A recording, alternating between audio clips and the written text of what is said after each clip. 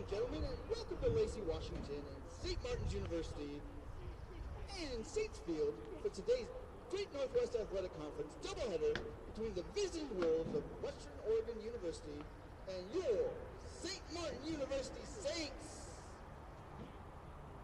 Let's meet the starters for both teams.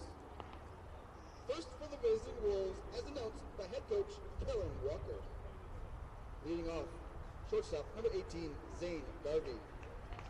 Batting second, center fielder, number 9, Owen Bischoff. Batting third, catcher, number 5, Colin Irwin. Batting fourth, third baseman, number 21, John Olson. Batting fifth, left fielder, number 16, Robbie Shepard. Batting sixth, the first baseman, number 32, Tyler Moeller. Batting seventh, the designated hitter, number 10, Randy Stoltz.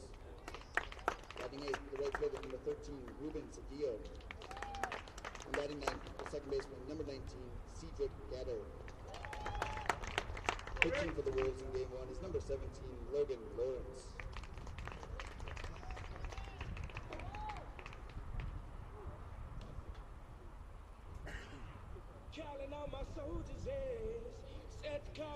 And now, let's meet the starters for your St. Martin University Saints on Senior Day. Leading off, number 51, the center fielder, Hunter Sasaki. Batting second, the left fielder, number 3, Isaac O. Batting third, the right fielder, number 6, Alex Hartnett.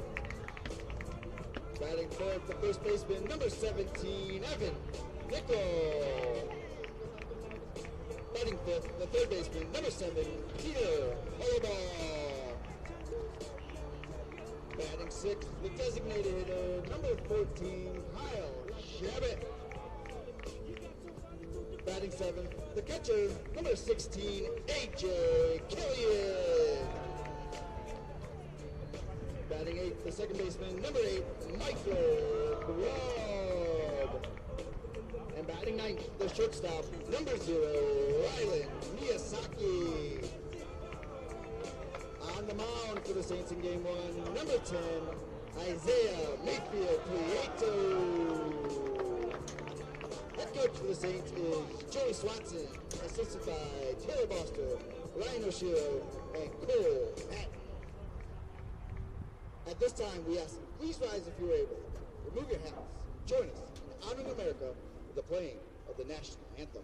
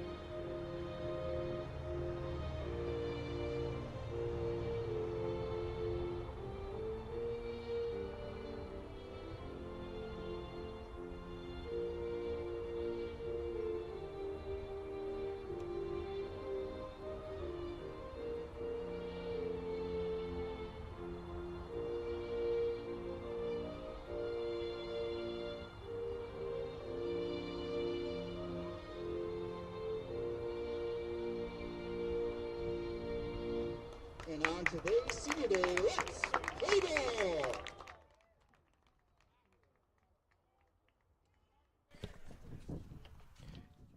Good morning and welcome to the Saints baseball field on the campus of St. Martin's University for another edition of St. Martin's Baseball from the heart of Lacey. Danny Buck alongside Matthew King in what is the finale to St. Martin's baseball season. Games 3 and 4 today, beginning with game number 3, an emotional one for many Saints in Senior Day. We'll highlight all the accolades from the seniors for St. Martin's and also that of Western Oregon. Additionally, throughout the course of the afternoon, Matthew King, we took in games 1 and 2 yesterday. What did you take away from both games for both Western Oregon and St. Martin's? Well, we kind of talked about before Game 1 ever got underway, how would St. Martin's come out and look, because they knew this was it. This was the end of their season this week. So they came out and they looked like they were motivated, ready to play, ready to go out on a high note. For Western Oregon, they were still playing for something yesterday, not playing for anything anymore after Central Washington got the win in Billings. So now it'll be interesting to see how the Wolves respond to that. Now they know this is their last 2 games of the season as well. Can they come out guns blazing like we saw the Saints yesterday, or will they come out a little bit flat here in this one? We'll see what happens in games 3 and 4. Senior Day ceremonies unfold at the conclusion of game number 3 today. As we take a look at the starters both ways, first for St. Martin's, the call is dished to Isaiah Mayfield Prieto, the senior for St. Martin's in his final game as a Saint at the collegiate level. He goes up against the freshman in Zane Garvey to begin proceedings here from Lacey. Mayfield Prieto gets us underway. First pitch to Garvey is dished in for ball 1. Always is an emotional time. You play your final game, doesn't matter what level it is. A little bit of a different story for that of Zane Garvey, end of year 1. An incredible story for him this season for Western Oregon. .342 batting average, leading all batters for the Wolves of Western Oregon. Here's the 2-0 pitch. Trapped in the dirt quickly. Mayfield Prieto behind in the count, 3-0.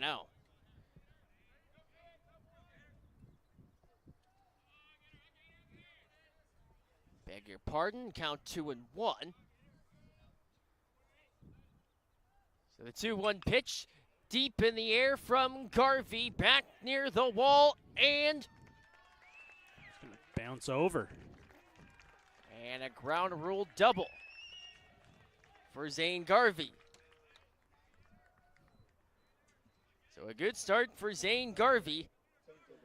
The Saints have done a good job against Garvey, keeping him off base at the top of the order, but he gets a pitch to drive and puts himself in scoring position right out of the chute. So Garvey is aboard, brings on Owen Bischoff. Good start for the freshman. But here is Owen Bischoff for a Western Oregon team down season.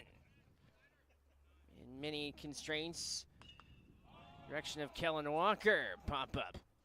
Evan Nickel underneath it, and the catch made by the catcher for St. Martin's. Good adjustment in the end of the very busy A.J. Killian yesterday in game 1. So here's Colin Irwin. Another guy the Saints really did a good job against yesterday, keeping him off base and minimizing damage. And not sure what the stoppage of play is for. Has something to do with communication system, it would appear. Pitch clock is having issues. Reset it now. Do you like the pitch clock? Yeah, you know, I didn't think I'd like it when it started getting implemented more and more, but I kind of like the quicker tempo, and it doesn't make the game go too fast.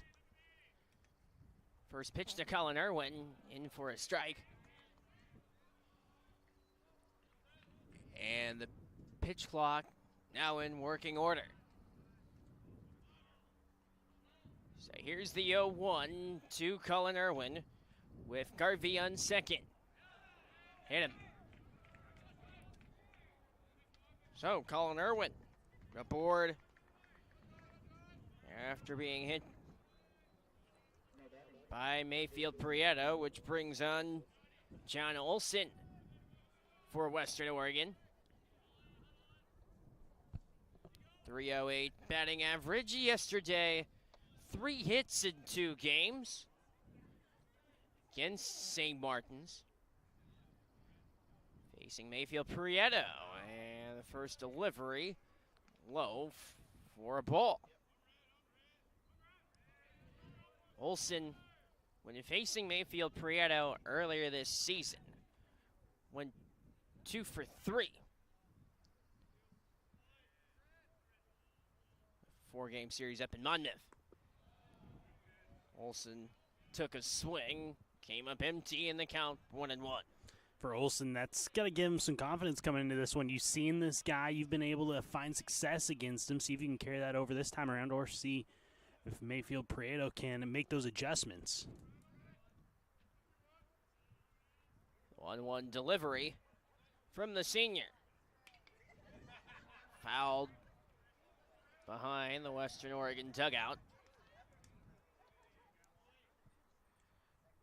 Plenty of seniors will highlight them throughout the course of the day for both Western Oregon and St. Martin's.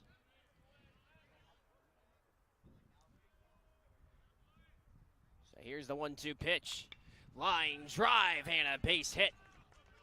Coming around is Garvey around third.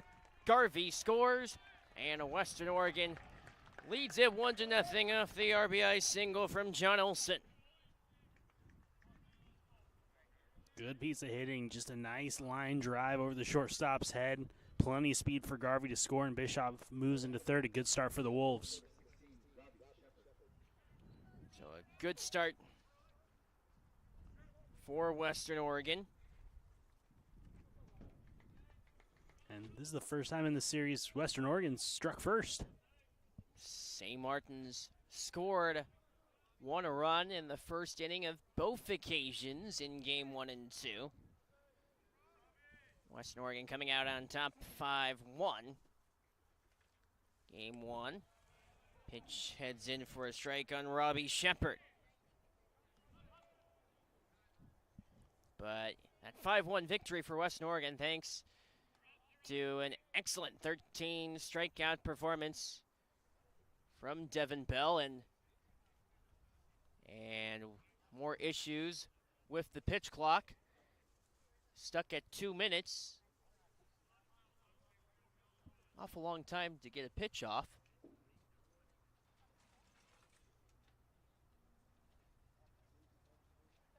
They're going to keep the pitch clock with the field umpires. They're going to have to do it manually. Don't have that luxury now. See if anything changes in that regard. Mayfield Prieto sends one right past Shepard for a strike.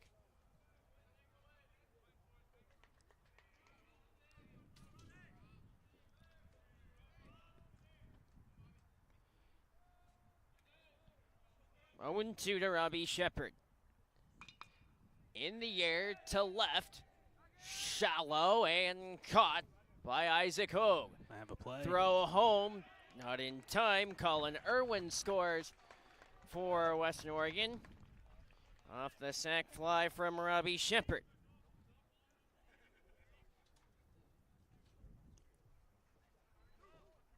So Irwin comes in to score, and Western Oregon leads it 2-0.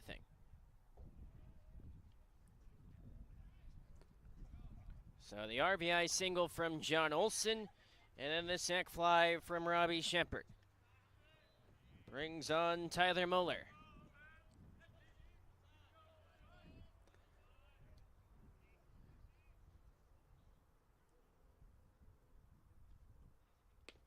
First pitch in for a strike on Muller. Seeing the Wolves be pretty aggressive early in the count. They might take a strike, but then they are ready to swing it right after that. So here's the 0-1. Another strike dished from Mayfield Prieto. The count 0-2.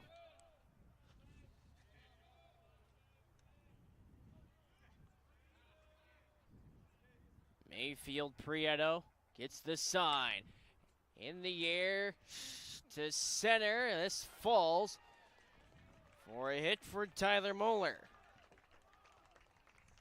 Olsen heads to second on already the third hit of the opening inning. Moeller hit that one off the end of the bat. You could hear the kind of the dead sound of it, but he was able to muscle it out there into a soft spot in center and keeps this inning going for the Wolves. Randy Stoltz. Again, we mentioned it about last week. Broadcast yesterday of him having the walk-off at home against Billings. First pitch outside, ball one.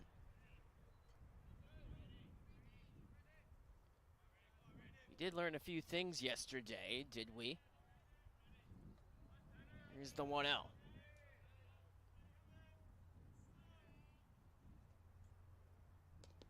And the senior takes ball two.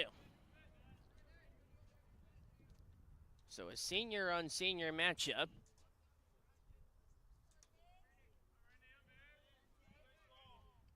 Here's the 2-0.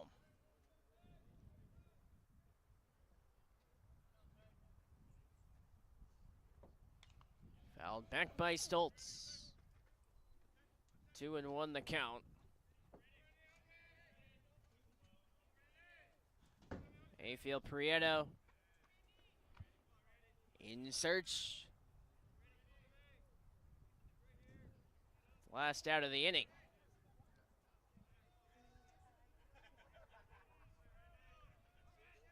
Here is the 2-1 pitch on the way. Painted on the outside of the strike zone. 3 balls and 1 strike. He was asking where that pitch missed. He thought he had evened up the count. Instead, he's behind 3-1. Hasn't walked a batter yet in this inning, looking to avoid that here.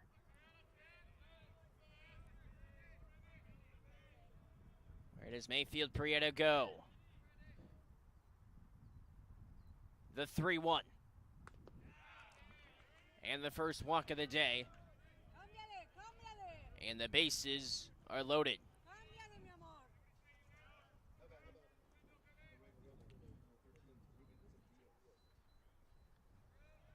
In what is a 2-0 game, bases loaded.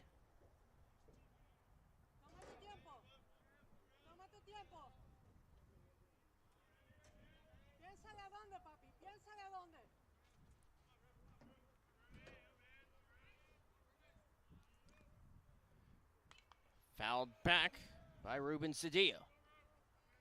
Cedillo had a pretty good day yesterday in both games. He was hitting the ball hard consistently.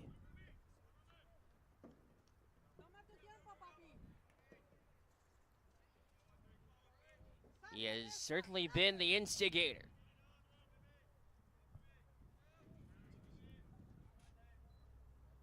The 0-1 to Cedillo in the air to left. And fouled. It's a tough angle for you in this broadcast location. Why are you doing this to me again? Didn't do anything. I did it to myself. All things considered, here's the 0-2 to Ruben Cedillo. Really, if you can get out of this inning only allowing the 2 runs, you'll take that right now. The 0-2. Trapped in the dirt. 4-1.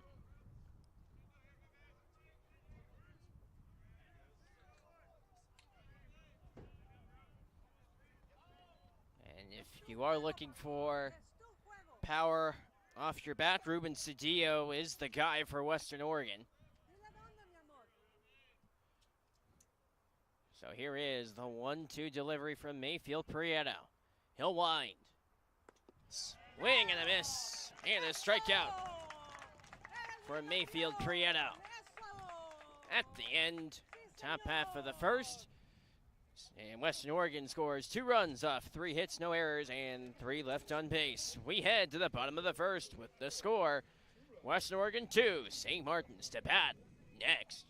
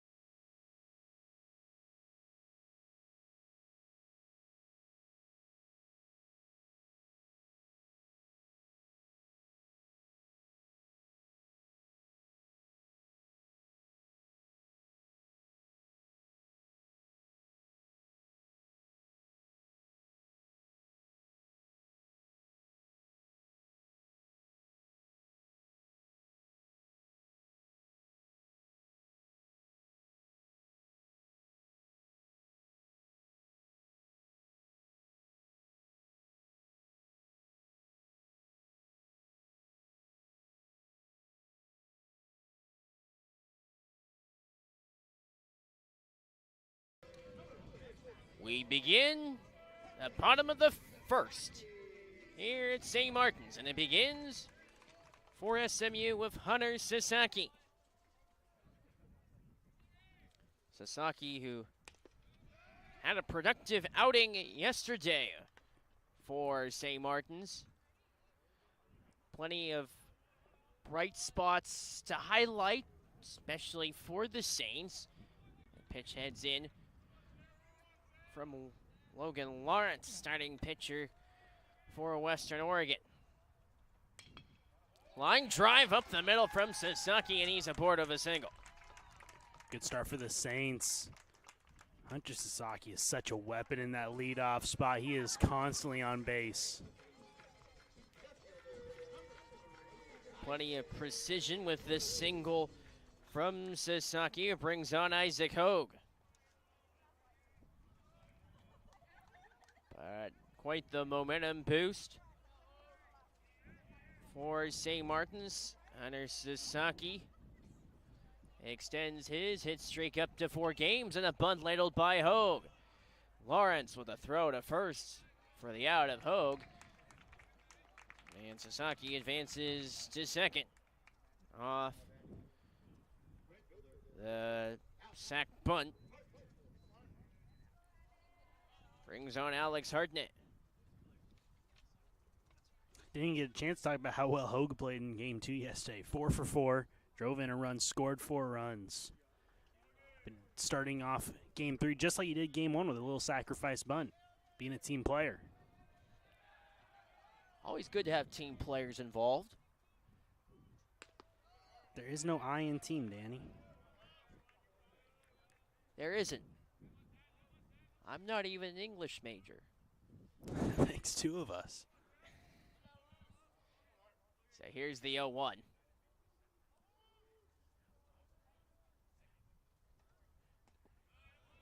Pitch heads in for a strike.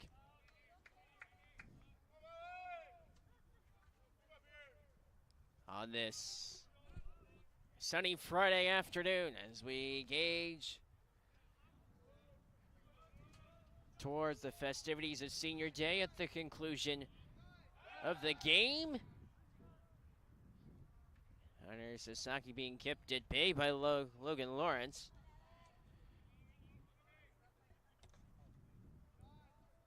For Lawrence this season, his 6th start of the year, 10th appearance for Western Oregon, and a deep shot into right by Hartnett.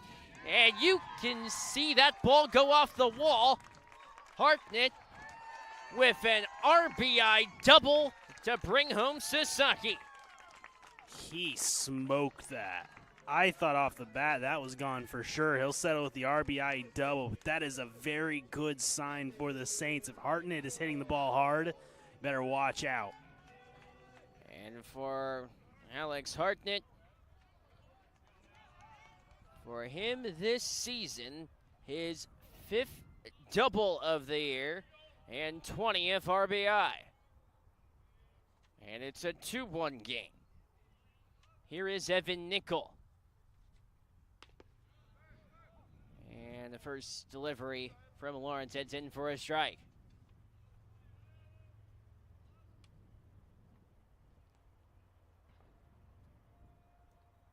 The 0-1 to Nickel. Fouled back, strike 2. Lawrence throwing a lot of strikes so far, living in that zone. He kind of drops down a little bit of a sidearm action. Maybe more of a 3/4 delivery. So here's the 0-2 from Lawrence.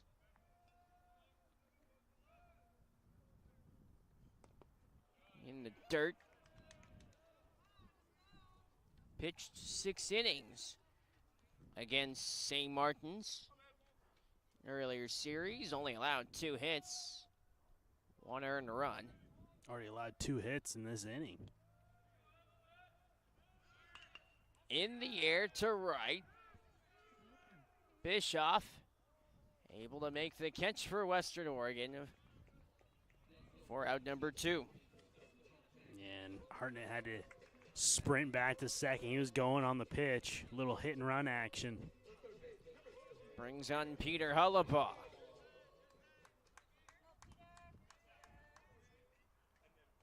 Yesterday, Hullabaugh for St. Martin's had a 2-hit game in the winning game number 2. First pitch outside for ball 1. I love sitting right by the on-deck circle and hearing the conversation between the players coming in who just had their at-bat, kind of giving the scouting report to those next batters. It's really fascinating. The 1-0, Hullabaugh takes ball 2.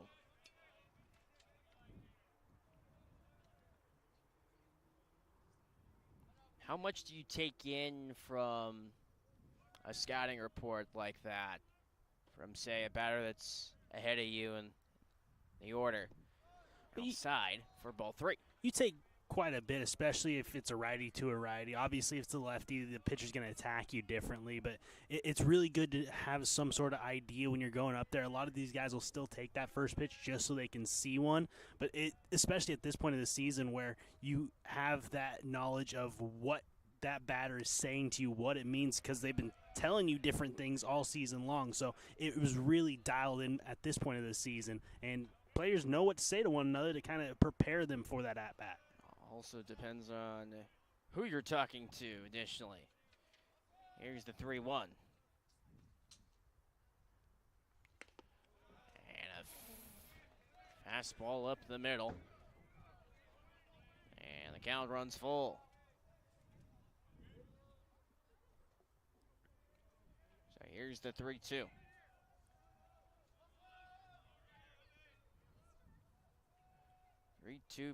Pitch to Peter Hullabaugh. Ground ball, left side, snagged for the throw by Garvey, and that retires the side. St. Martin's is able to score 1 run off of 2 hits and no errors, and 1 left on base. Back after this on the Saints Digital Network.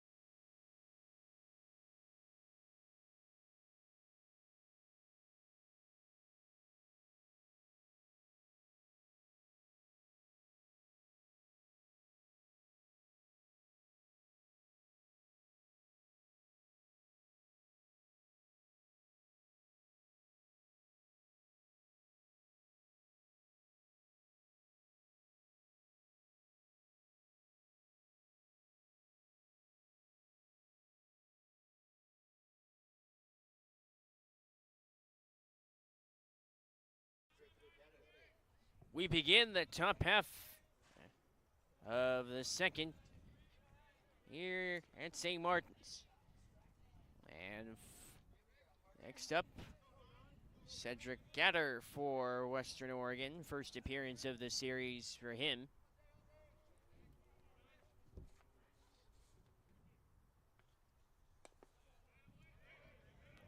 First pitch heads in for a ball.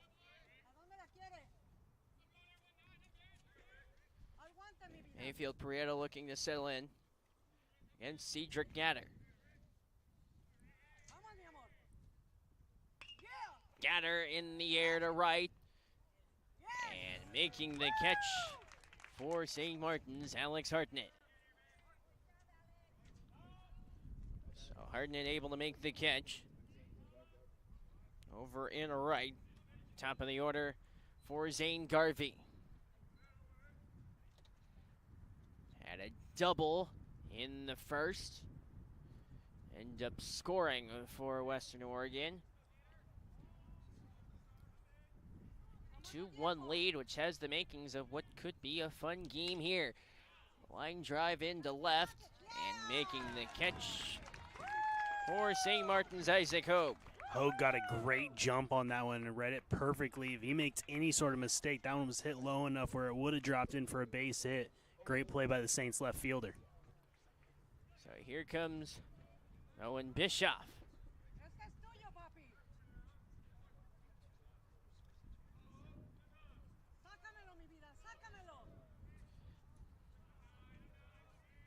Back-to-back pitches resulting in outs.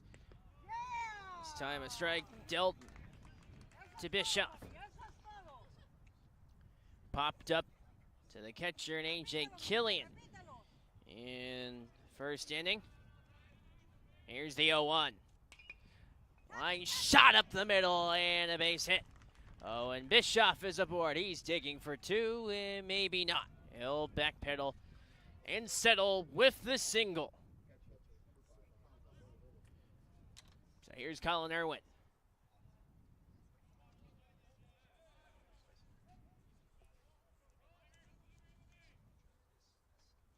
Still like what I've seen from Mayfield Prieto. He's living in the zone. He's making the Wolves put the ball in play and letting his defense go to work.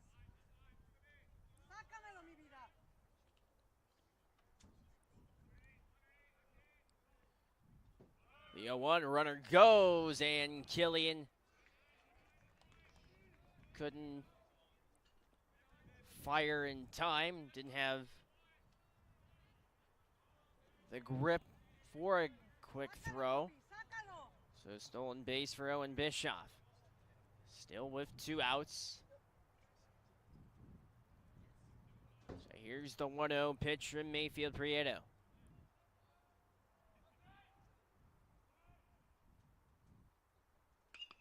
In the air to center. This will be a tough play. It does fall.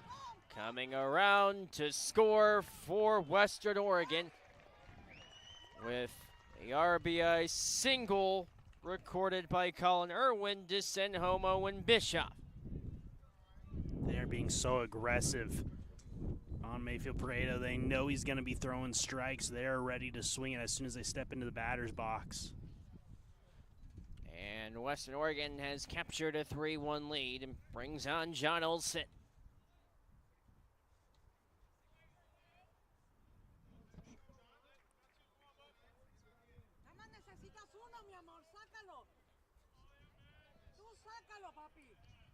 So the first pitch of the at-bat for Olson.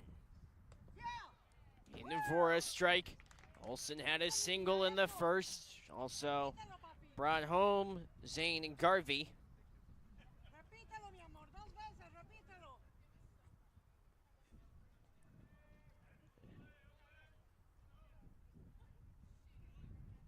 And a 3-1 game.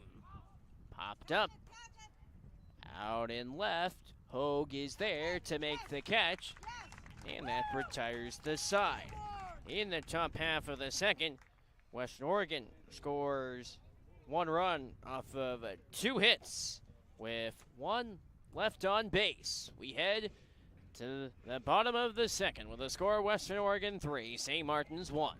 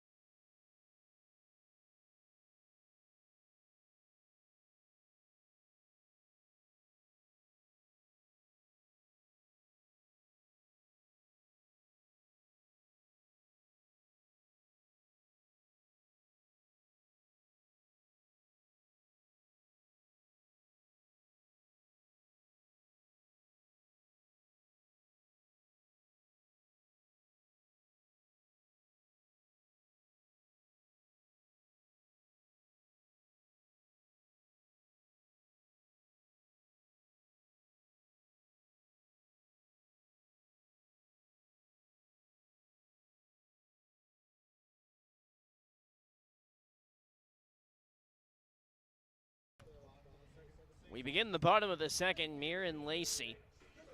For the St. Martin Saints, in comes Kyle Shabbat. Shabbat yesterday for SMU. 1 for 6 in the doubleheader.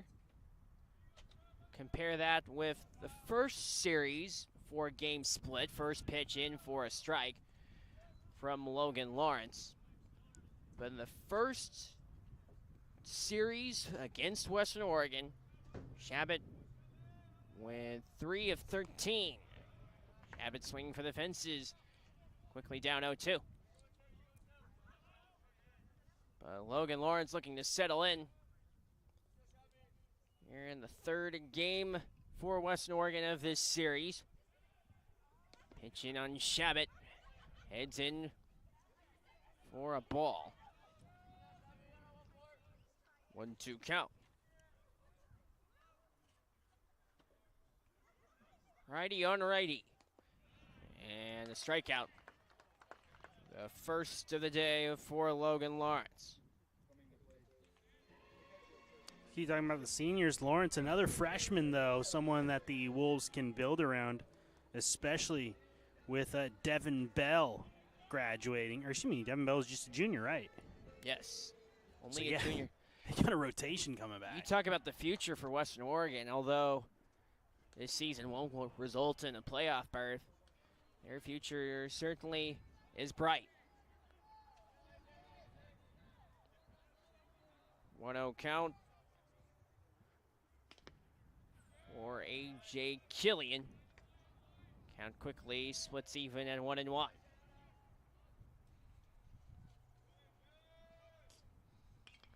Killian popped it up. Tyler Moeller makes the run from first to make the catch. Good talk from Irwin behind the plate, letting him know that he had room to make that play.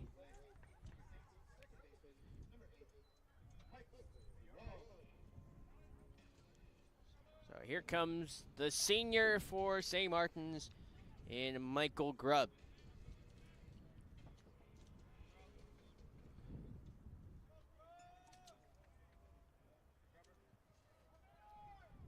For Grubb, said by head coach Joey Swanson as a guy willing to help and always give his best effort.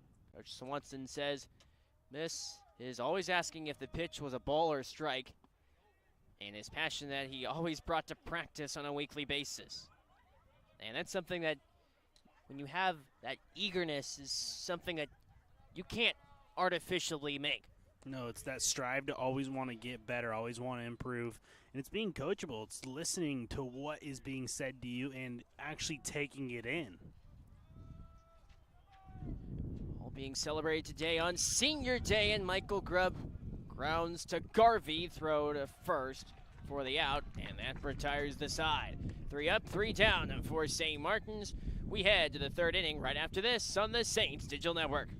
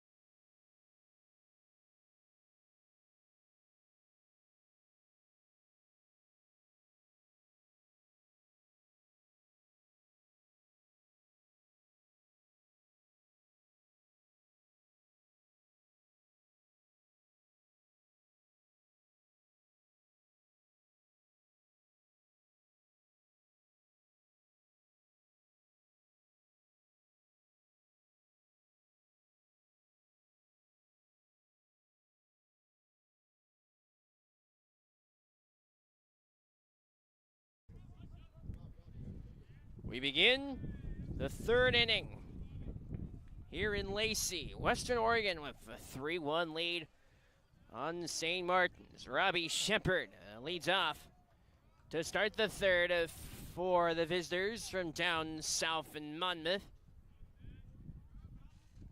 Mayfield Prieto's first pitch heads in for a strike. What are you looking for in this sequence for Mayfield Prieto, looking to, as a line drive goes foul? Mayfield Prieto, first 2 innings, giving up several runs. What is he looking for here? Again, he's just going to have to be the kind of pitcher to throw strikes and let the defense work behind you. He's not going to go out there and get you 12, 13 strikeouts. Pitching on the edges of the zone, though, is going to be important for him as well. Here's one up top of the zone. 1-2 the count.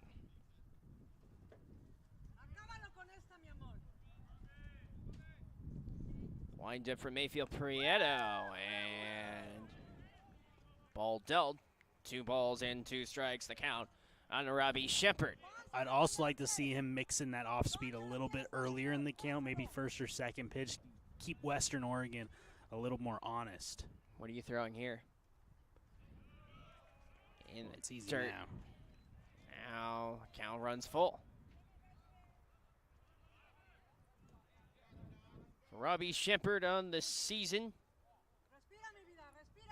Counted an average of 182. Went 0 for 3 yesterday. Hoping to record his first hit against the Saints this year. Instead, he walks. So Robbie Shepard is aboard for Western Oregon, which brings on Tyler Moeller. Last appearance, Moeller singled before being stranded after Western Oregon had loaded up the bases. See what Tyler Moeller can do for Western Oregon against Mayfield Prieto.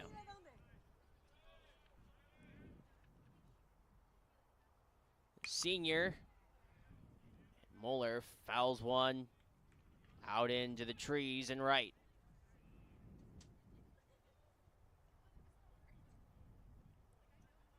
Mayfield Prieto, native of Renton, Washington.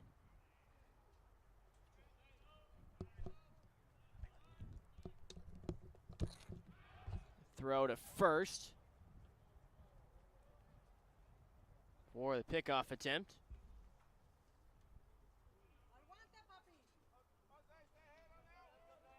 So the count 0-1.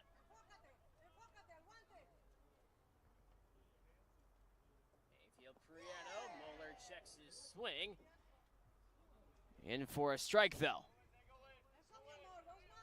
So the count at 0-2. For Tyler Moeller, with Shepard on first. Still with nobody out. Another pickoff attempt on Shepard. Count remains at 0-2.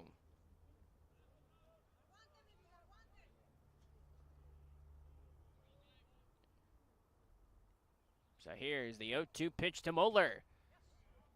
Rounded foul.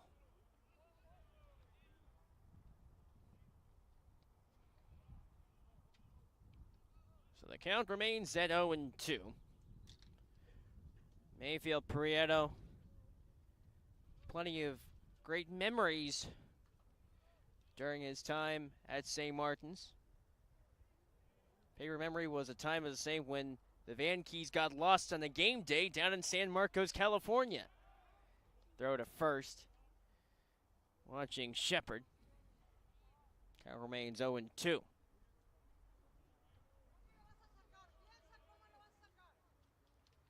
Always is concerning when you lose keys for your van. Pitch outside for ball 1 brings the count to 1-2.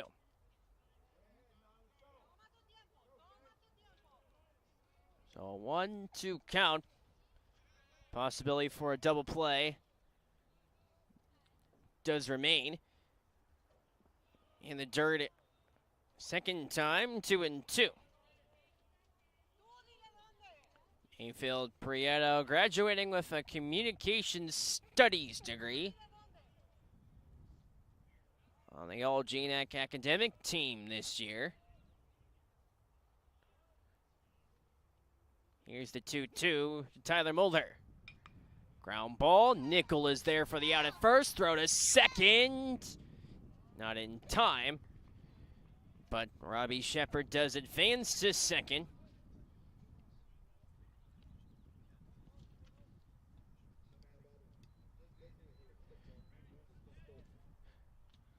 So off the grounder to Nickel.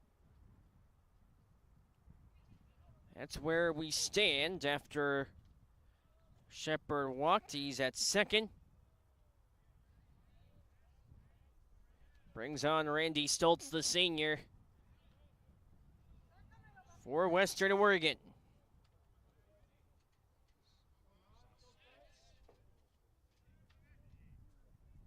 Saw Stoltz come in yesterday, late in game 2, to pinch hit.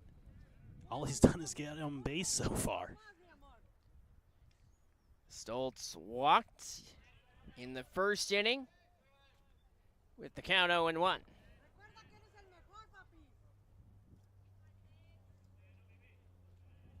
The 0-1 pitch from Mayfield Prieto. Line drive. Fair ball. And Stoltz is aboard with a double and coming home to score for Western Oregon, Robbie Shepard. And an RBI double for Randy Stoltz. Just kept that one fair.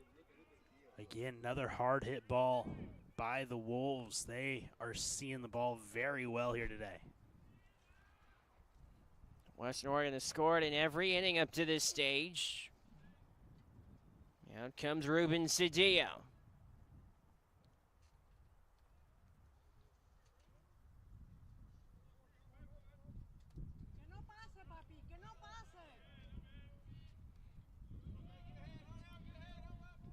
One thing that we do know about Cedillo,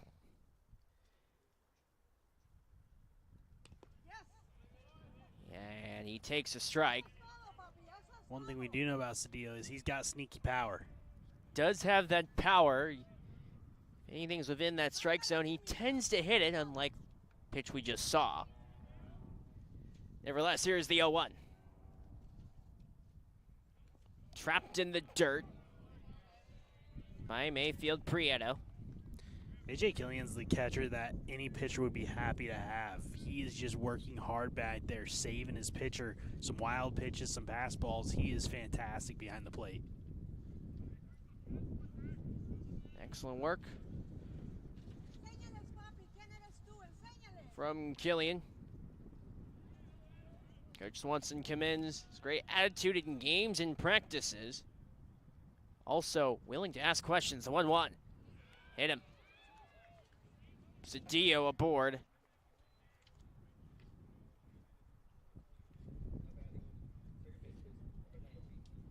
St. Martin's does have the dubious distinction of having the most batters hit this season by quite a wide margin in the GNAC. Here's Cedric Gatter.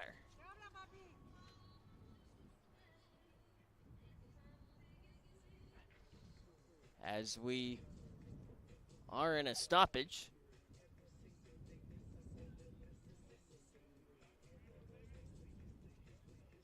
So runners on second and first for Western Oregon with a 4-1 lead.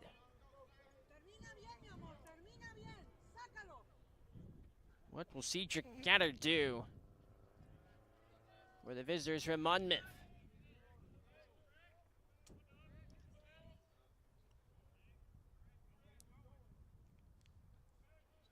Gatter flew to right first time up. Low for ball 1.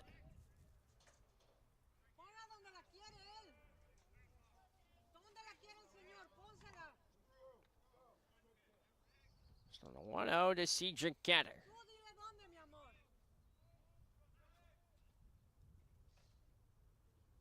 The 1-0. Gatter, ground ball. Throw to first, not in time. And Cedric Gatter with a hit for the first time this series. To third goes Stoltz, and Cedillo heads to second. As soon as that ball hopped by the third baseman, Hollowbo, there was no shot for Miyazaki. Their only chance was going to be at third, but if Hollowbo's able to cut that off, they might be able to turn two and get out of the inning. So just a tough break there for the Saints. Double play ball is a possibility, but here is Zane Garvey at the top of the order.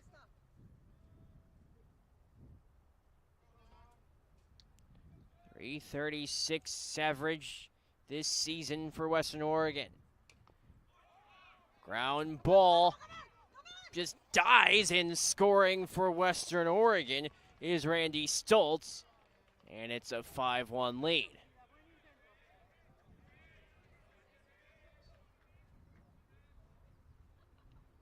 Not a lot of distance, the part of Garvey,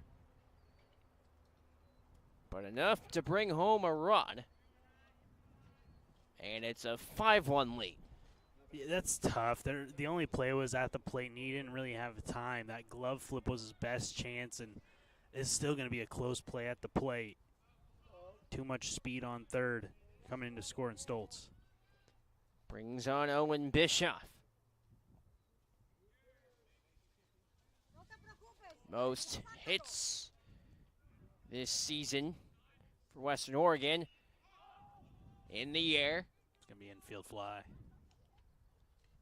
And the catch made by Miyazaki for out number 2.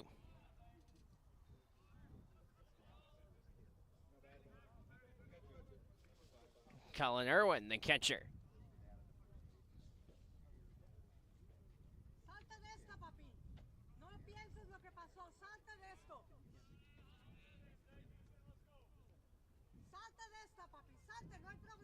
So we'll see what Irwin can do here.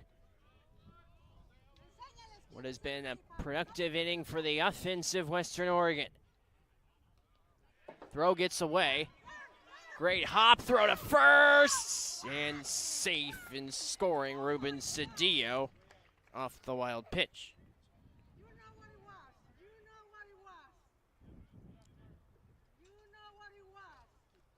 That got a real friendly hop for Killian, came back to him.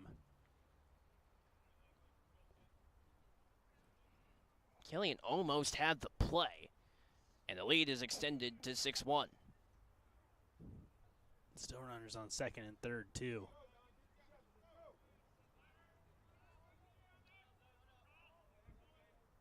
So Gatter is on third. Garvey on second. So here's the 1-0 to Colin Irwin.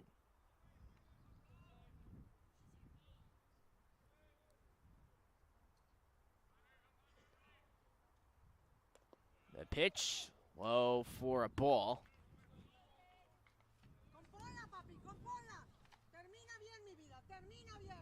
So 2-0 the count on Irwin.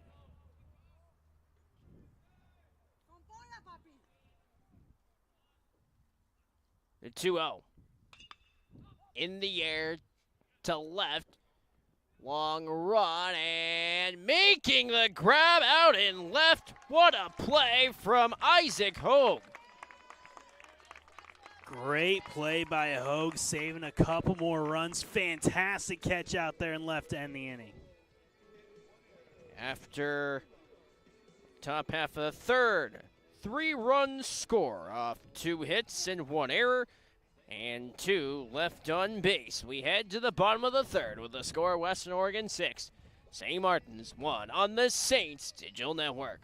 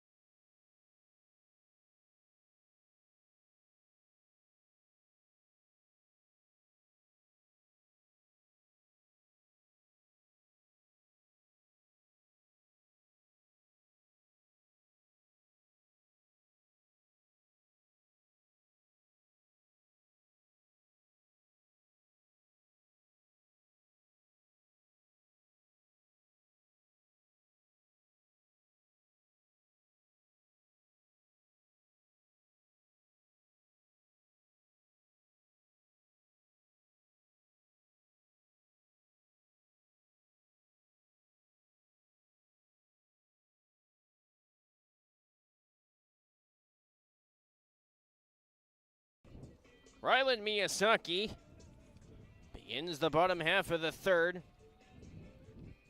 for St. Martin's. First at-bat of the day for the Saints. He faces Logan Lawrence. First pitch heads outside for a ball. Get to see Miyazaki in action. Throw gets away and hits Miyazaki, and he's aboard after being hit by the pitch. Brings on Hunter Sasaki. So much can be said about Sasaki. And Coach Joey Swanson says about him, "I will sincerely miss his passion for wanting to win and his willingness to tell you how it is or how he thinks it should be. He's a great competitor, probably one of the best we've ever had come through the program," as he takes a strike indicating bunt. Coach Swanson wishes him nothing but the best and hopes he can walk away from St. Martin's having learned something about life. Always remember his eagerness to get A.J. Kelly and Cade Gibson to crash out. Count rides to 1-1. On Sasaki, productive day yesterday. That's been a story for him. As Sasaki, ground ball that nearly dodged the mound in a double play. So the double play brings the base paths empty for Isaac Hogue, fresh off his catch out and left. Again, great defensive play you hit in the next half inning. It always happens, but I'm excited to see Hogue swing the bat again after how well he played in Game 2 yesterday. Could be a sign of things to come, and first pitch heads in for a strike on Hogue. Lawrence hoping to settle after first inning where he gave up 2 hits. Hogue shallow to center, and the catch made by Bischoff. And that retires the side. Off of no runs, no hits, no errors, none left on for Western Oregon's defense. We head to the 4th with the score Western Oregon 6 and St. Martin's 1.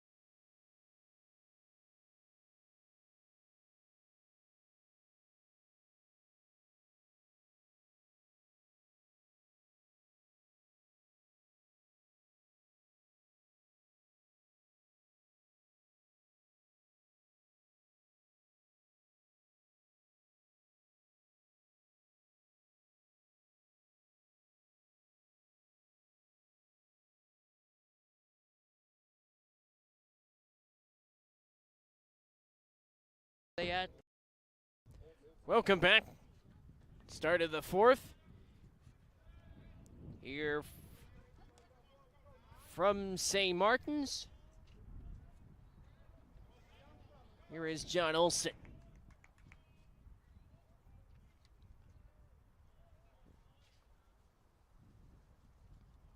Olson looking to set the tone. Pass ball from Mayfield Prieta leads to ball 1.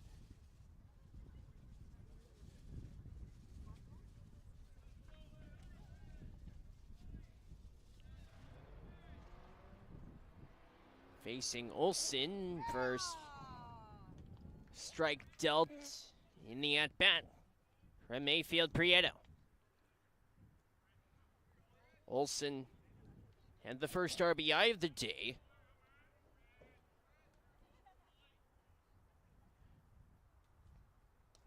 Swing and a miss from Olsen.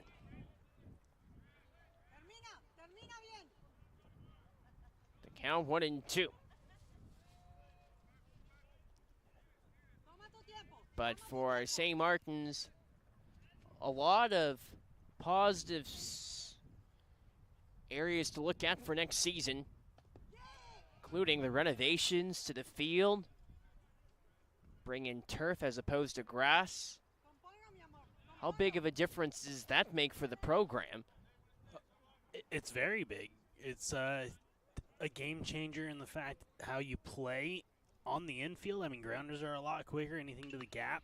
In the air to center, and making the catch for St. Martin's is Hunter Sasaki. Just the ball travels more, but also rain isn't as big of a deal anymore. You know you're probably going to play. I mean, there is still the issues of when it's pouring down rain during the game, but if it rains until about 2 hours before the game, you know you're still going to play. So it's a definite game changer for this program. And when you look at this season, they had a two-game split against Northwest Nazarene that they had to move down to Ridgefield. Hour and a half away from Lacey. All that to play a home game. That was when the weather was raining cats and chickens. Pitch outside on Shepard. That Ridgefield complex is incredible, though. They just put that in a few years ago. WF West and Chehalis just put in turf. So a lot of high schools are going to it, too, as well as some smaller colleges. Centralia College from the NWAC just put in a new complex as well. Be an exciting scene, especially here at St. Martin's next year. A lot of workings in place for next year. Teresa Hansen just got announced this morning, is now the full-time athletic director. Remove the interim tag from Teresa Hansen, who does a fantastic job for the program. Count does run to 3-1 on Robbie Shepard.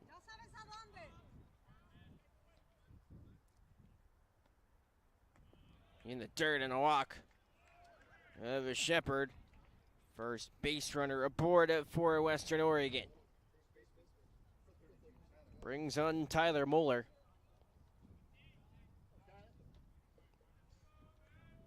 But good to see Teresa Hansen providing that role in the athletic director's spot for plenty of years to come for St. Martin's.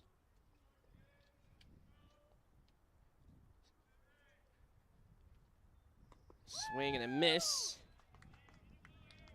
on Tyler Moeller. Moeller sack fly and a walk so far today, scored a run as well.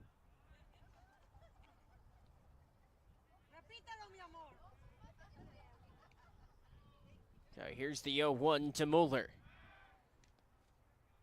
Pickoff attempt at first. But certainly this is a great location for success, considering the caliber, especially at the high school level in this region. Moeller takes ball one. And there's a ton of great players from Western Washington making their way into professional baseball now as well. So yeah, it's a hotbed for talent, that's for sure. So here's the 1-1.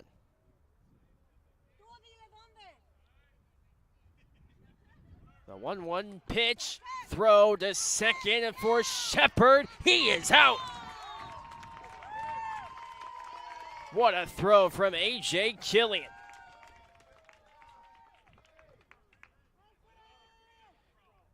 And you talk about excellence from behind home plate. A.J. Killian does exactly that for St. Martin's. Nice tag as well by Miyazaki out there.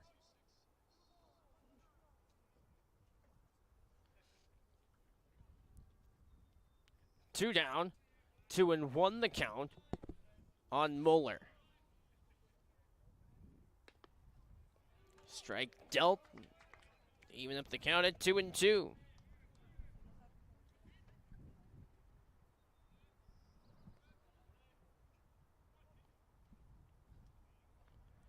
So here's the 2-2. Shallow, this is a tough play, and unable to make the catch. Isaac Hogue. And Tyler Mueller is aboard with a single. Hogue almost had another great inning-ending catch just off of his glove. Incredible effort, but keeps the inning alive. And Hogue, a little shaky getting up, it looks like.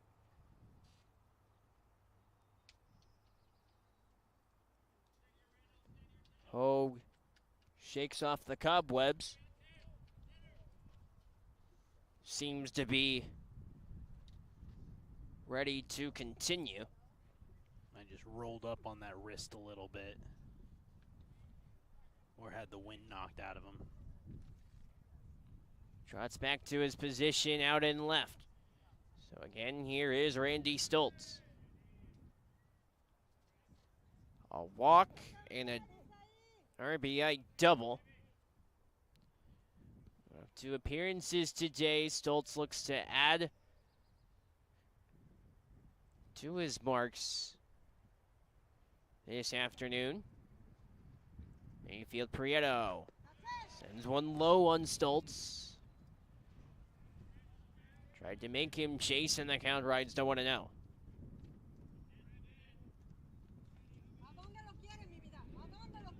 Again, we'll have senior ceremony after the conclusion of this game. Stoltz in the air to left. Hogue is out there, and he makes the catch. And that retires the side. After the top half of the 4th, Western Oregon garners 1 hit off of no errors, no runs, and 1 left on base. Back after this on the Saints Digital Network.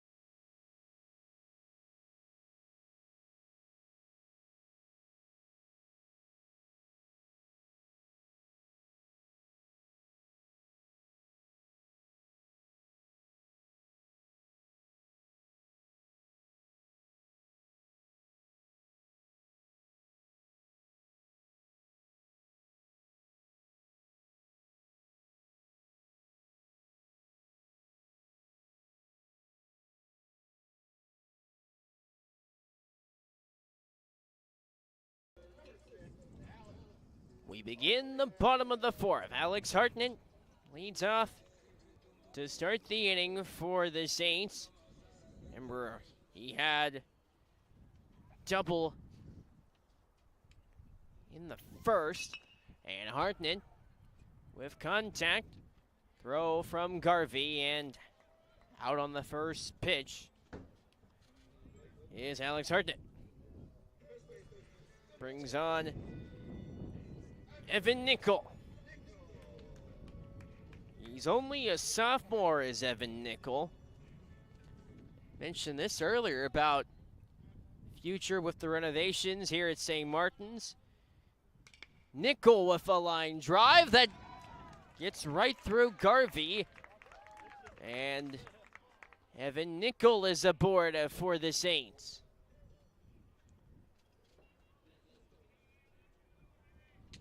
What goes into the books for St. Martin's, it looks as if it is a hit. They did give him a hit.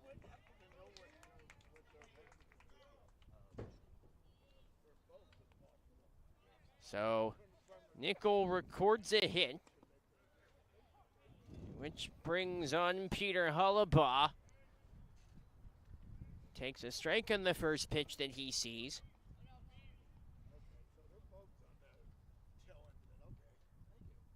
So here's the 0-1. Hollabaugh takes a fastball for a strike.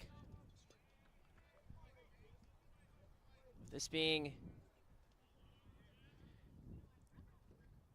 first game of the doubleheader.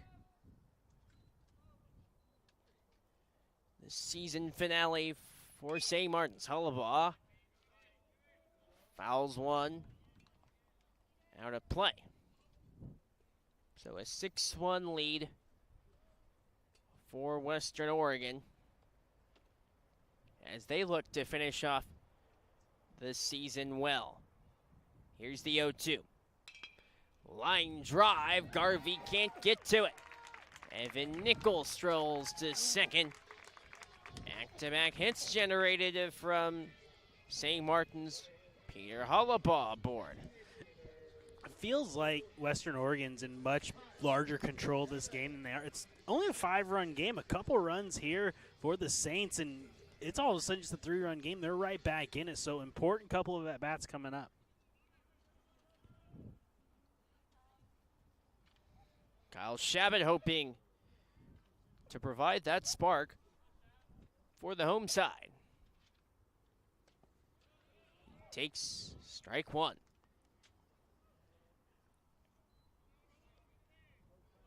As you mentioned, baseball can be a strange game. Here's the 0-1. Shabbat. Low pitch. Count even at 1-1 strike. So here's the 1-1.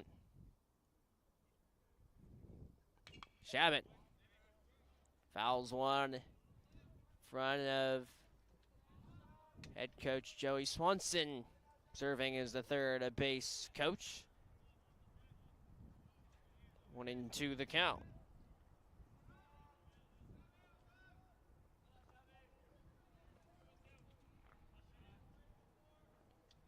The 1-2 pitch from Lawrence. Shabbat takes one inside. 2 balls and 2 strikes.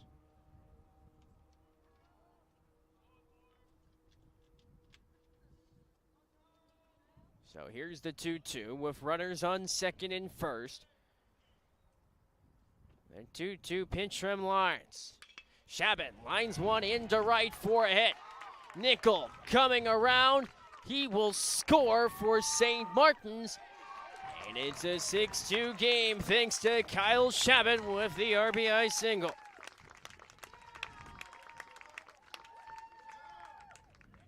Hollabaugh moves up to third as well. Big inning still brewing for the Saints. 3 consecutive singles. A.J. Killian steps up for the Saints. And a mound visit.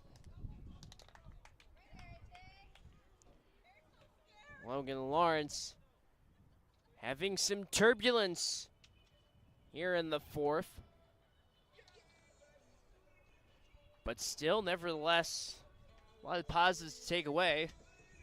The early stages for the freshman pitcher.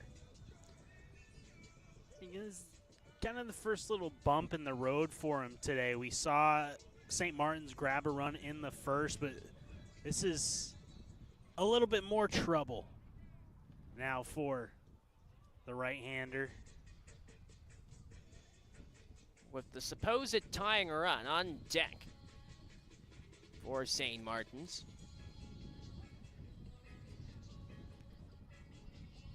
Warming up in the bullpen for Western Oregon is Bryce Bund. First pitch to A.J. Killian. He's taken for ball 1. Can the catcher make an impact on the offensive side for the Saints?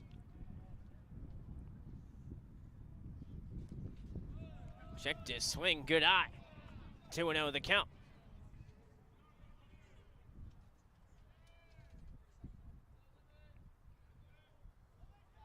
So here's the 2-0 pitch from Lawrence. Line drive and a base hit. Digging for 2 and safely there. A.J. Killian on a one-run RBI double.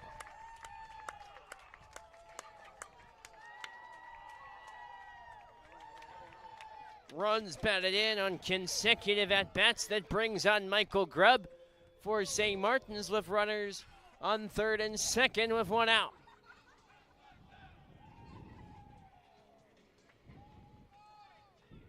Such a big play for the hit from Killian.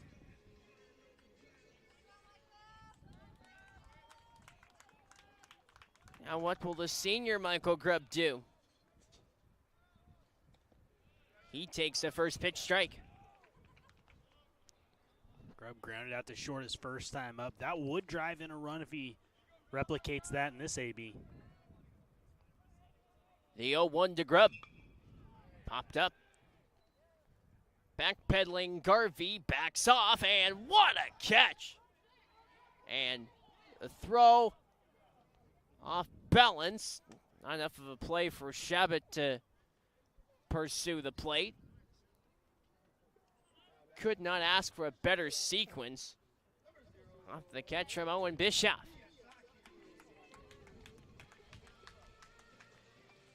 Brings on Rylan Miyazaki with 2 outs. That was a big play there to make the catch on the part of Bischoff. That looked like it was going to be trouble. 4 players all converging, at least for Western Oregon. One of them caught it, but almost a chance for St. Martin's to still tag up. The runner was halfway, or about a quarter of the way home. Had to go back. Otherwise, I think that still would have been a run. First pitch strike dealt to Rylan Miyazaki. Top of the order. Due up next. Here's the 0-1. Miyazaki off his shin guard. Quickly down 0-2 in the count.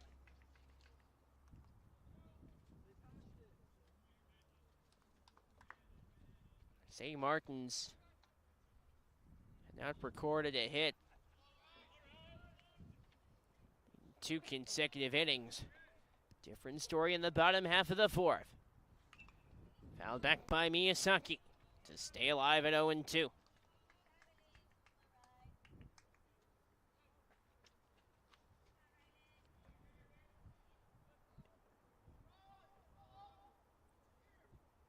Miyazaki looking for a game-changing hit. Throw gets away. And it hit him. Second time he's been hit by a pitch. So Miyazaki, 2 plate appearances, and he has been hit twice. Brings on the top of the order for Hunter Sasaki. We're going to have a pitching change as well. So, with the haltage in play, take a break. Be back after this on the Saints Digital Network.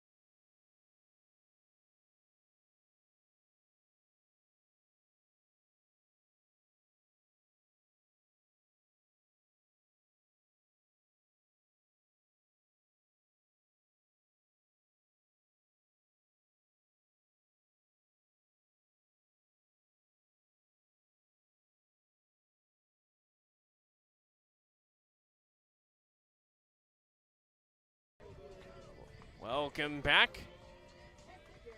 Hunter Sasaki steps in with the bases loaded with 2 outs. He faces Bryce Bond. Makes his series debut.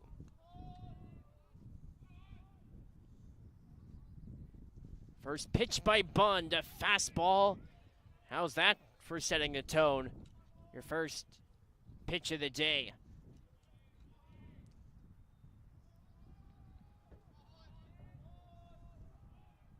The 0-1 to Sasaki. Low for a ball. Count even at 1 ball and 1 strike.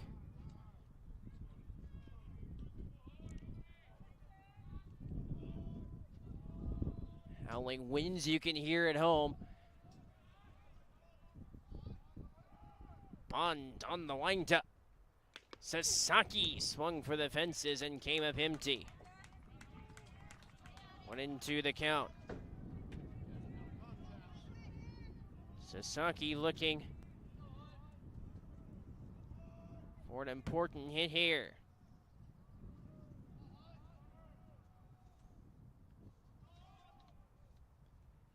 Line drive, fair ball! 1 run will score. The throw to the plate to bring home out at the plate is Killian. 1 run does score, and it's a 6-4 game. And head coach Joey Swanson looks for an explanation. So 1 run does score. And that closes out a productive inning for St. Martin's. They do score 3 runs off 5 hits, no errors, with 2 left on base. We'll be back after this on the Saints Digital Network.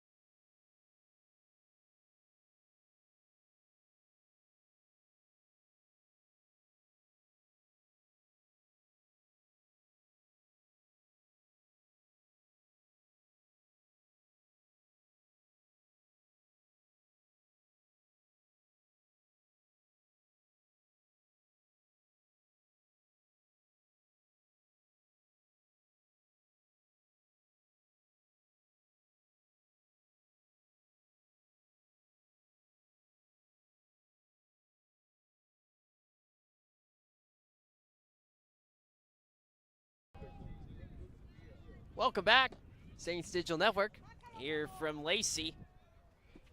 After a 3-run 4th inning, St. Martin's right back into the game. Isaiah Mayfield Prieto faces Ruben Cedillo. Hit by a pitch in the 3rd. After striking out in the 1st, and Cedillo lines 1 fouled.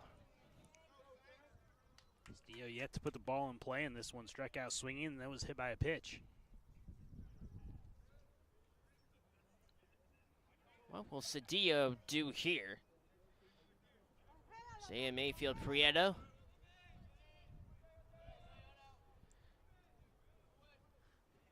After giving up blank inning in the 4th, fly ball into right. Hartnett is there, and so is Sasaki to make the catch for the first out of the inning. Good talking out there between Hartnett and Sasaki. As soon as you hear that center fielder call you off, you are getting out of the way, and that's exactly what Hartnett did. You could see him peel off.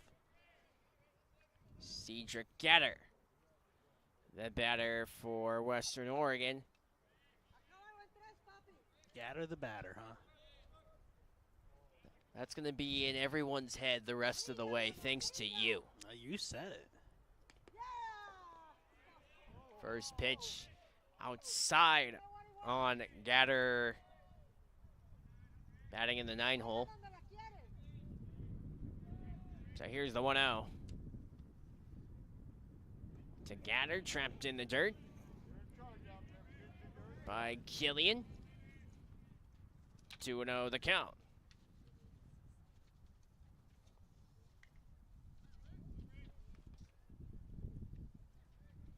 Head coach Joey Swanson says about A.J. Killian, he'll miss his smile, his passion for the game, and his love for the Yankees. Here's the 2-0.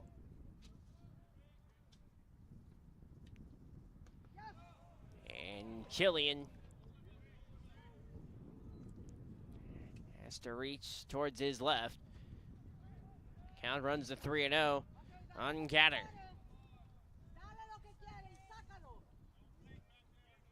So here's the 3-0. Much needed strike dealt. Mayfield Prieto, he does it right. Even when he doesn't like the call, he's just communicating with the umpire. Hey, is that up? Okay, sounds good. Yeah. See it in the center of your screen. Another strike dealt by Mayfield Prieto.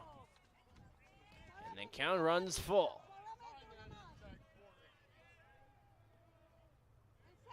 Top of the order, due up after Gatter. Here's the payoff, though. Into center. Making the catch, Hunter Sasaki for out number 2. Brings on Zane Garvey.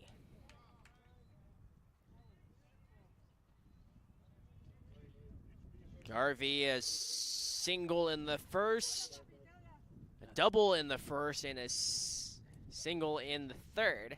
Looks like we might have a pitching change. As do have haltage in play with pitching change. And this ends a collegiate career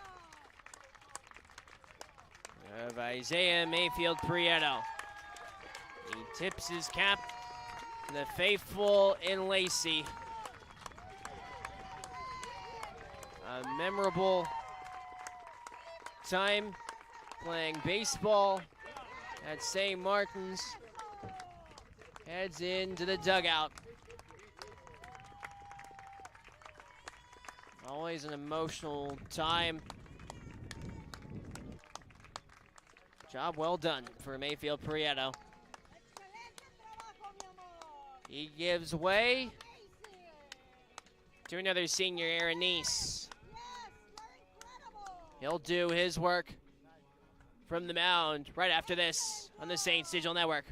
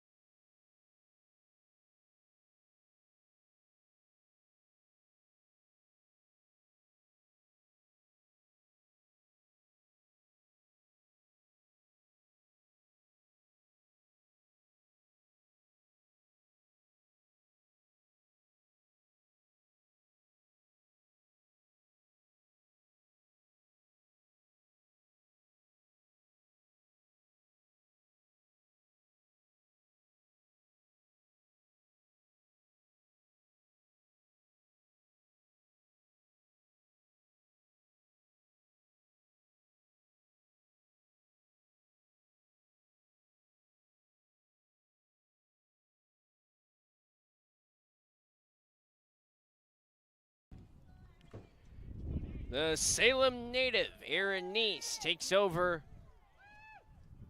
for Mayfield Prieto for his final appearance as a Saint in a 6-4 game. Garvey in the air to right center. And Hunter Sasaki makes all 3 catches to close out the inning. We have a break in the action. 3 up, 3 down for Western Oregon. Back after this on the Saints Digital Network.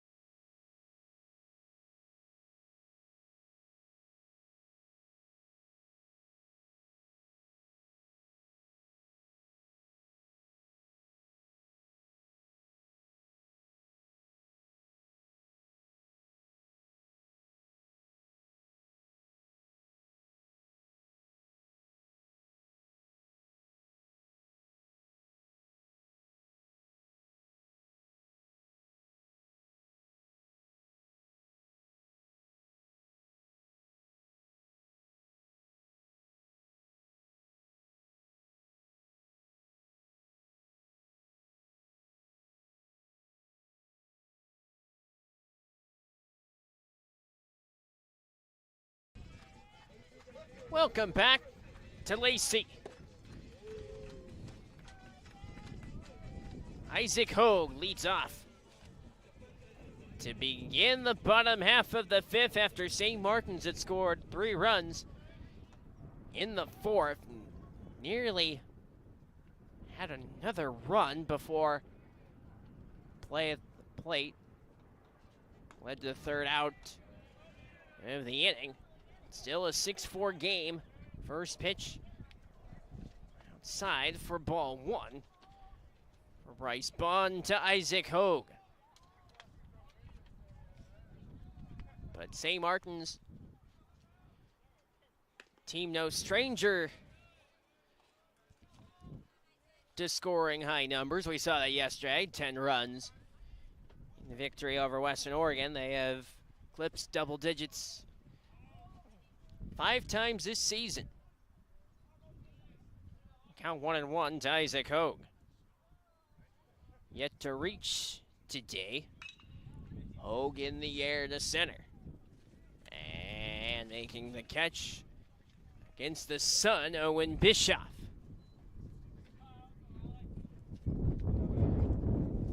It is windy. Yeah, that wind's picked up really out of nowhere. Can you stop it? I can't. It feels kind of good. It's just the papers that are starting to be a problem. Yeah, you've never had and the tent. You've never had a paper fly away from you before. Oh, I have. First pitch towards Alex Hartnett. In for a strike. There was a day for a different network. I wrote all my notes, hand-read everything. Wind took it off into oblivion. I'll give you a little tip. If you do fast pitch and there's 4 fields all together, it's always going to be windy. It's constant wind. Anytime there's 4 fields, it's unbelievable. I don't know how it happens, but I did get my paper back. The 0-2 pitch outside. 1-2 the count. Yeah, it was a windy day, wet 2, and the paper flies away. I finally retrieve the long-lost sheet I was writing on. 1-2 pitch just outside. 2-2 the count. And it was a wet sheet of paper with plenty of ink smeared all over it. How far did you have to travel to track down that sheet? I went back to my track days in order to catch up. Strikeout, Alex Hartnett from Bryce Bond. Second strikeout for Western Oregon today. I didn't even know you did track. I did. You're a sprinter? I did 1 week as a long distance runner, then I said, I'm going to focus on tennis. Yeah. But that was back then. Here's Evan Nickel.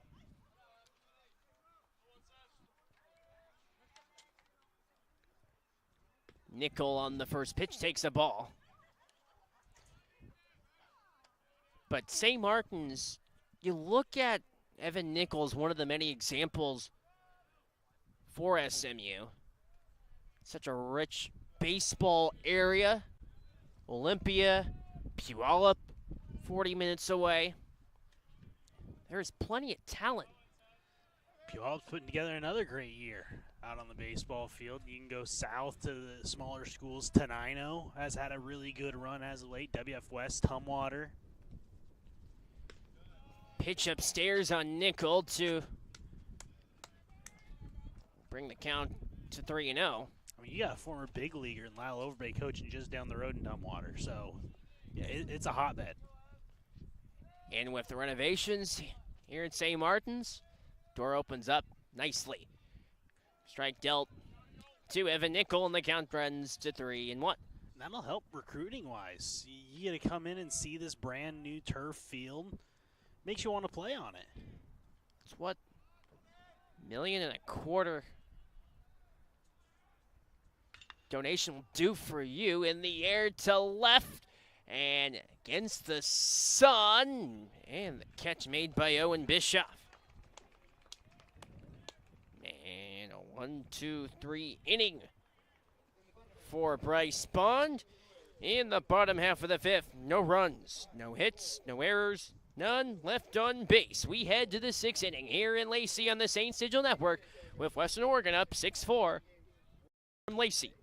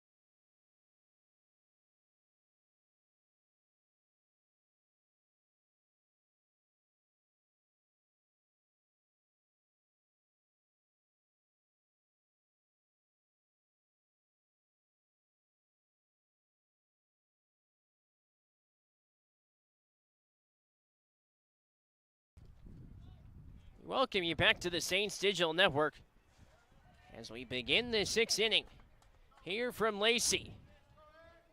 And it begins with Owen Bischoff. Fifth inning was a fast one. And it begins with a single for Owen Bischoff. Unlike the fast and furious fifth, Bischoff is aboard with his second hit of the game. Brings on the catcher, Colin Irwin, for Western Oregon.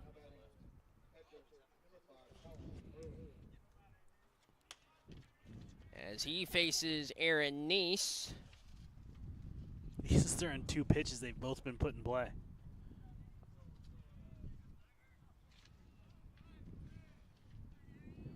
How about this offering? That is still forthcoming.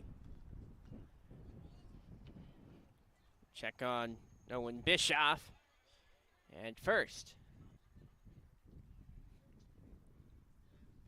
So here's Neese with the set. And And a strike dealt from Nice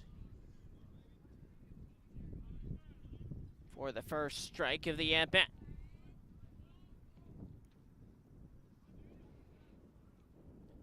Time called.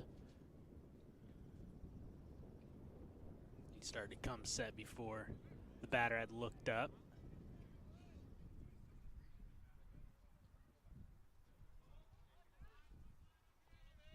So here's the 0-1. And a pickoff attempt. How about it for Aaron Nice? Bischoff was lean, he was ready to go. I don't know if he was looking to steal there or just get that secondary. There's nothing about that move that was, insanely quick. Just took a step the wrong way to Bischoff, and Nice delivered a good throw to Nickel, made the quick tag. In the air to center and well hit. Back near the wall and caught. Hunter Sasaki, he has seen plenty of activity. The fly out to center brings on John Olson. Did bring home a run, the first of the day for Western Oregon. 1 for 3 this afternoon. In a 6-4 game. Olson started the scoring.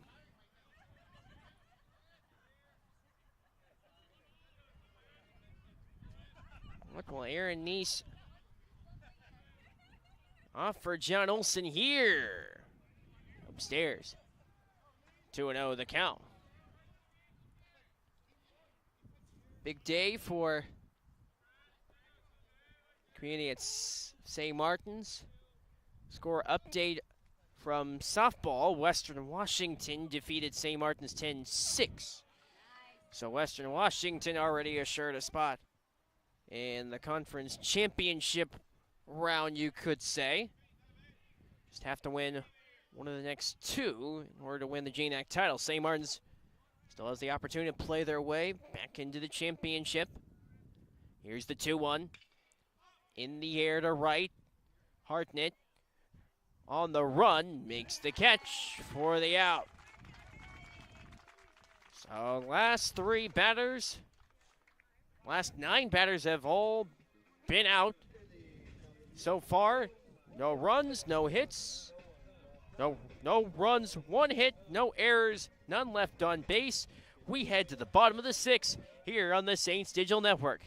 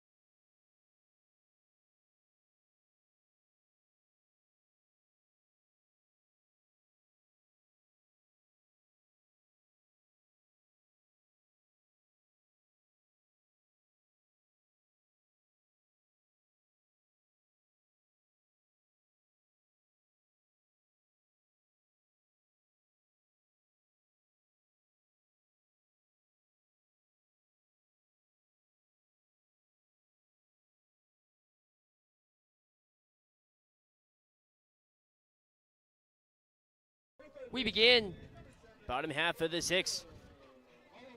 And here's Peter Hollabaugh that leads off. St. Martin's only down by 2 runs. Chance to dig in to the deficit. Opposing Bryce Bond, who replaced Logan Lawrence after 3 2/3 innings. First pitch fastball leads to ball 1. Lawrence went 3 2/3, allowed 4 runs on 6 hits. Didn't walk a batter, only 1 strikeout. Fouled back on the part of Hullabaugh.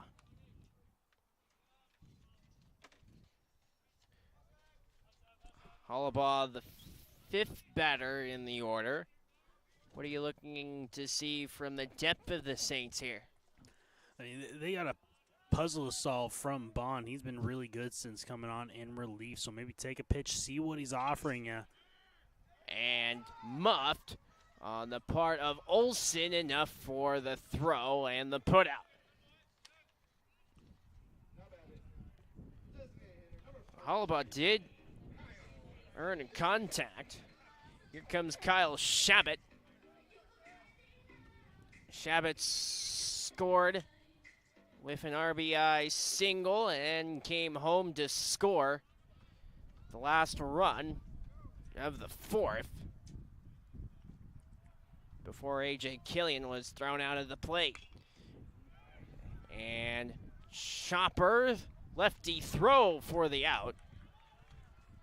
That was a great play by Bond. That was not an accurate throw. He reaches up and snags it while trying to find first base. Did it all perfectly there. Great play. So quickly, 2 down. And you're at the stage where you're looking at finding some production. Here's A.J. Killian. At the same juncture in the order, last time for the Saints, hits on back 4 straight at bats. Low pitch on A.J. Killian for ball 1. That's what's impressive about Bryce Bond. Even though he has been behind on many counts, he rallies back almost seamlessly.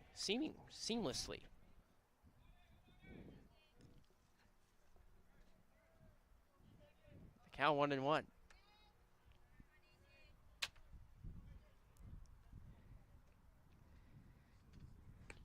Fastball in for a strike. 1-2 the count. So he's going to record his second punch out.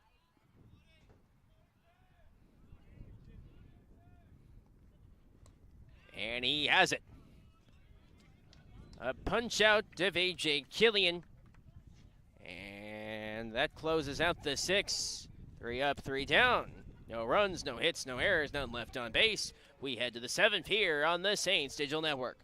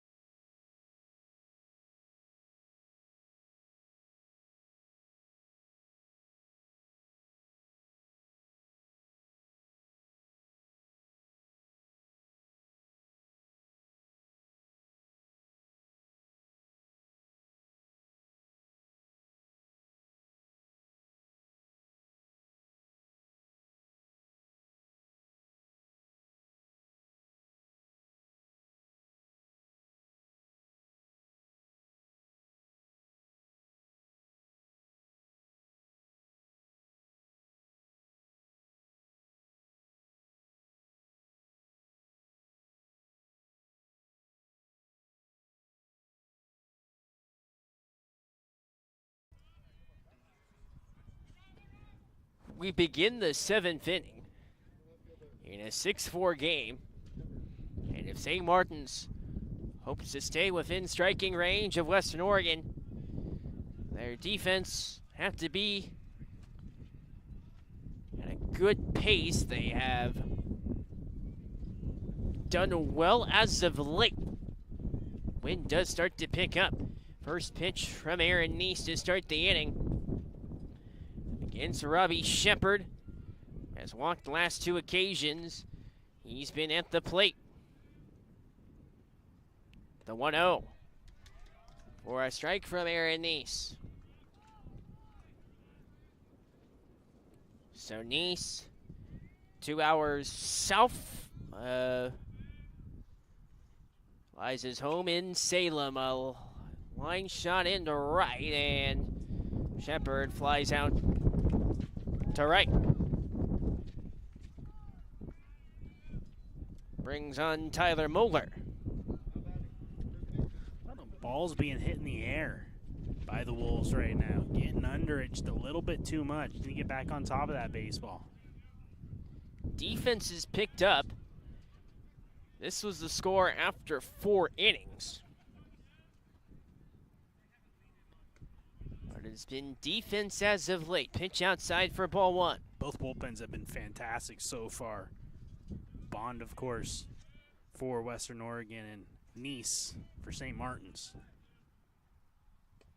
Neese paints one outside. 2-0 the count.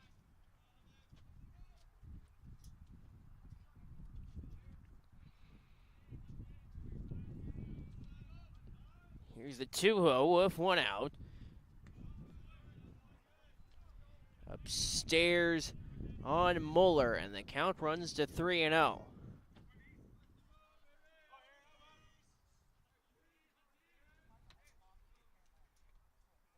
The 3-0 pitch. In for a strike from Neese. That's the pitch you need. So here's the 3-1. Does Mueller have the green light? He does. In the air to right.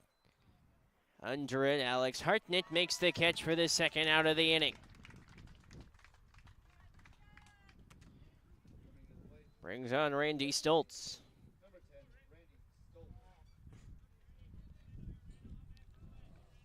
So Stoltz, have to imagine one of his best memories as a Wolf. Walk-off hit last weekend against Montana State Billings. Both these teams have walked off MSUB this year. St. Martin's a walk-off from Kelton Tom earlier this season. In the air to left, and this one is fouled.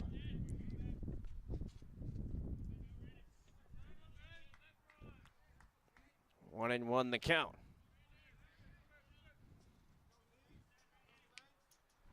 So here's the 1-1 to Stoltz.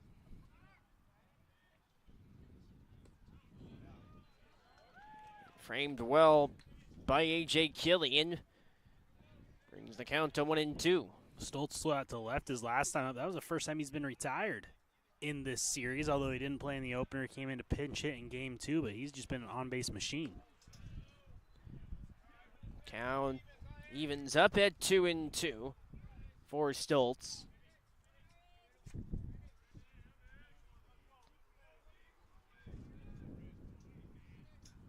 So here's the 2-2. And Stoltz in the air to center, and this one is deep in center. Stoltz digging for 3. Stoltz is there with a triple. Randy Stoltz, the on-base machine, does it again. There's a rocket out there to right center and split the gap perfectly. And he's got some good wheels, too. As soon as that one got down, he was already thinking 3. How big is that to have not only the ability at the plate, but also the speed? Oh, it's huge. Not call that one long. Thank goodness. No home run. First pitch heads in on Ruben Cedillo for a strike. What's in your mind as a pitcher after you give up a triple like that? I mean, the good news, you have 2 outs. You still just need to get one more out and you're out of the inning. So stay aggressive. Get ahead like you already did. Now Neese, still 1 pitch away from, again, just stranding that triple.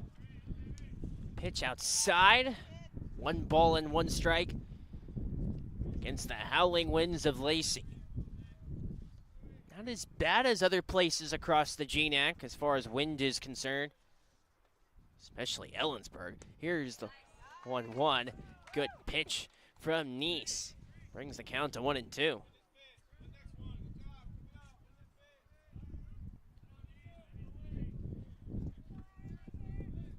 Ellensburg, a place that both teams much rather forget. Both ends of the equation. 1-2 pitch upstairs. Both teams swept in Ellensburg this year. Count runs to 2-2.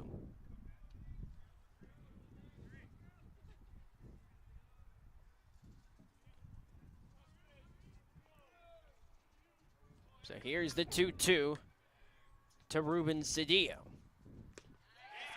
And a strikeout. How about that? From the senior Nice.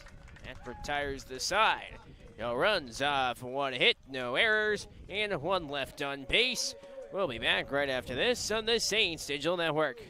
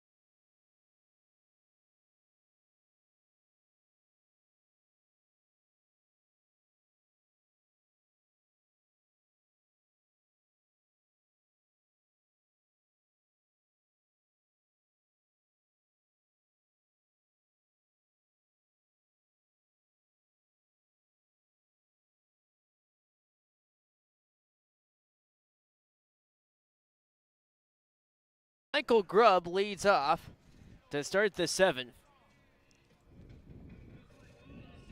On this Friday afternoon as we turn our gaze towards senior ceremony, but also, more importantly, a game at hand. Michael Grubb takes a fastball from Bryce Bond for ball 1. And quality from Bryce Bond. He's got a lightning fast fastball. There it is again, this time in for a strike. He's been in the zone consistently. You mentioned some issues with the first pitch, but after that, he's dialed in and just pitching to contact. A couple of strikeouts. He's been really good out of the bullpen. Quickly, Michael Grubb faces a 1-2 count. Grubb, then Miyazaki, then Hunter Sasaki for St. Martin's.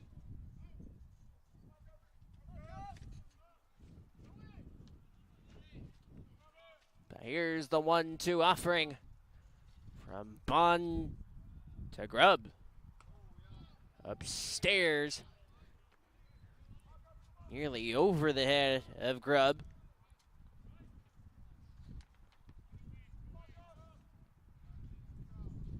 Saints looking for their first base runner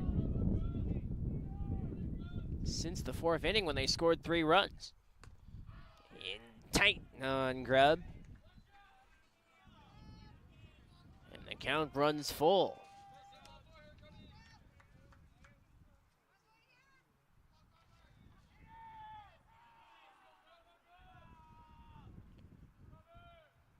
There are strikeouts for Bryce Bond. And Grubb stays alive.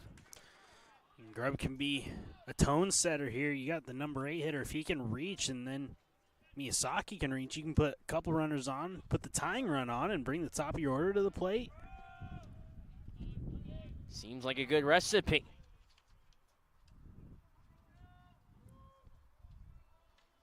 Here's the payoff. And a strikeout. The third of the day for Bryce Bond.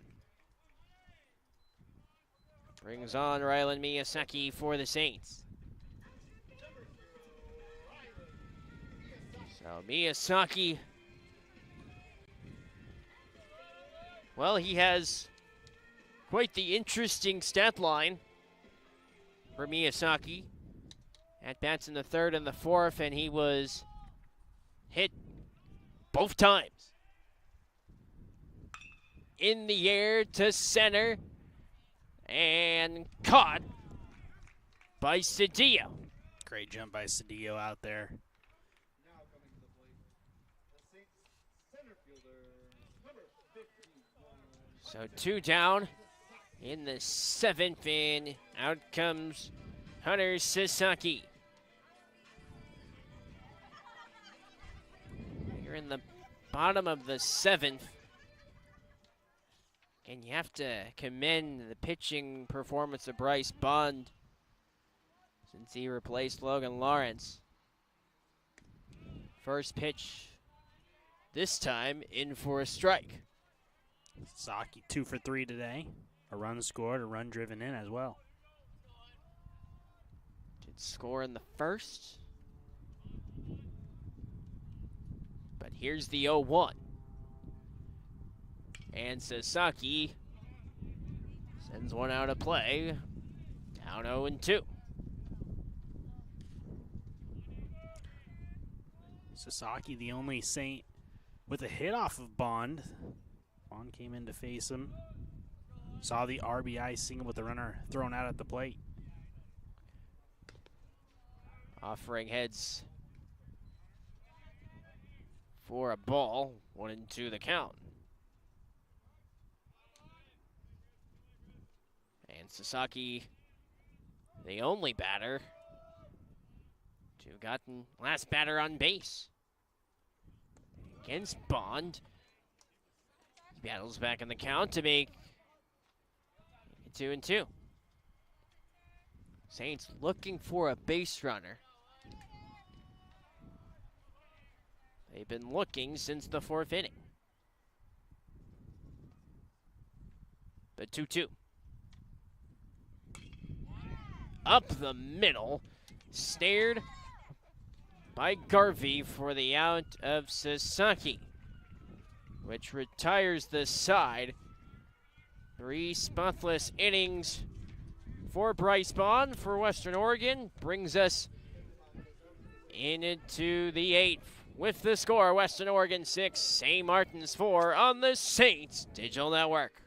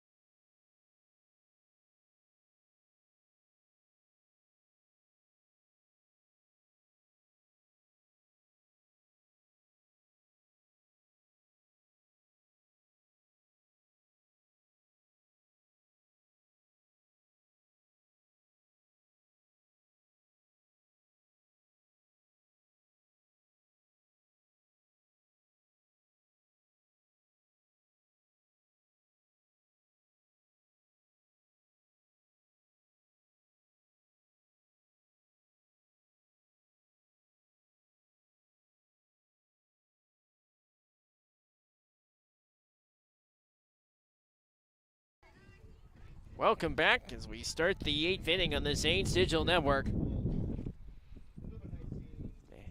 Aaron Neese is taking over for Isaiah Mayfield Prieto, and so far, positive outlook. See how things impacted here in the 8th. First pitch to Cedric Gatter. Got him to chase. Gatter 1 for 3 on the day. First time we've seen him in the series. What are you looking for? Here is a ground ball that slithers right by Michael Grubb and a single for Cedric Gatter.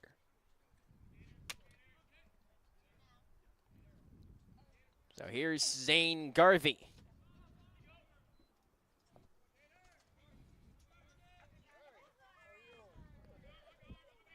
So Western Oregon had only seen 2 hits in the last 3 hits, rather, in the last 4 innings. Here is Zane Garvey. Showed bunt. Strike dealt. Garvey with 2 hits today. What's your mindset if you're Aaron Neese as you head through the top of the order for Western Oregon? Well, just kind of talked about, for St. Martin's, the chance to have the bottom of the order set the table. Well, Western Oregon, they've succeeded in doing so. So, got to take it one batter at a time. You can't make a mistake. We've seen the top of the order do some serious damage for the Wolves. The bunt from Garvey, off balance from Neese, and the throw gets away, and runners on second and first after the single from Garvey. That's going to go down as an error, yeah. It's one where you might just want to barehand it. You create a tough angle for Nickel. Nickel's trying to switch from the inside of the base to the outside while the runner's bearing down on him, and then the throw was spiked as well. That's one, just barehand it, throw it over the top. You did that back in your day. I played third base. Oh, so you always had those throws. Yeah. Haltage in play. And a discussion ensues between Owen Bischoff, along with head coach Kellen Walker. You talk about excellence for Western Oregon, although not the case this year.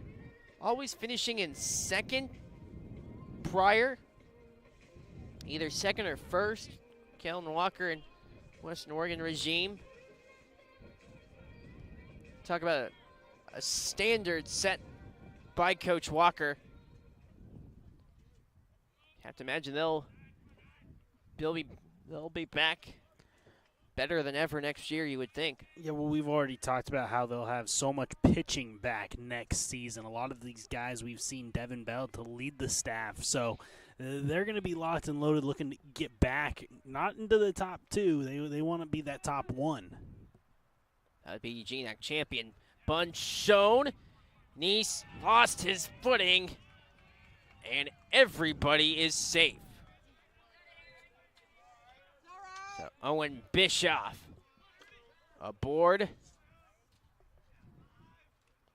So the base paths are loaded for Western Oregon with nobody out, and you could see to the right of your screen when you watch the replay, Evan Nickel creeped up with the bunt from Bischoff. So now Colin Irwin with quite the chance for Western Oregon. RBI leader for the Wolves.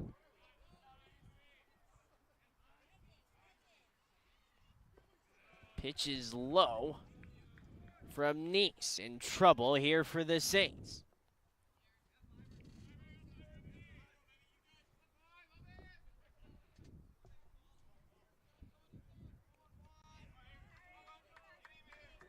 One and 0 to Colin Irwin.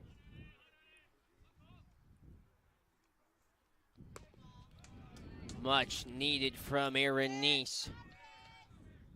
Evens up the count at 1-1. Critical juncture here in the 8th.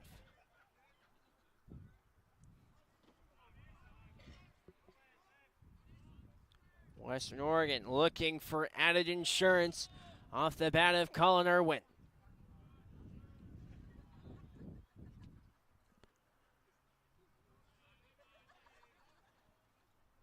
The 1-1.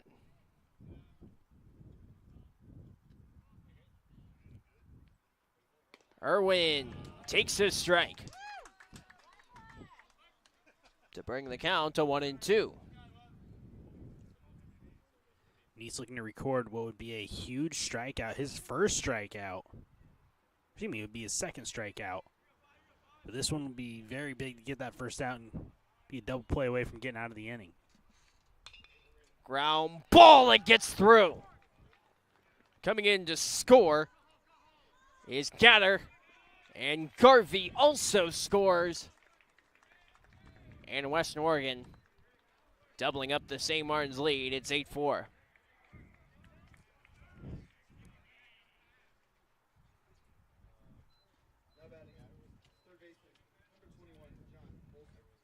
So an 8-4 lead that brings on John Olson. So runners on second and first for Western Oregon for Olson. Still nobody out.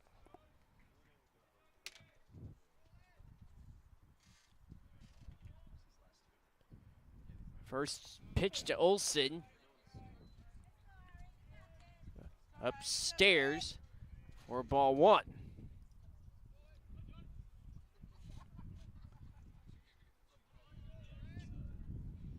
Western Oregon can put themselves potentially in a tie with Central Washington. Swing and a miss. And a strike.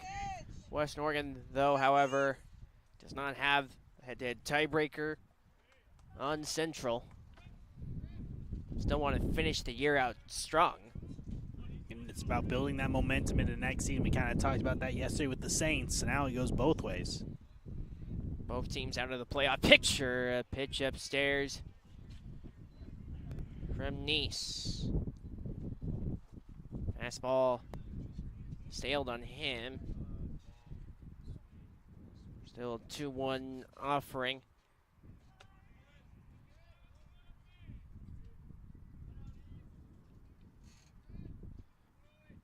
Does Nice dish here? Outside, 3-1.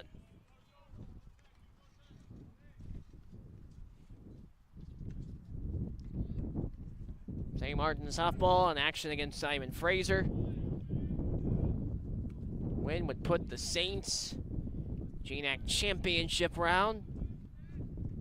Saints leading SFU 2-0. Much needed. No, a walk. And the bases are loaded again with nobody out.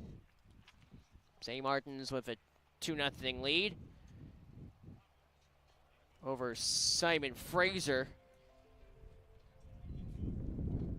See a pitching change. With a break in the action, we'll take a break right after this on the Saints Digital Network.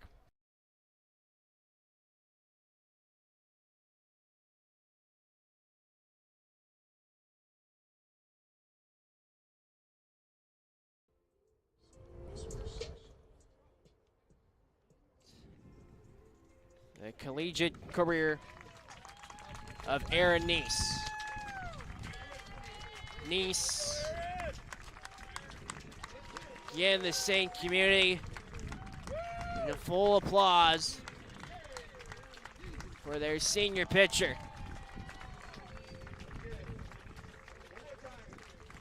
Nice welcomed in the dugout by his teammates.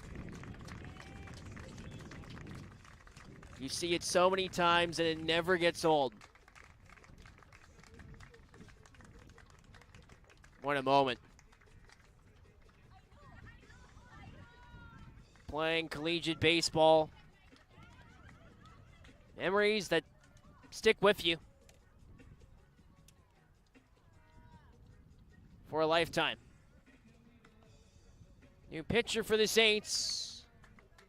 We'll bring you all that right after this on the Saints Digital Network.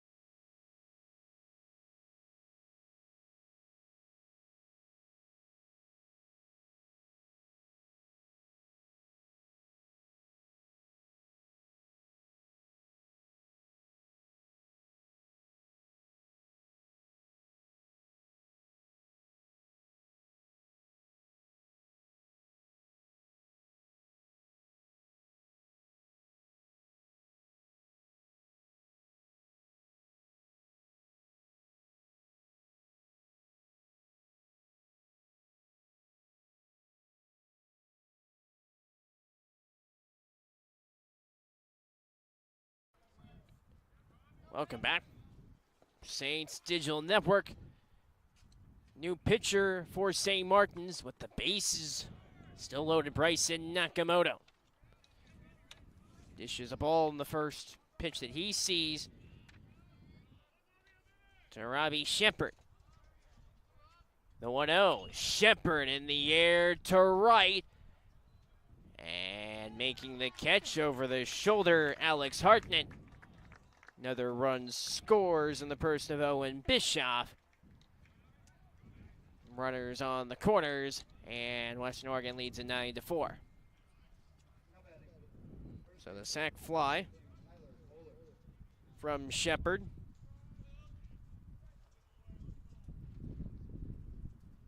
What is first out of the inning. So a 9-4 game as we are in the 8th. Tyler Moeller.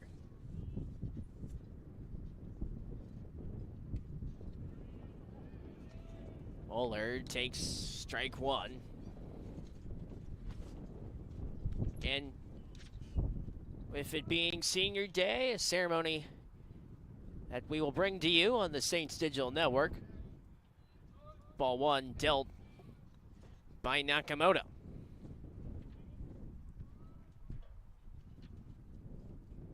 What makes senior day so special? Well, it's one last chance to take that field in front of your home crowd. Be with your teammates one last time and just get that last little bit of recognition for all the hard work you've put in through your time there here at St. Martin's. And these seniors, they have really done an incredible job in building something special for St. Martin's. And again, it's a bummer they won't get to play on that turf field, but it is a great chance to just show that appreciation one last time for their dedication to the program for 4 years. Pitch outside from Nakamoto. 2-2 the count. But it's also the impact that can be built when St. Martin's is competing for GNAC titles. Seniors can say that we are a part of those building blocks. Hit him. Tyler Moeller. After the hit by pitch, which loads up the bases again, this time with one out. Randy Stoltz had a triple last inning.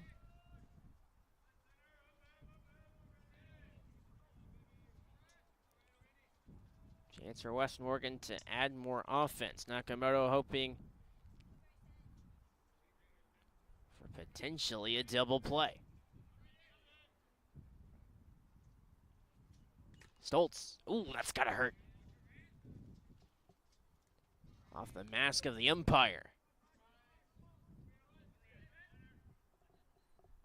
Yeah, it's never a fun one. Wakes you up a little bit, though. Wake up call at 2:17. Fastball upstairs.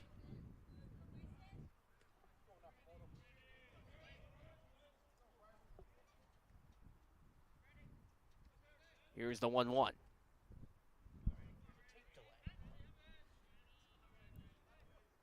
The 1-1 pitch. And steered up high, 2-1.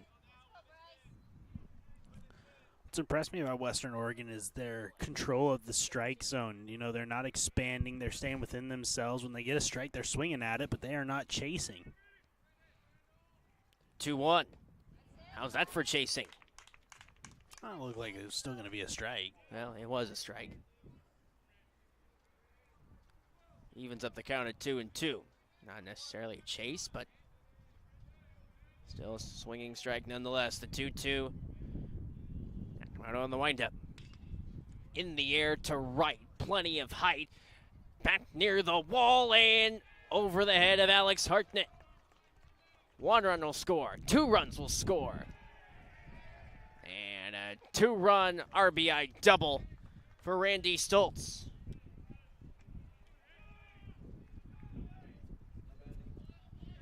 And Western Oregon leads it 11-4.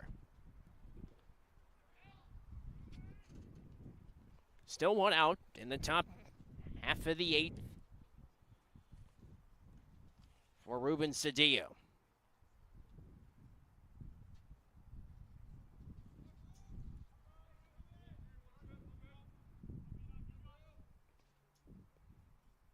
First pitch to Cedillo. Ball 1.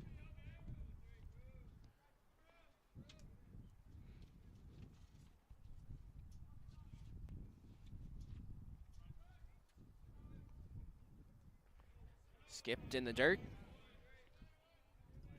for ball 2. Once again, Killian just doing a great job back there behind the plate, sacrificing his own body to save a run there. Killian has been busy. 2-0 the count, though.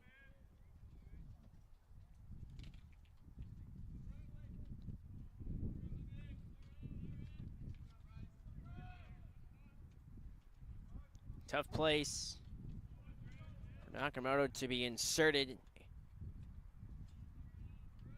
into the lineup. In the dirt, throw gets away. Mueller stays at third. Again, another preserving play from A.J. Killian. The count is at 3-0.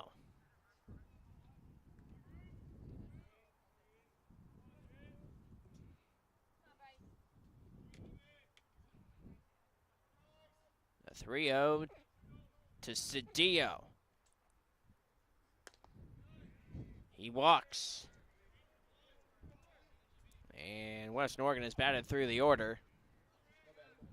Cedric Gatter began the inning with a single. Ended up scoring for Western Oregon. See what he does in his second at-bat of the 8th. Good eye, takes ball 1. Western Oregon has broken the game open in this 8th.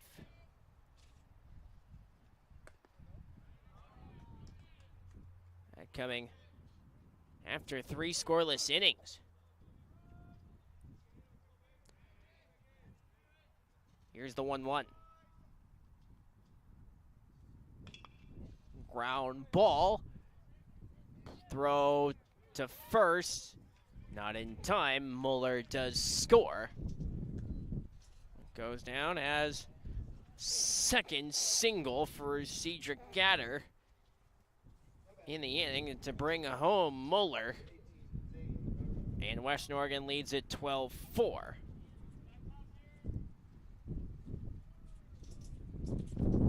So we see Zane Garvey.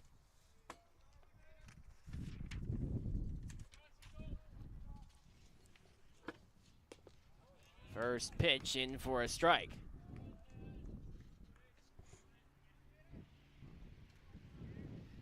Nakamoto looking to bring the 8th inning to an end. The 0-1 to Garvey, trapped in the dirt.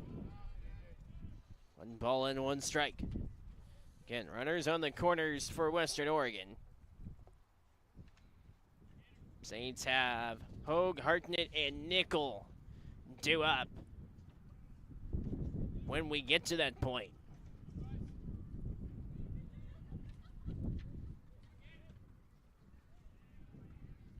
So here's the 1-1.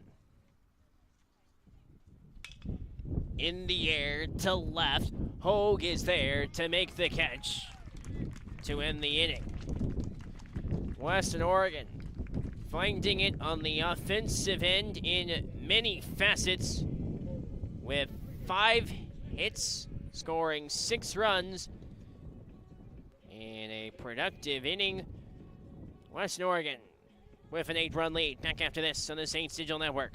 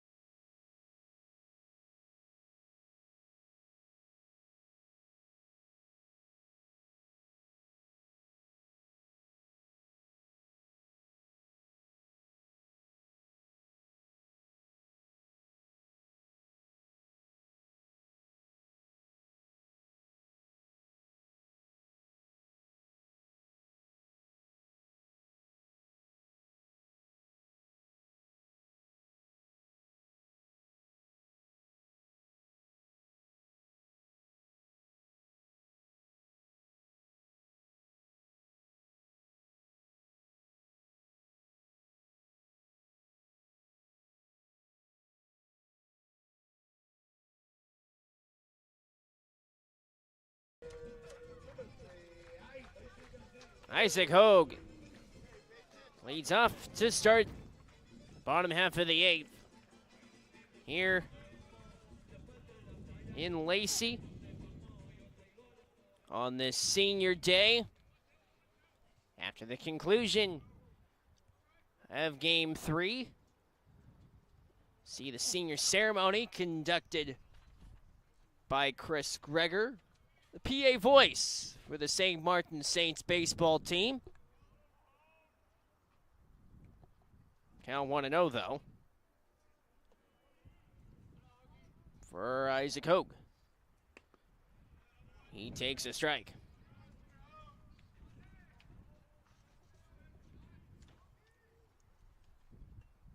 Although, won't see it in action. Won't see him playing today. Do want to recognize Colin Bell for the work that he provided. Although out with an injury, he has stayed around the program and, according to Coach Swanson, has set a standard that he hopes will be sustained through future St. Martin Saints. Colin Bell looks to continue working in baseball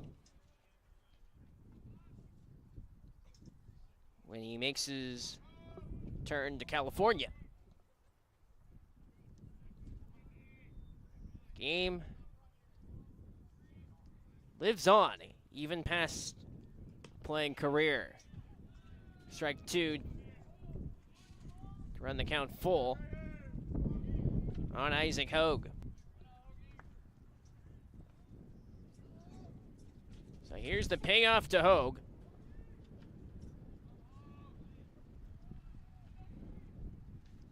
And we'll recognize all the seniors. A walk of Isaac Hogue for SMU to bring on Alex Hartnett. All 7 seniors recognized in between the 2 games. Michael Grubb, Hunter Sasaki, Damon Ingram, Colin Bell, Isaiah Mayfield Prieto, Aaron Neese, and AJ Killian. First pitch in for a strike from Bryce Bond, who has been stellar since he's entered the game. Pick off at 10 on Hogue. Bond deserves a lot of credit. He came in a tricky situation, gave up that base hit, but got the final out at the plate. Since then, he has been just dominant. Count even at 1-1. Do update you on what's happening out in softball game. Top of the 2nd, St. Martin's with a 2-0 lead over Simon Fraser. The 1-1. Framed well for a strike. 1-2 the count. With Hogue on the first. 1-2 to the right fielder for the St. Martin Saints. And a strikeout. Hartnett down on strikes. Which brings on Evan Nickel. Talk about the youth of the St. Martin Saints team. Evan Nickel, only a sophomore. What impact will he have future seasons for SMU? He takes a strike on the first pitch from Bryce Bond. I mean, he's the kind of guy you want hitting in that 4 spot. The guy you want over at first base. Tall, athletic, mobile. But he's got a ton of pop in that bat as well and knows how to swing at the plate. It's not just an all-or-nothing approach. Very smart up there.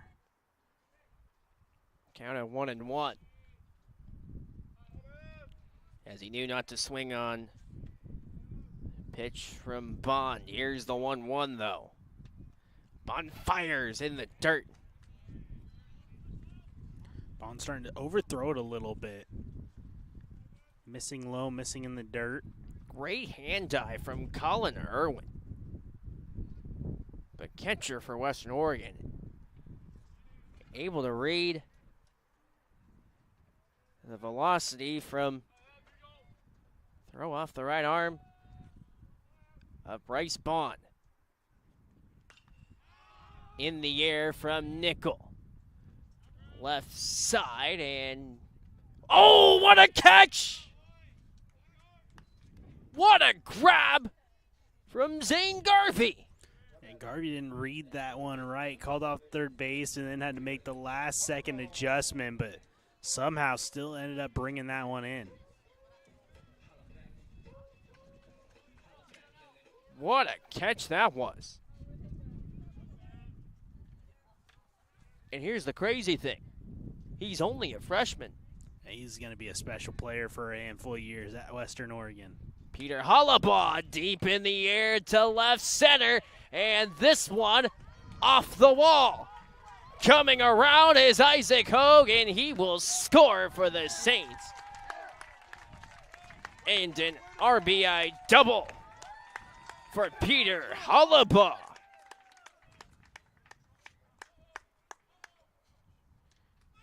Hollabaugh with a single and a double. Makes it a 12-5 game. 2 outs, Hogue was going on contact. He was able to score easily. What a shot, though, by Hollabaugh. So here comes Kyle Shabbat.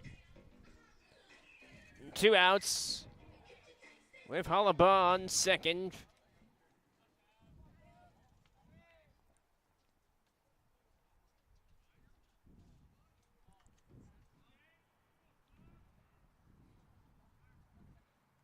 First pitch to Shabbat. Fastball outside of the strike zone. So after 3 scoreless innings, teams have combined for 7 runs in the 8. What does the 9th have in store? Fouled. Out of play. 1-1, pitch count. Saints hoping that we were going to wait a little bit longer till we find out about the 9th. They want to cut into this a little bit more. They face Bryce Bond, who has pitched well. Here is the 1-1, though.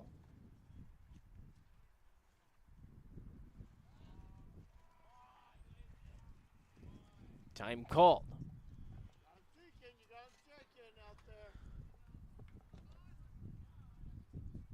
So again, the 1-1 to Bryce Bond.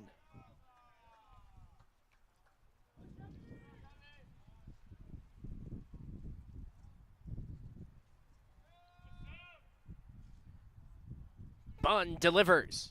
Shabbat. Good take. 2-1.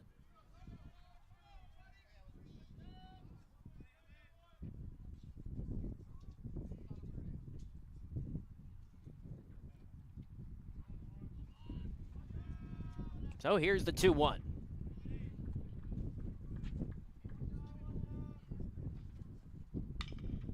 Shabbat off a ground ball. That slithers through. Coming around Hollabaugh. He will score for St. Martin's at second. Safely there, Kyle Shabbat with a double.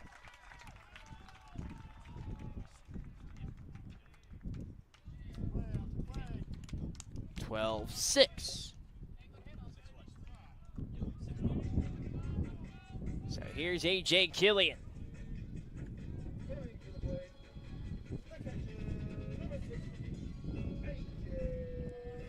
A.J. Killian, who had an RBI double in the 4th. Part of a 3-run 4th inning for the Saints. Swinging for the fences was the catcher. Have to imagine a hit here. But the Saints on the verge of another 3-run inning. action in Western Oregon's bullpen. Fastball from Bond. 1 ball and 1 strike.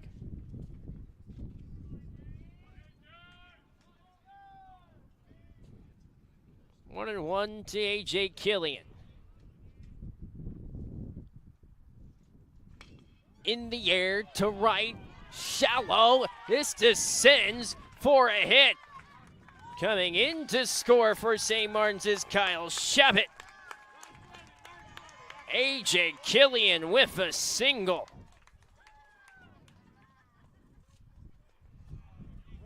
And there is 3-run inning. And a haltage in play.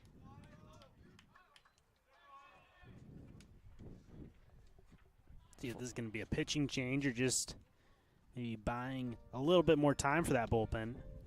But it's without question that the reason why Western Oregon is in the position they're at is because of Bryce Bond. Yeah, no, he's been unbelievable out of the bullpen, but St. Martin's finally getting to him here in the bottom of the 8th. Still 2 outs, though, so for Bond, you're still 1 out away from completing this inning, and those 6 runs down the top half, those loom awfully large because you're able to cut those even in half. Things are tight going into the 9th. 5-run game. Here in this final day of the regular season in the JNAC. Here is the senior Michael Grubb.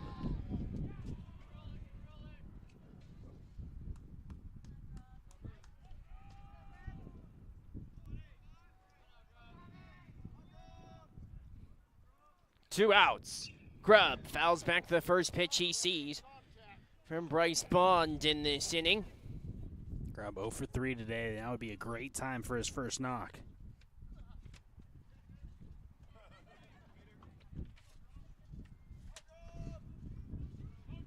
A 1 count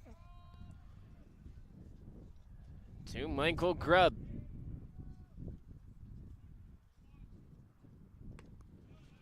Grubb takes his strike. Down 0-2.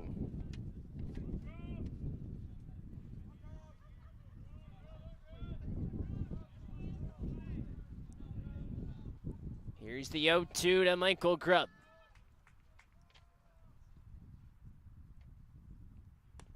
Swing and a miss. Bryce Bond has struck out Michael Grubb again.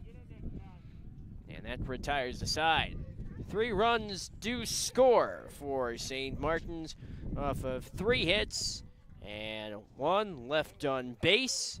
We head to the 9th after this on the Saints Digital Network.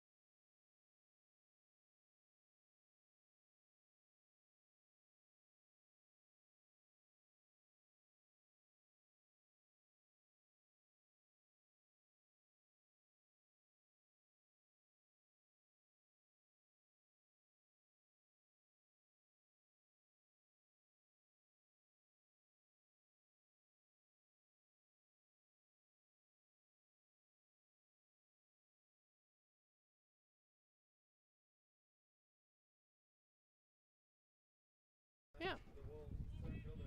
Welcome back on the Saints Digital Network. Bryson Nakamoto. So we begin the 9th. Here is Owen Bischoff. after a 6-run top half of the 8 for Western Oregon. Ball 1 dealt to Bischoff. 3 hits today for Bischoff today. Quickly ahead in the count, 2-0. St. Martin's softball has a 3-0 lead on Simon Fraser.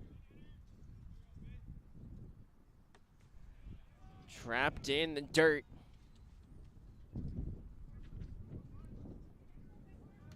Three 3-0 the count. Again, senior ceremony soon to follow after the conclusion of this game.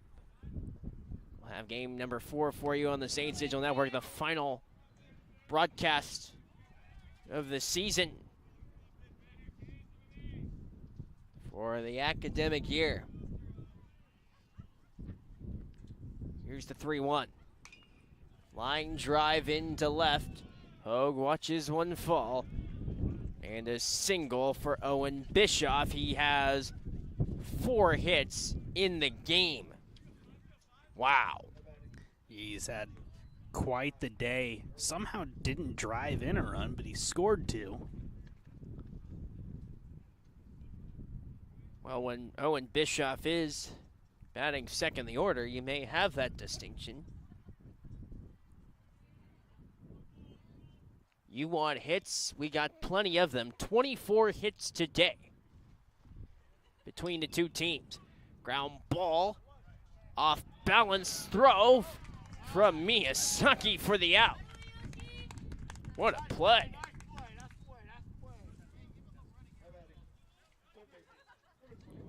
Here comes John Olson. 1 down.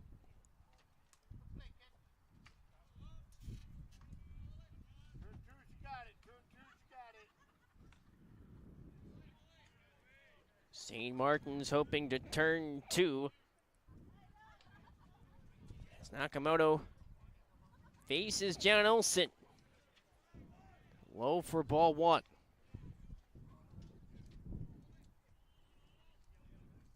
Olson 1 for 4. A walk as well. RBI and a run scored. Flew out to each outfielder in this game. Trifecta would be flying out to center. Wait a minute. Oh, he already flew out to center. He flew out to center, flew out to right, and he flew out to left. Oh. So what would be next? You got me. Oh. Strike 1 dealt by Nakamoto. So what would be next? Give me a couple pitches and I'm sure we'll find out. Oh, okay. So here's the 1-1. Olson sends one out of play. For Olson, he's hoping not another flyout. He's hoping to knock. Well, yes. St. Martin's will take the out any way they can get it. Okay, well, let's see what happens for John Olson here. What's your prediction? Well, he walked the last time up. I don't know. I have no predictions. Let's watch. A strikeout. So John Olson, a single in the first, fly out to left in the second, fly out to center in the 8th, flew out to right in the 6th, and a walk in the 8th. I think we're going to have some subs to let some seniors get an ovation. This is always a cool moment.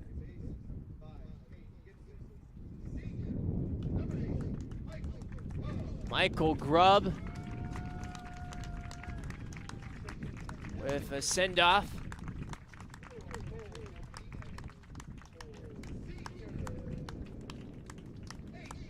And A.J. Killian also being substituted.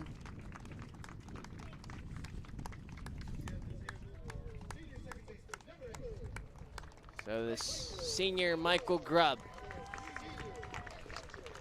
exits stage left. And A.J. Killian, the catcher. Follows.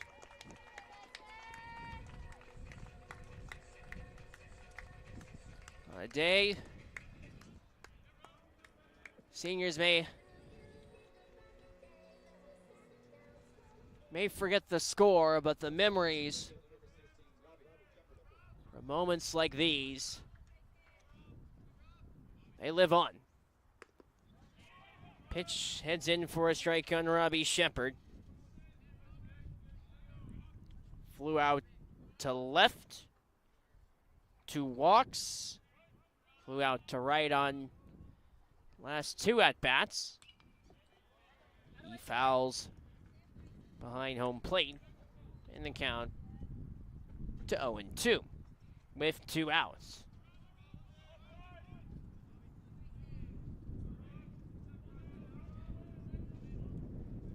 The 0-2 to Shepard.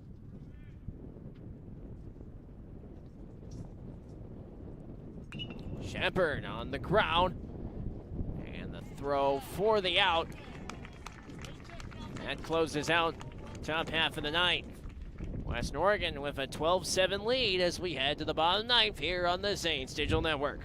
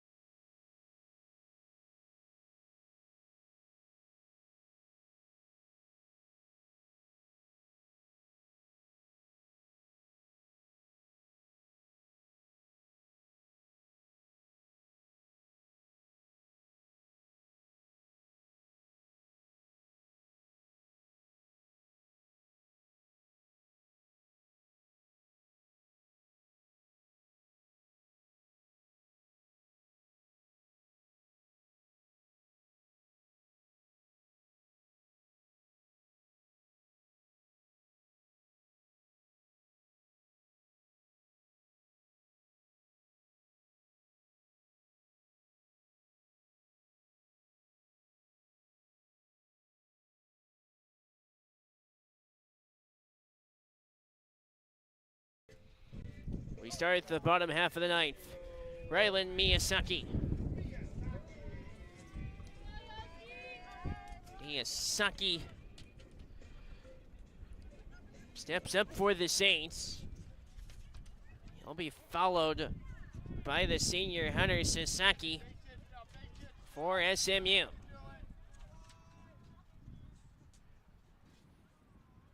Bryce Bond still on the mound. Fly ball into left. This is playable. Shepard under it to make the catch.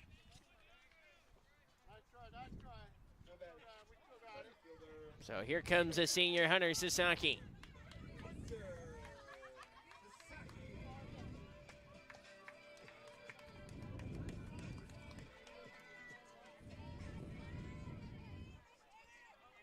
So with 1 out, here is Sasaki. Fastball in for a strike.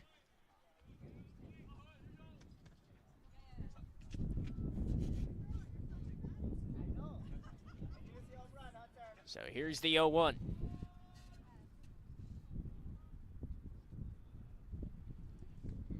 Trapped in the dirt from Irwin. 1-1 the count.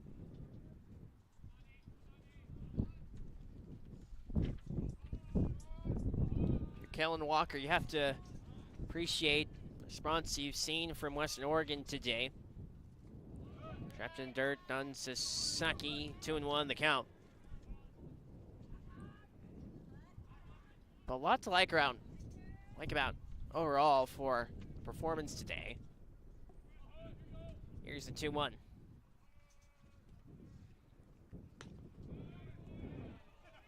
A strike through the heart of the zone on Sasaki.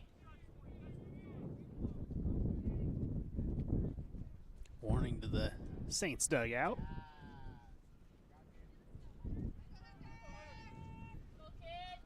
The 2-2. As a fierce wind. And a swing and a miss from Sasaki.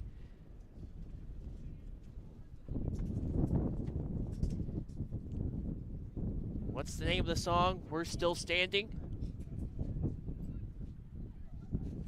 Or I'm Still Standing? That's what it is.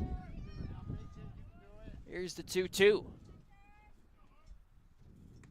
And Sasaki strikes out.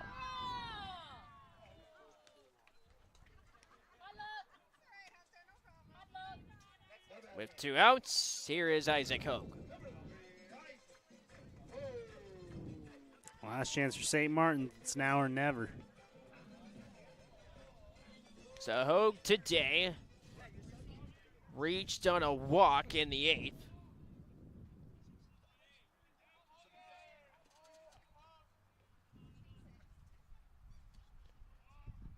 First pitch to Hogue, trapped in the dirt for a ball. As a reminder, senior ceremony soon to follow as we celebrate 7 seniors for St. Martin's. 1-0, fouled back by Hogue.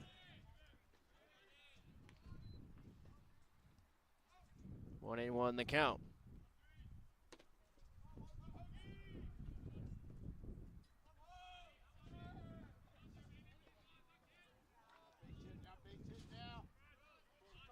One and one to Hogue.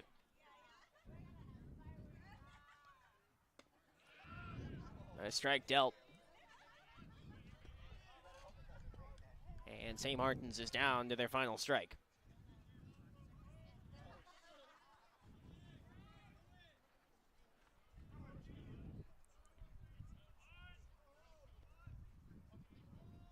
A 1-2 pitch. Climb the ladder, 2-2.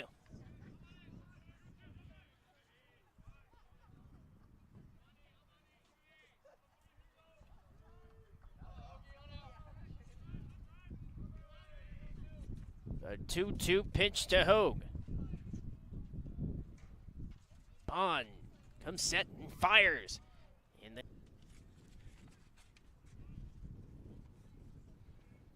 payoff on the way.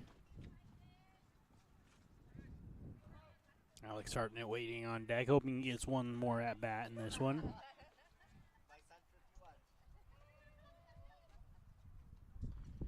Hogue strikes out to end the game. Western Oregon wins, scoring 12 runs on 15 hits and no errors.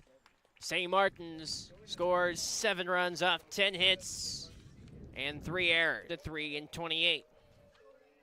Senior ceremony soon to follow for our SID, Matt Schwarzler, and for Matthew King. I'm Danny Buck saying so long, take care, and thanks for being with us. Senior ceremony soon to come here on the Saints Digital Network.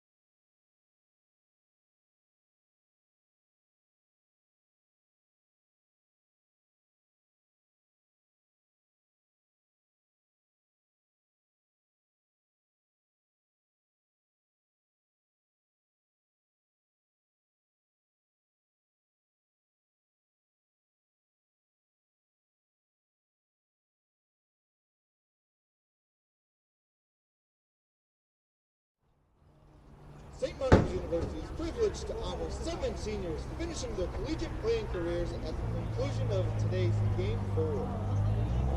Each one of the seniors has dedicated countless hours to the SMU's baseball program, Saints athletics, and wider St. Martin's University community while enrolled at this institution.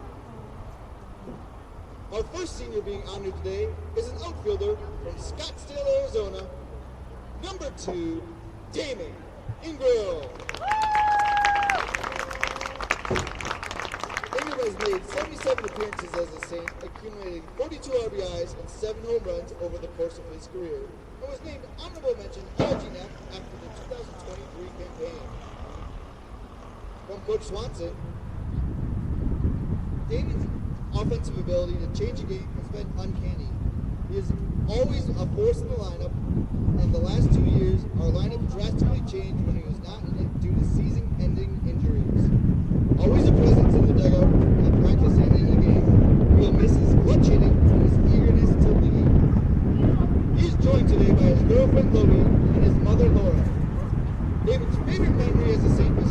go-ahead home run against Northwest Nazarene to win the series.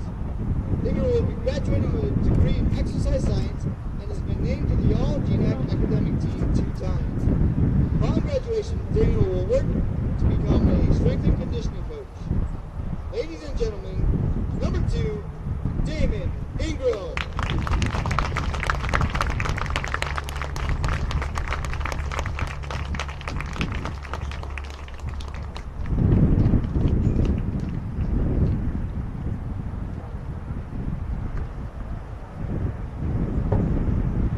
Our next senior is an outfielder from Rathdrum, Idaho. Number 4, Colin Bell.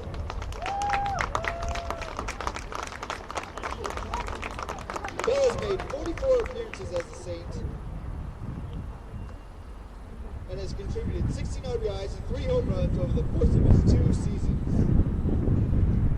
From Coach Swanson, Colin always practiced and played hard, which is why he currently is hurt with about 6 different injuries.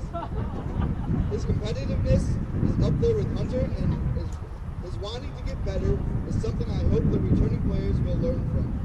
He was one of few players who always stopped by the office to see how coaches were doing and would do anything for his teammates. We'll miss him greatly. Colin is joined today by his mother, Trudy Hammond. Bell's favorite memory during his time at the Saint was hitting a home run against Whitworth in front of his mom about 1 year after his grandmother had passed away.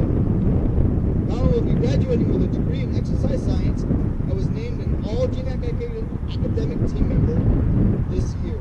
Upon graduation, Colin plans to get shoulder surgery and work at a private baseball facility in California. Ladies and gentlemen, number 4, Colin Bell.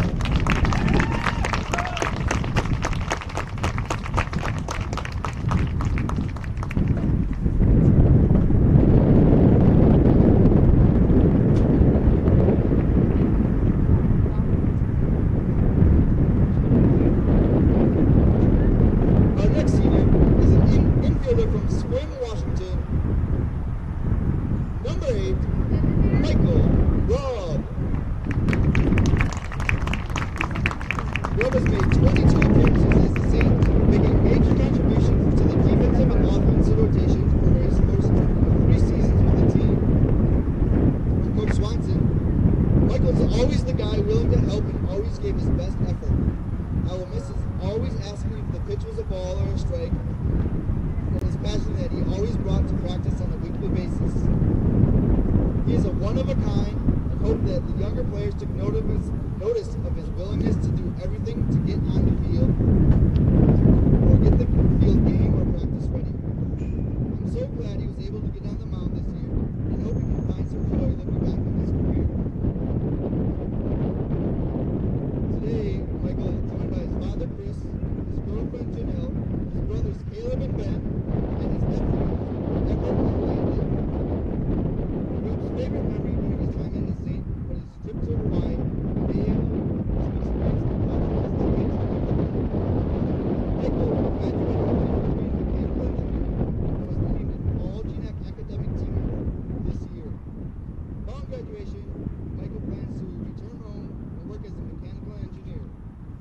Ladies and gentlemen, number 8, Michael Robb.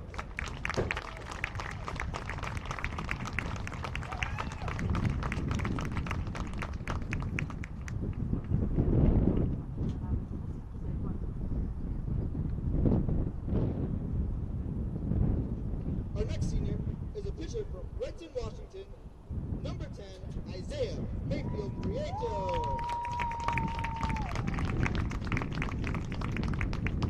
Isaiah has made 21 appearances as a Saint, striking a 44 batter during his 2 seasons with St. Martin. From Coach Swanson, Isaiah is a quiet presence on the mound and in the dugout. He always competed on the mound with what he had and was always wanting to win. I will miss watching him take 2 hours to get ready to pitch. I hope he can find that fountain and extend his playing career. Today, Isaiah is joined by his parents, Steve and Nadia Mayfield, his sister, Sue, and his sister's boyfriend, Hayden Muir. favorite memory during his time at a Saint was when the Bandies got lost on game day in San Marcos. Mayfield Prieto will be graduating with a degree in communication studies and was also named an all-GNAC academic team member this year. Following graduation, Isaiah plans to go to Mexico to pursue professional baseball, enjoy no homework, and attend a trade school. Ladies and gentlemen, number 10, Isaiah Mayfield Prieto.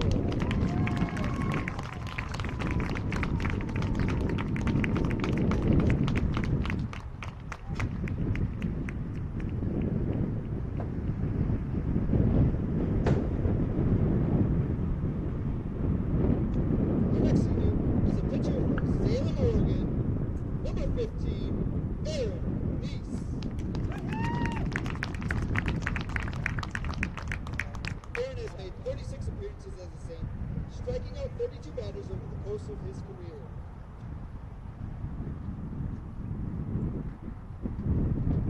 From Coach Swanson, Aaron is another character in this class.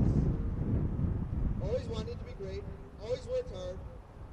When asked, and never shied away from competition on or off the field. Always smiling, except when he was mad at the coaching staff. I'm glad we don't have to witness him hurt any more teammates during practice, and also glad we don't have to buy medium collar shirts for him anymore. Wish him the best of luck in the real world. He's joined today by his parents, Julie and Brian Neese, his sister Hannah. Aaron's favorite memory during time as a Saint is going to Hawaii and the Hilo Tavern. Aaron will be graduating with a degree in business administration. Following graduation, he plans to work as a project manager with Sheebrack Construction down in Bend, Oregon. Ladies and gentlemen, number 15, Aaron Neese.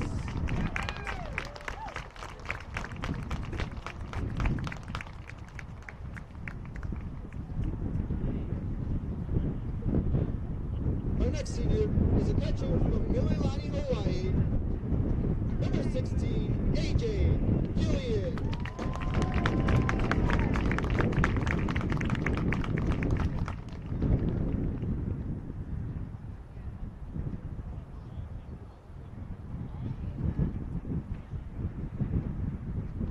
Sorry, we're a little weedy. AJ has made 21 total appearances in 2 seasons behind the plate after transferring into the program from Olympic Community College. From Coach Swanson, AJ always brought a great attitude to the games and practices. He was always asking questions on how to get better, always kept up vibes when he had the situation. Though he may crash out a time or two because of just his hockey, he's always found a way to have fun and enjoy the game of baseball. I will miss his smile, passion for the game, and his love for the Yankees. Today, AJ is joined by his parents, Jim and Leon Gillian. AJ's favorite memory during his time as a Saint was the team's numerous road trips on the bus. Whether it was playing Mafia, watching guys roll and get rinsed, or blasting music in the back. It was always something AJ will remember from his time at Lacey. AJ will be graduating with a communication studies and was named an all-GNAC academic team member this year. Upon graduation, he plans to go to grad school, his MBA, and work in sports. Ladies and gentlemen, number 16, AJ Gillian.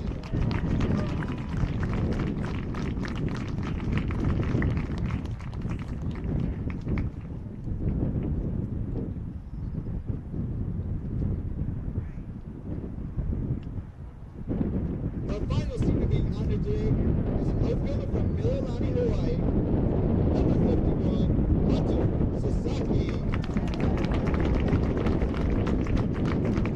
Hunter has made 104 total appearances for the Saints, contributing 38 RBIs, 14 stolen bases, and 891 batting average, and in an elite defensive program over the course of his 4 seasons. From Coach Swanson, I will sincerely miss his passion and wanting to win and his willingness to tell you how it is, or how he thinks it should be. He is a great competitor, probably one of the best we've seen and have come through the program. I wish him nothing but the best and hope he can walk away from St. Martin's having learned something about life. I will always remember his eagerness to get AJ, Gillian, and Gabe Gibson to crash out. Hunter is joined today by his parents, Ross and Gayla Sasaki. Hunter's favorite memory during the time at St. Martin's was being a part of such a memorable team for his final season. Hunter will be graduating with a degree in civil engineering and has been named the Origin Academic Team member in 2023. Following graduation, he plans to move back to Hawaii and work for Caribbean Construction as a project engineer. Ladies and gentlemen, number 51, Hunter Sasaki.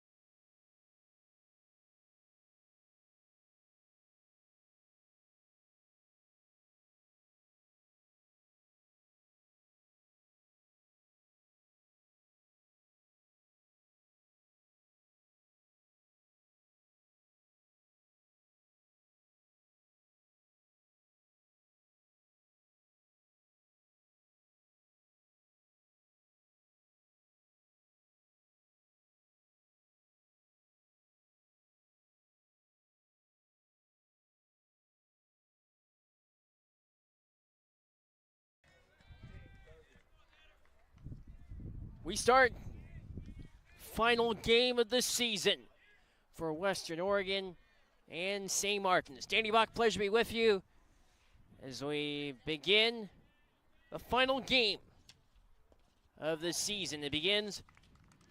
First pitch strike dealt by the left-hander for St. Martin's, Luke Fulkerson. And a base hit off of Fulkerson from Zane Garvey to start the game. See what the lefty can do after the single by Zane Garvey that brings up Owen Bischoff. Bischoff coming off his 4-hit game in game 1 of the day.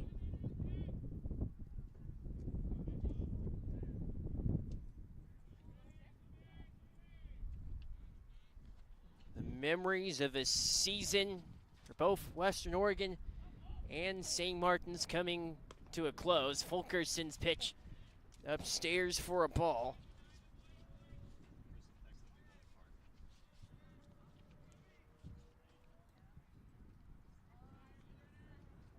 But as far as reflecting on a season, there's plenty of memories, not only on the field, but those off of it. And a really cool senior ceremony between games as well. Even had a dog involved, Danny. So even had a dog. Dogs make everything better. I would agree with that sentiment. 2-1 the count. A good dog, too. He just laid right down like it was nothing. Oh, just another senior ceremony.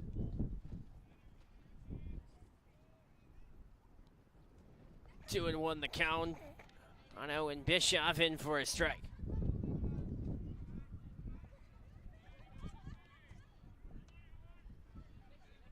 Remembering the 7 seniors for St. Martin's today. In the air to center, and a well hit, and off the wall.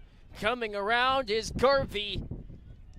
At third, Bischoff pulled off at second with a stand-up double for Owen Bischoff. Just like the Wolves did in game 1, getting off to an aggressive hot start. Cullen Irwin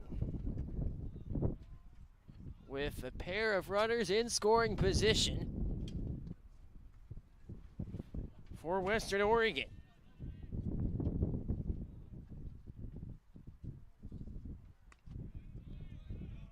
First pitch in the dirt for ball 1. So if you're looking to have a strong start, if you are Luke Fulkerson, what are you looking for, although you do have 2 runners in scoring position? I mean, now it's all about getting that first out, just kind of settling your nerves down a little bit. We've seen, again, these Wolves come out aggressive all series long. You have to try to kind of use that against them, maybe see if you can get them to chase, get them out in front of some off-speed early. And Fulkerson is able to come up with a strike.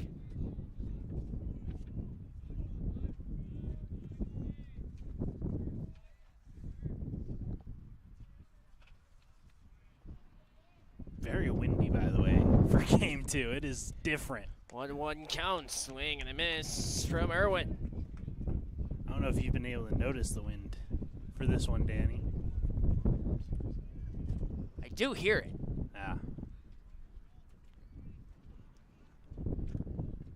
Folks at home can also attest to the same. Like right now.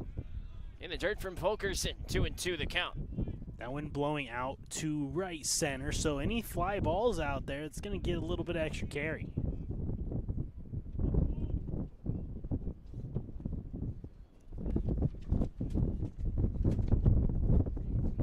You hear that?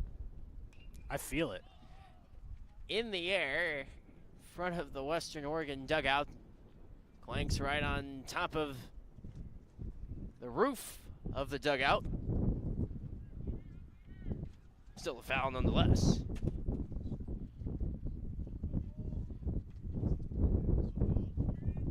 2-2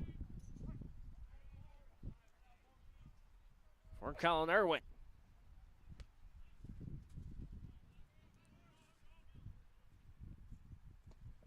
Getting trapped in front of the catcher, Kelton Tom.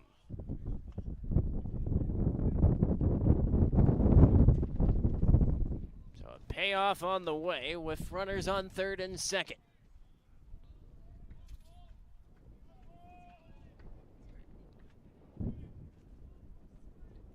The 3-2.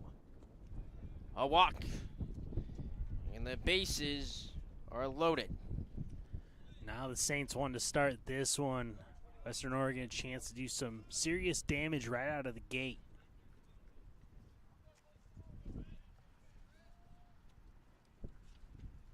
Bases loaded for John Olson. See what Olson can do today.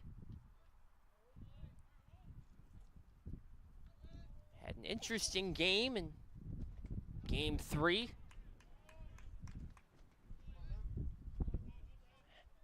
Flew out to left, center, and right. Had a walk, a single. Nearly everything almost for John Olson in Game 3 of the doubleheader. And the lefty dishes a strike ahead in the count 0-2. And right now, it's all about getting out number one. Get that first one, then settle in. Get a strikeout here, double play, and you're out of the inning unharmed. Fulkerson delivers into the dirt. 1-2 pitch on deck for Luke Fulkerson.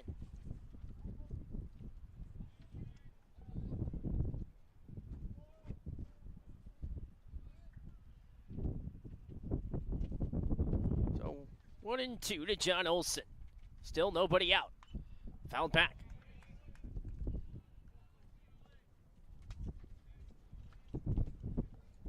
So the count remains 1-2 as Olson stays alive. Western Oregon. St. Martin's playing their final regular season game of the season.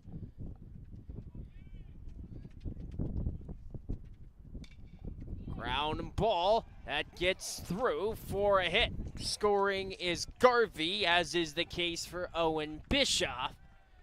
And a 2-run RBI single for John Olson.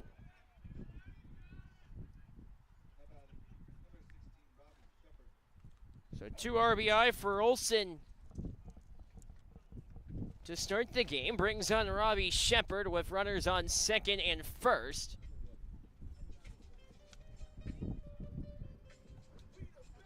And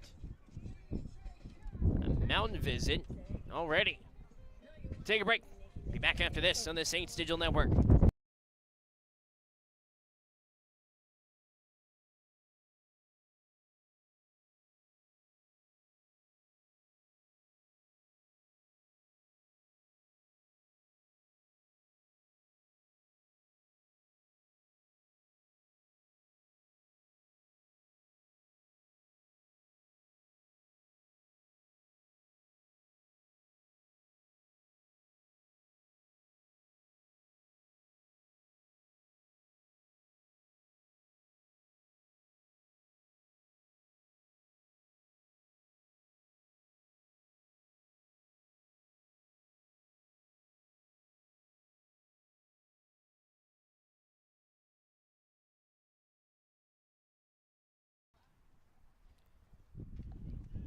Welcome you back. After the mound visit, a 2-0 lead for Western Oregon on St. Martin's after mound visit initiated by head coach Joey Swanson. Again, a 2-0 game. Off a 2-run RBI single from John Olson. Western Oregon hoping had themselves a lead to begin things. Count heads to 2-0.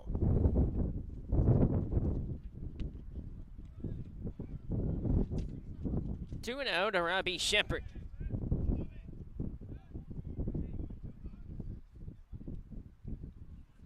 Saints with hopes of recording their first out of the inning. 3-0.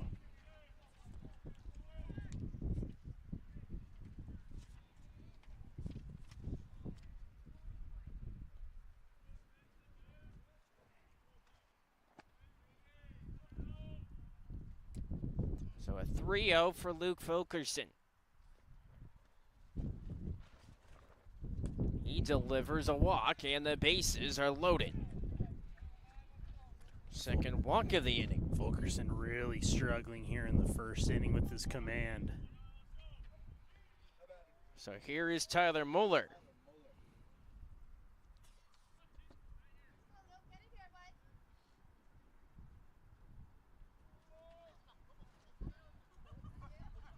First pitch outside from Fulkerson on Muller.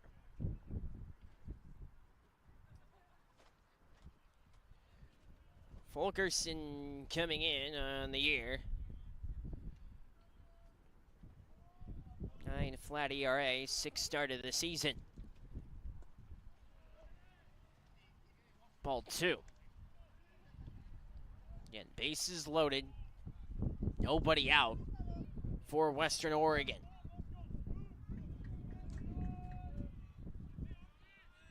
So the 2-0 pitch to Muller. A strike dealt by Fulkerson. That's where you got to live. You got to at least make them put it in play. 2-1. And a strike from Fulkerson. Muller laid off on delivery. Down at 2-2. Muller swings one deep in the air to right, back near the wall, and off the wall. 1 run will score, 2 runs will score, 3 runs will score. A 3-run RBI triple for Tyler Muller.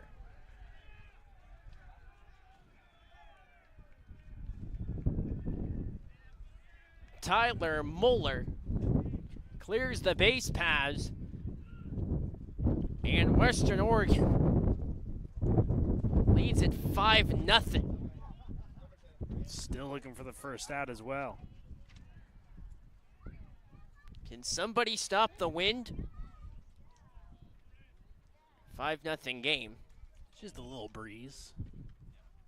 Randy Stoltz.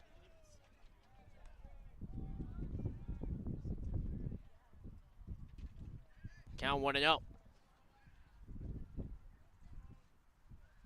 Score update. Pitch in the dirt. St. Martin's baseball locked up in a good one against Simon Fraser. Softball, rather. Outside. St. Martin's softball tied with Simon Fraser, 6-6 in the top of the 6th. That's their softball, right? Yes, softball. The 3-0. Fouled back.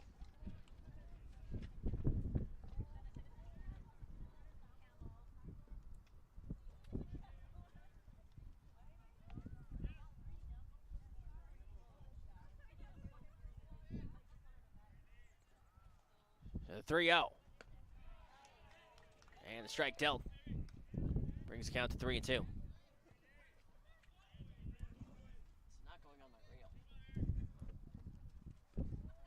Payoff on the way.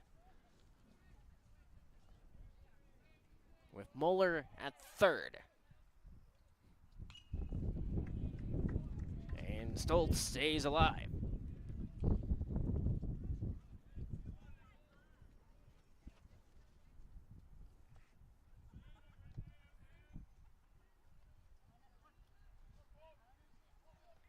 Here's the payoff. Swing and a miss, and a strikeout of Randy Stoltz from Fulkerson for the first out of the first. Got that first out. Now you can kind of take that deep breath, lock back in. Brings on Ruben Cedillo.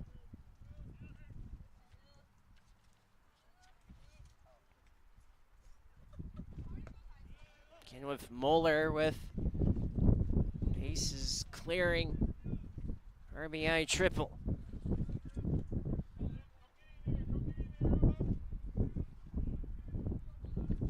1-0 the count. Driven in the air, deep to left. Hogue is out there to make the catch.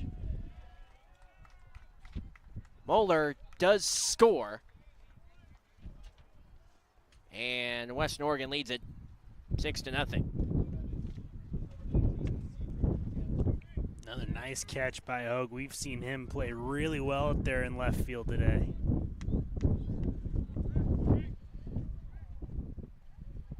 So a 6-0 lead.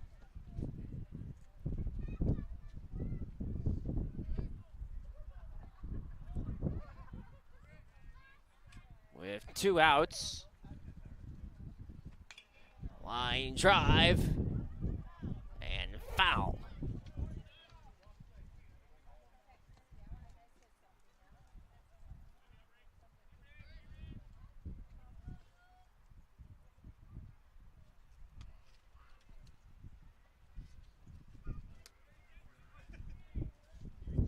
So here's the 0-1. Cedric Gatter. Trapped in the dirt. Counts what's even and 1 ball and 1 strike.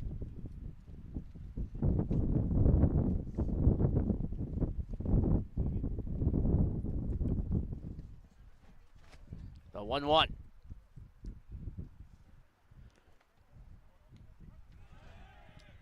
Hit him.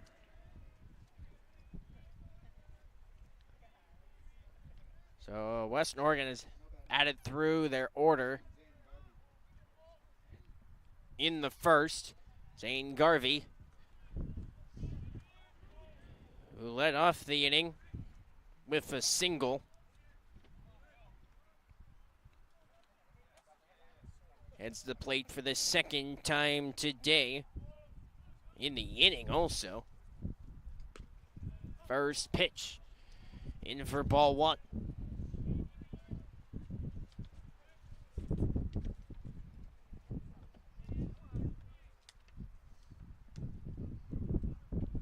Here's the 1-0.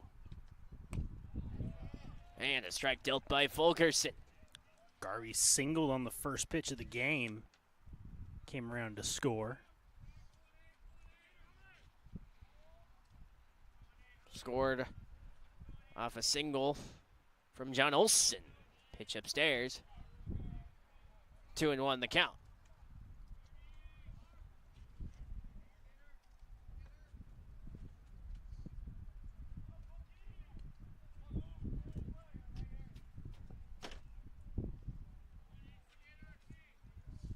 Here's the 2-1.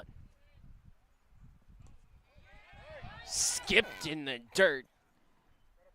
And the first goes Gatter.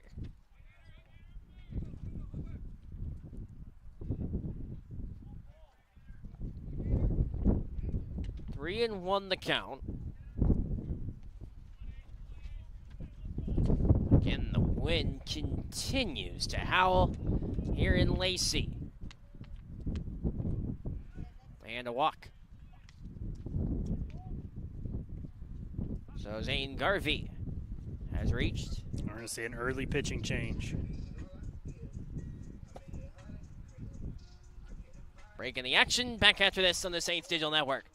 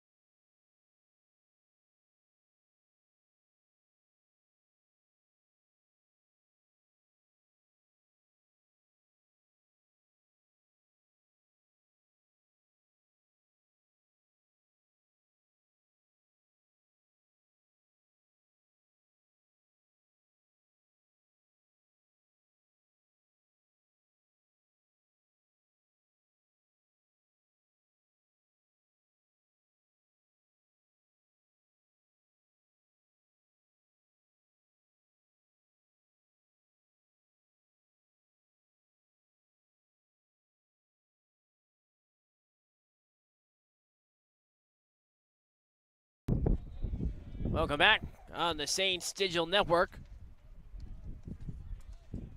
Here from Lacey. New pitcher for St. Martin's, Luke Petrie. Replaces Luke Fulkerson. That's the 2/3 innings. Allowing 4 hits. With, at the moment, 6 runs allowed. 2 of his responsible batters on the base paths at first and second. 2-0 the count.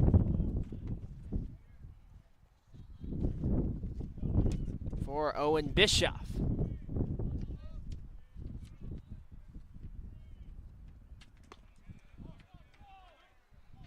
And Petrie, in search of first strike of the afternoon.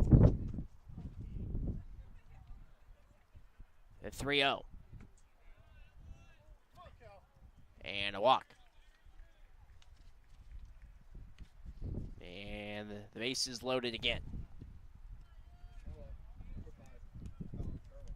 Brings on Colin Irwin. Walked earlier in the inning.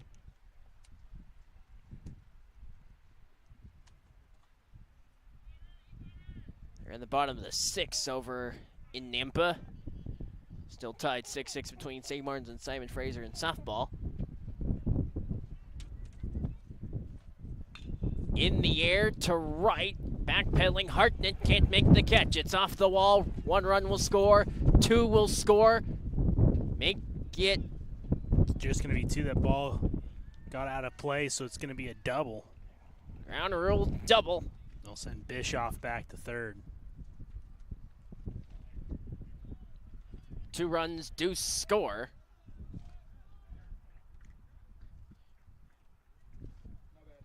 So Colin Irwin, the ground rule double. And it's an 8-0 lead. John Olson brought in 2 runs earlier in the inning.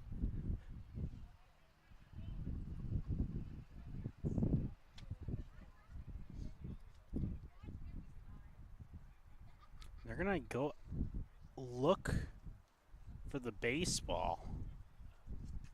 Uh-oh.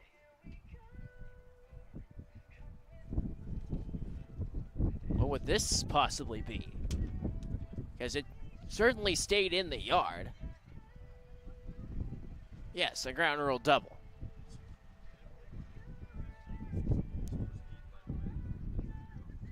So an 8-0 lead.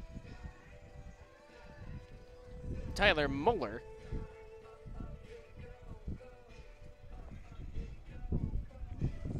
Wait a minute. Yes. Yeah, you're right. No, No, you got Olson. No, it is John Olson. Yeah, Muller's not even on deck. Muller had the triple earlier in the inning. Olson's going to hit, then Shepard, then Muller. There, we got it straightened out. Umpire's now talking.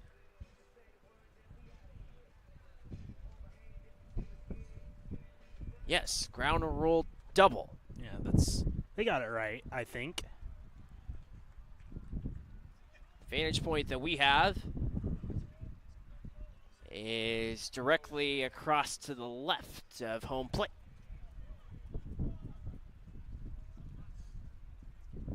So here's John Olson with runners on third and second. St. Martin's yet to bat.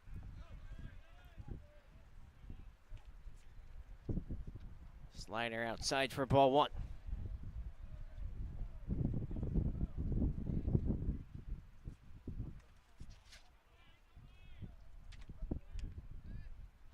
So here's the 1-0 count. In the air and fouled. 1 ball in, 1 strike.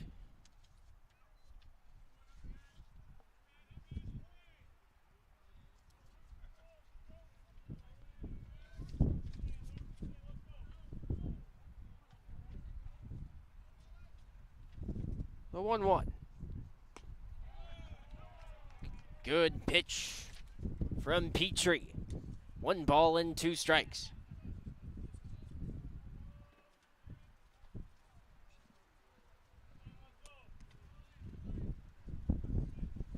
Here's the 1-2. Petrie delivers in the air to left in the howling wind. Hogue is underneath it. He makes the catch, and that retires the side. 8 runs score off 5 hits. No errors, and 2 left on base as we head to the bottom of the first with the Saints to bat next.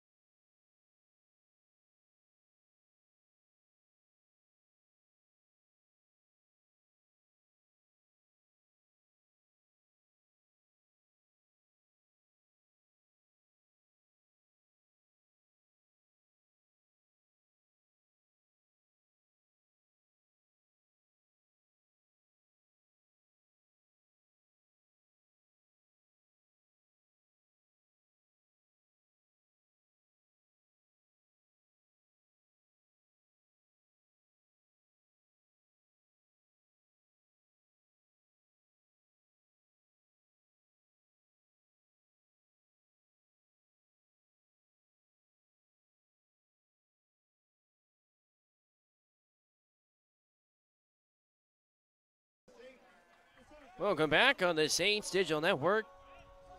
Saints to bat with the senior, Hunter Sasaki.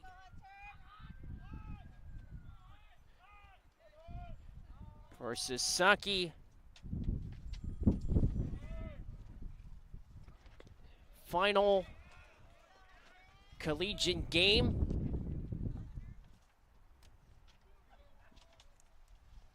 As he represents the black and red of St. Martin's. Sasaki popped it up. Over is Gatter. He makes the catch for out number 1. Good start out there for Cade Coombe, the senior right-hander, also making his final start for Western Oregon. Coombe, the senior, brings on Isaac Hogue.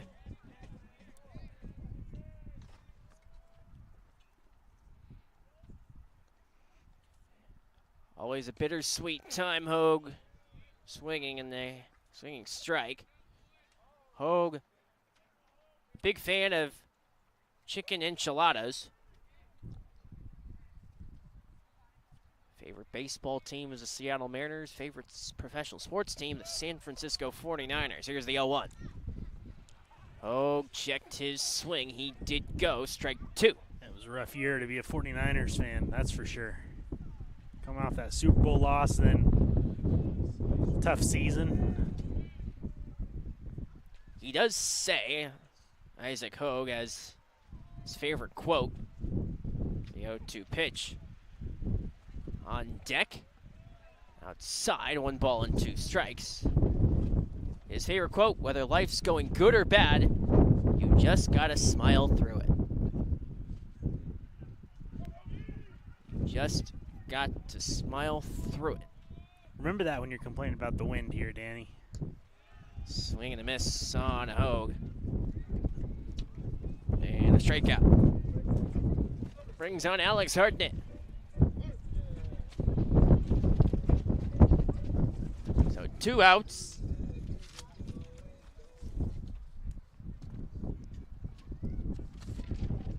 For Alex Hartnett.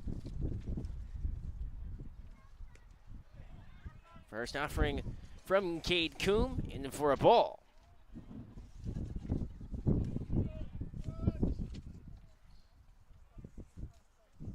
So here's the 1-0. And a strike from Coombe. Count even a 1 ball and 1 strike.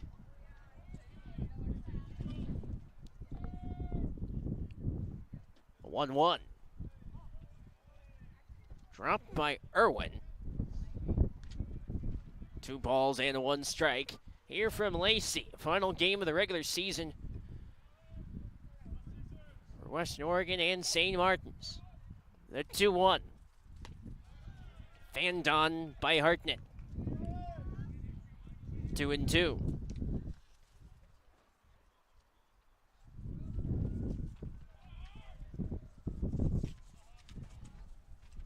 A 2-2 pitch from Coombe.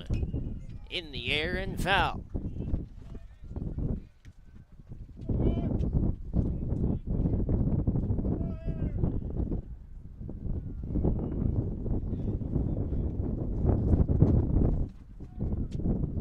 So again, the 2-2.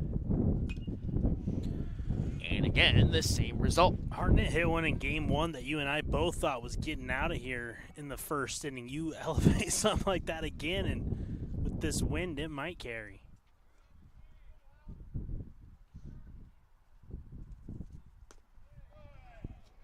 And the count runs full.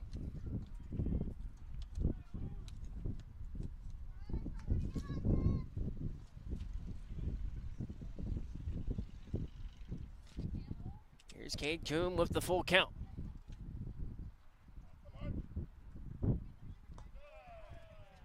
And a walk. Alex Hartnett is aboard for St. Martin's. Brings on Evan Nickel.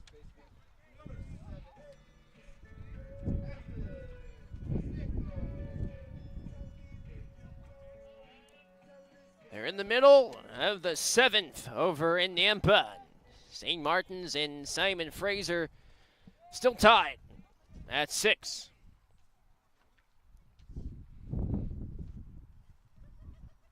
First pitch to Nickel. Fanned on for a strike. Whoever wins that softball game, at least they don't play today, right? They don't play until tomorrow. That's the good news for whoever wins that game. Loser, I'll have to wait for the committee. Pitch inside. 1 ball and 1 strike.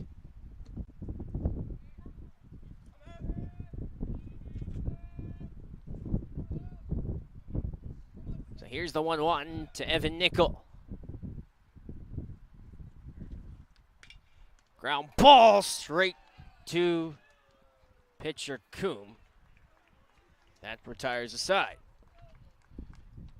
So no runs, no hits, no errors, 1 left on base as we head to the 2nd. The score, Western Oregon 8, St. Martin's no score.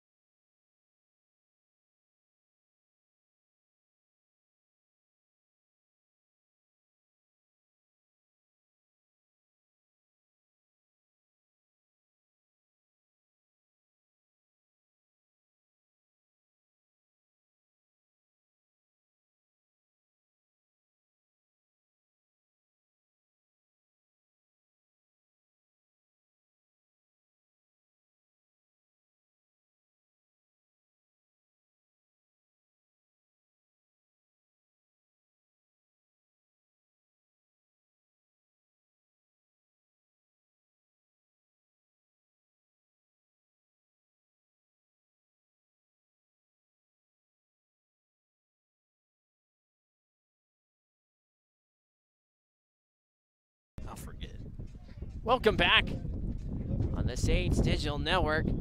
As we start the second inning, Robbie Shepard, who walked in the first, part of an 8-run inning.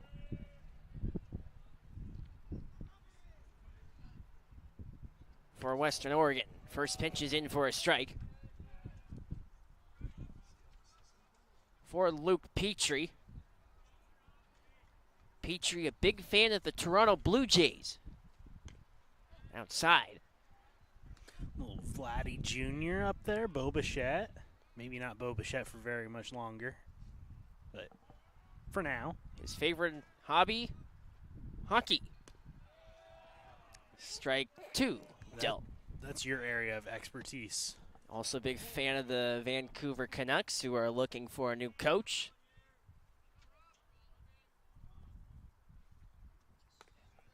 As is the case with local Seattle Kraken. 2 balls and 2 strikes. See what the Canuck fan can do here. In the air to right, plenty of height. Hartnett under it to make the catch. So Shepard flies out to right, brings on Tyler Muller.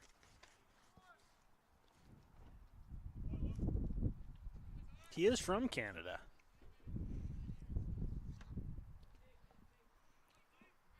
From Kamloops. Home of the Kamloops Blazers of the Western Hockey League. Strike 1 dealt to Tyler Muller.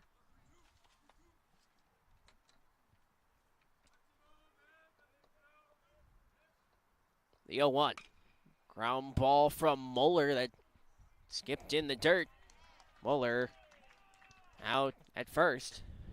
Looked like that might have hit the cut of the grass and kind of taking a tricky hop into the air, but reading it well and staying back on it was Shabbat to make the routine play. Excuse me, that was Gibson to make the routine play. Kate Gibson parked at second. 2 outs.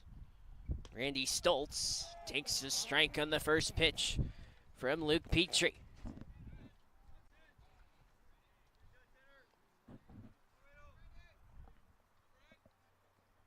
Petrie also a big fan of sushi.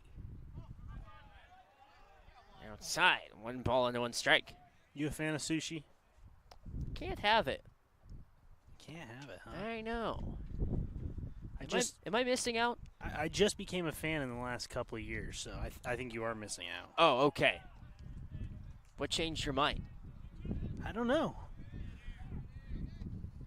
Just maturity, I guess. Oh, okay. 1 ball and 2 strikes for Stoltz. In the dirt. 2 balls and 2 strikes.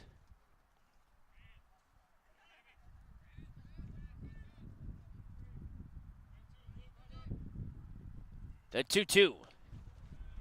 Fouled out of play.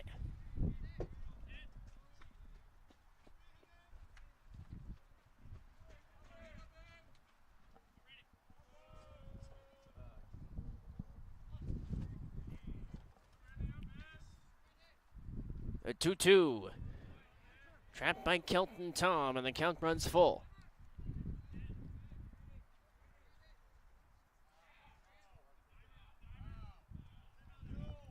So a full count for Randy Stoltz. Swing and a miss. Into strikeout for Luke Petrie. And that retires the side. No runs, no hits, no errors, none left on base for Western Oregon. We head to the bottom of the second right after this on the Saints Digital Network.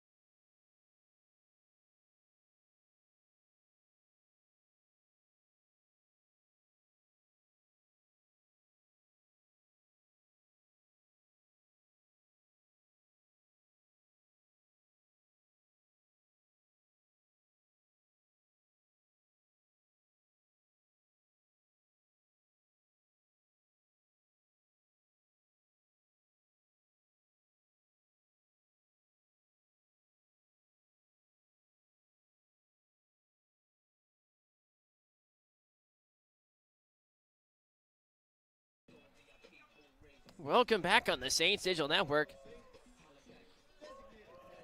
For the Saints, out comes Peter Hollabaugh.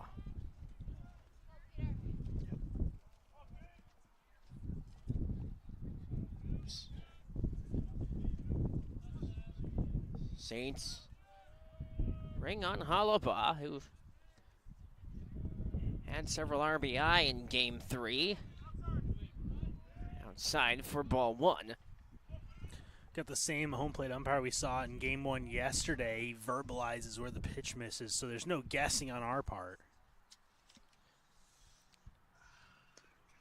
Easy to hear from that regard. No missing there. Count 1-1.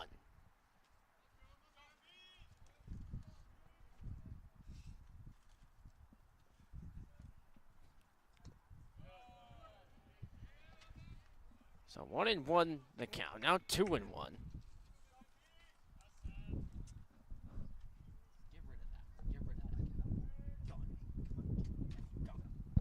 The 2-1. In for a strike. Evens up the count at 2-2.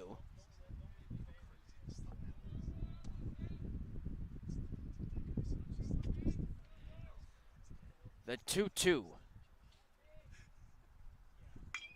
Line drive and a base hit for Peter Hollabaugh.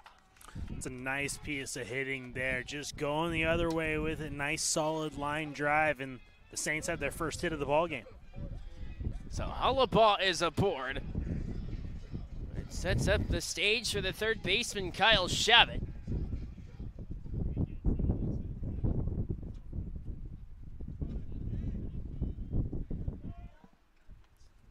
Shabbat's first appearance at the plate today.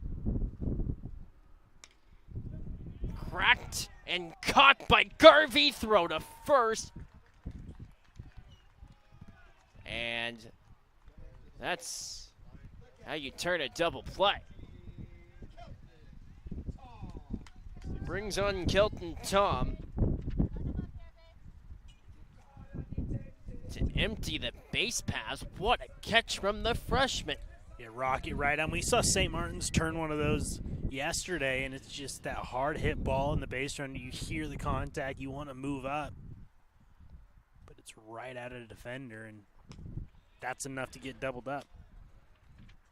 Kelton Tom.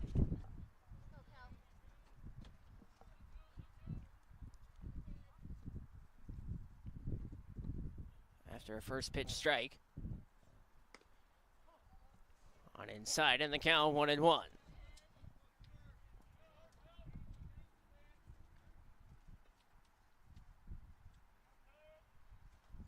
Tom, a big fan of the Arkansas Razorbacks.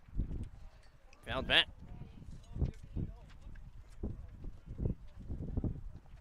Tom, after college, hopes to become a police officer.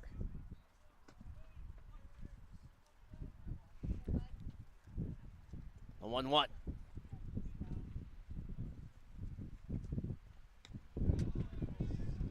Fanned on for a strike. Count 1-2. 1-2 to Kelton Tom, or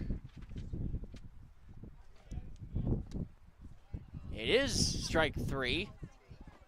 And an inauspicious way for the inning to come to a close. No runs off one hit, no errors, and none left on base. We'll be back right after this on the Saints Digital Network.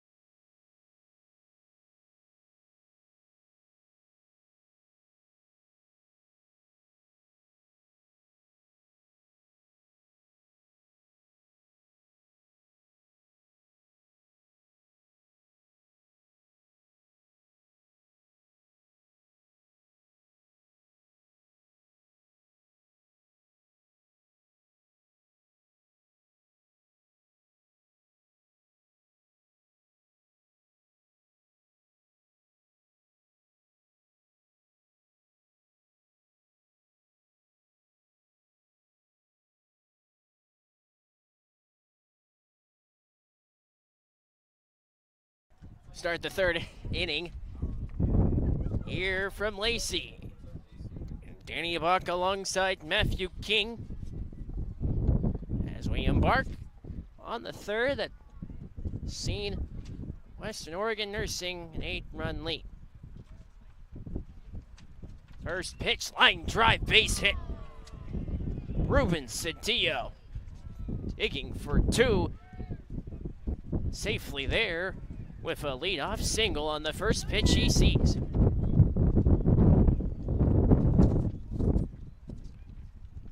Leadoff double for Ruben Cedillo. What? Nothing. Okay. I was just trying to help you out without me saying anything. Oh. What were you trying to say? That was a double, not a single. Oh, okay. Cedric Gatter.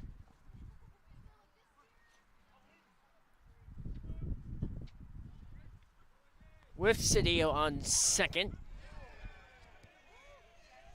And Gatter gets hit.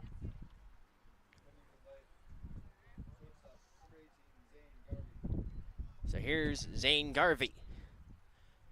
Had a single and a walk in the first.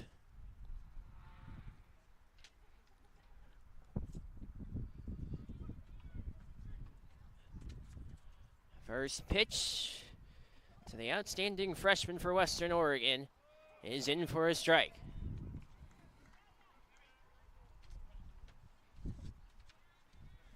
So where you hope settle in if you're a pitcher. Sure, you have two runners on the base paths. Main focus is pick up outs. Outside. 1 ball and 1 strike. Petrie did already have a really clean 1-2-3 inning an inning ago, so he's got that confidence at least. Now it's just about doing it with runners on base. The 1-1.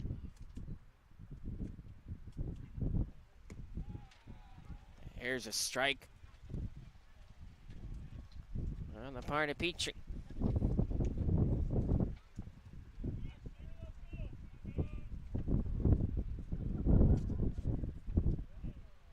With 2 runners on, nobody out.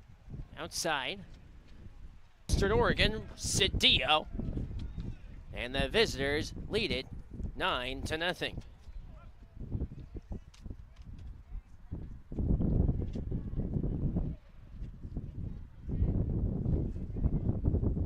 So an RBI single for Zane Garvey. With Cedric Gatter on second. For Western Oregon, brings on Owen Bischoff at a single and a walk in the first for Western Oregon. Fouled it back.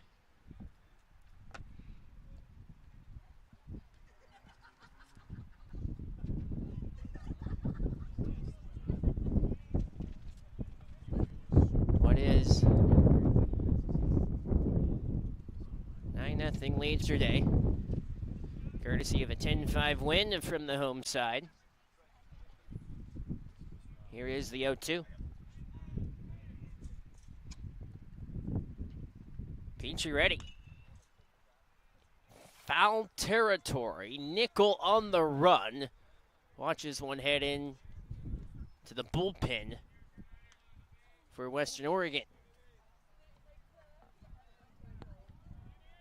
So the count 0-2 for Owen Bischoff. Saints still in search of their first out of the inning. Petrie fires. High fly ball. The infield fly. It is. And the catch made by Miyazaki. Anything hit into the air is going to be an adventure to some extent here today. Ellensburg down southwest.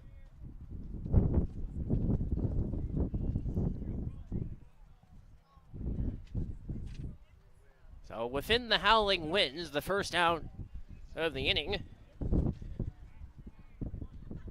for the Saints. Pitch upstairs on the catcher, Cullen Irwin.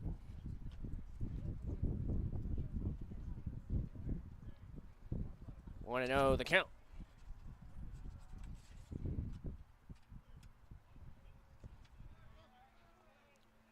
Ball 2.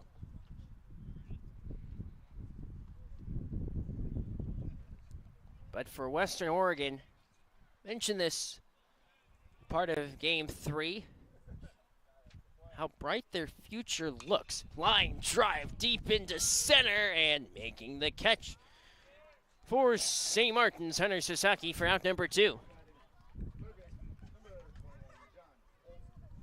Here is John Olson.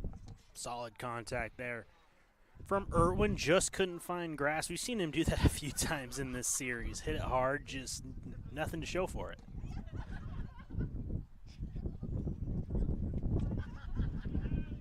Here it's Olson with 2 outs.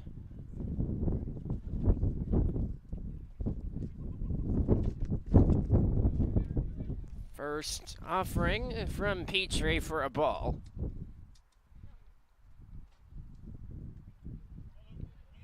Here in the top of the third, Western Oregon with a 9-0 lead. Luke Petrie looking to close out the inning. Outside for ball 2.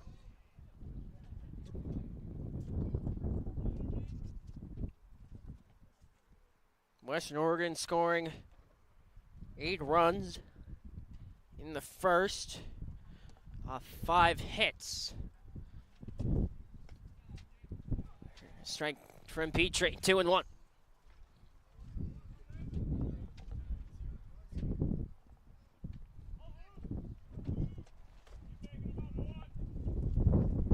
So here's the 2-1.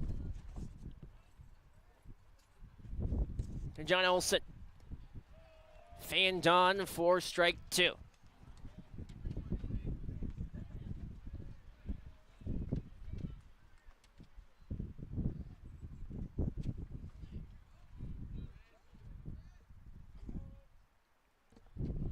A 2-2.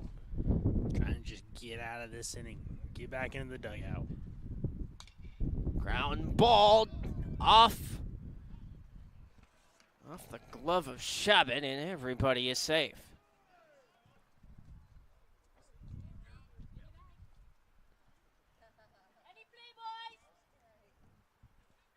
Goes in the books as an error on Shabbat. Brings on a Robbie Shepard. Bases loaded. Painful foul for Shepard. Walked in the first. Flew out to right in the second.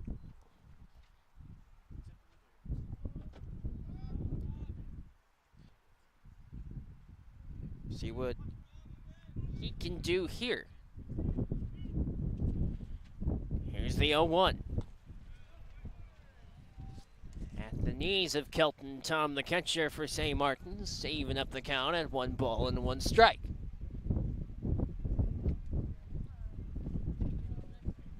Well, 1-1. Steered wide and outside, 2 balls and 1 strike for Robbie Shepard.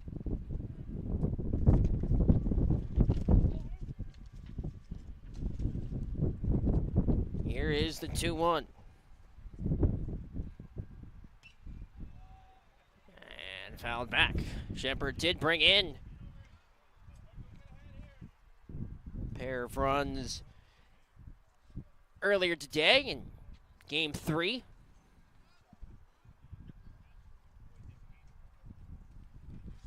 So here's the 2-2.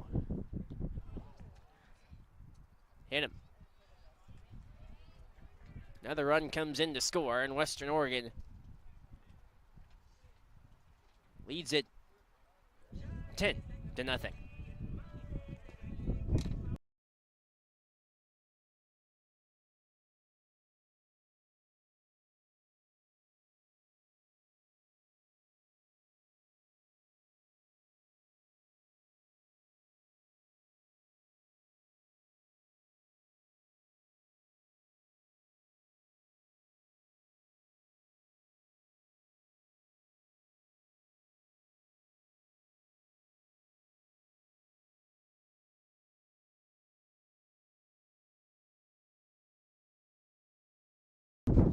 new pitcher for St. Martin's, Jake Schumacher, to take the mound. We'll be back right after this on the Saints Digital Network.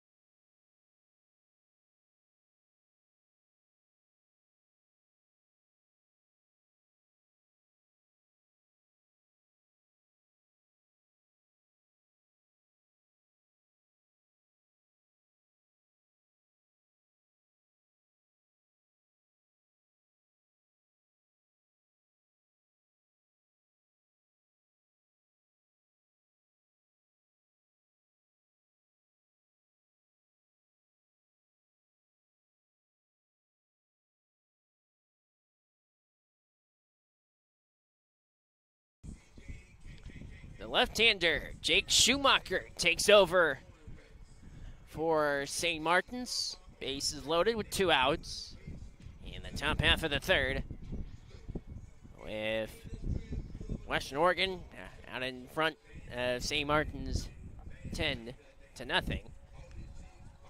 See what the left-hander can do. See what the left-hander can do. Only a freshman, so this great opportunity for Schumacher. Last game of the regular season.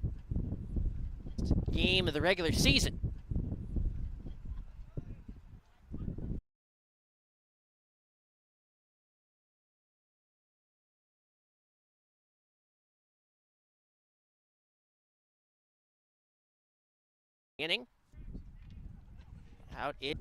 Hanging in the air, Miyazaki makes the catch and retires the side with 1 left on base. Back after this on the Saints Digital Network.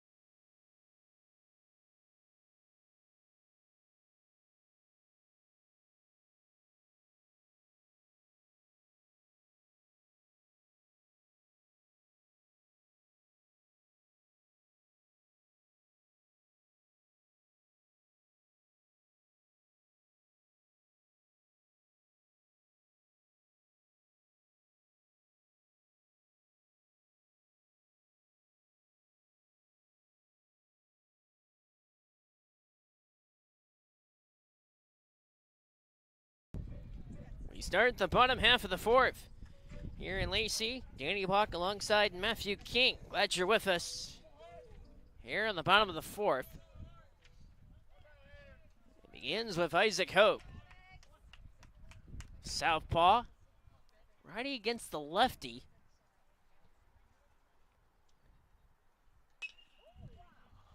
In the air. To left and caught. So Hartnett flies out to left. Brings on Evan Nickel. See what Nickel can do here, including his 2nd season for SMU. We don't even talk about. I would bring up the uniform colors. Yes, they do look optically appeasing. Optically appeasing. That's one way to say it. Oh, how would you say it? They look good. Oh, Hey, I'll start working optically appeasing into my. Yep. Nickel gets hit off the pitch from Coombe. He's aboard. It's a new Dannyism that can go in my back pocket. Or as I call them, debacles. Oh, okay. Peter Hollabaugh with Nickel on first for St. Martin's. First. The middle. That was not a routine double play by any means. So Olsen hits into a double play, which brings on Robbie Shepard. Hit by pitch last appearance at the plate. He takes a strike on the first pitch.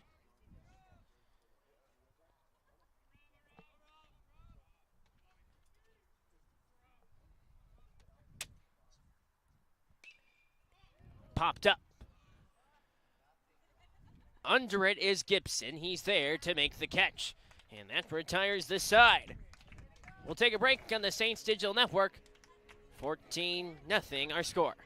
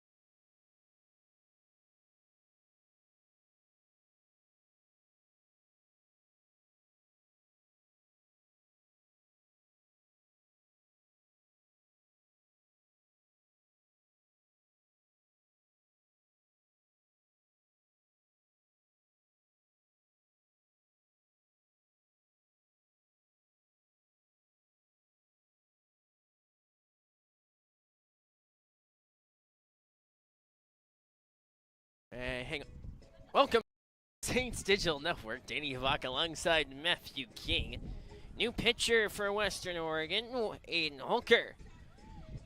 Hits the mound for the visiting Wolves from Monmouth. But that bids the end of the day for Kate Coombe. And what a performance from Coombe. 4 innings pitched, only allowing 1 hit, 1 walk, and 3 strikeouts. Quite the performance for the senior. And it begins with a base hit for St. Martin's and Kelton Tom. Yeah, Coombe was phenomenal. I just want to touch on him real quick. He attacked the zone. He really just didn't try to do too much. I mean, he was gifted an 8-0 lead before he ever had to take the mound, and he pitched like they had that sizable lead. Just make him put it in play, let the defense do the work, and the Saints had a tough time solving him as well. So just a really, really strong performance from Coombe. Here's Cade Gibson.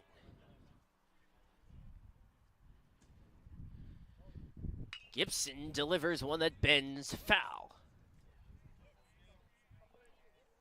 Count at 0-1.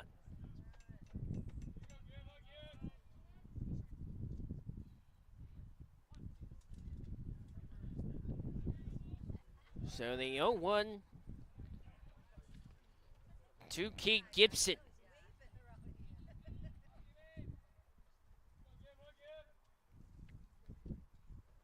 The 0-1. Gibson in the air to right. Cedillo is there. He makes the catch for the out. So Gibson flies out to right. Brings on Rylan Miyazaki. who started, who had the shovel for the double play last time out. A beautiful double play started by Miyazaki. Had to show some range and then the quick flip like you mentioned. Accurate flip as well. First offering heads upstairs.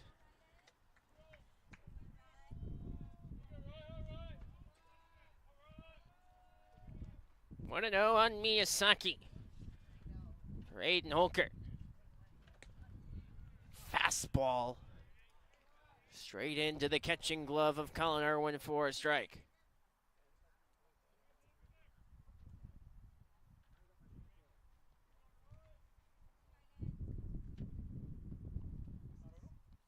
The 1-1.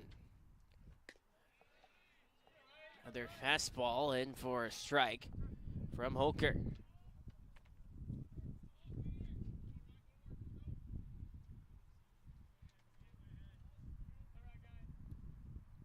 Holker deals the 1-2. In the air to left. Well hit and caught. Owen Bischoff makes the catch. And keeps stuck at first, Kelton Tom.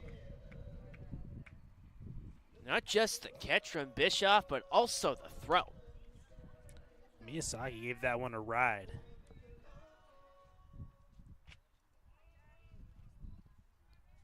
Top of the order for Hunter Sasaki. The first pitch. Outside for ball 1.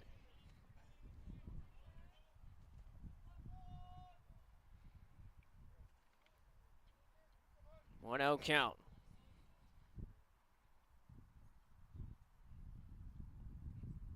Holker delivers.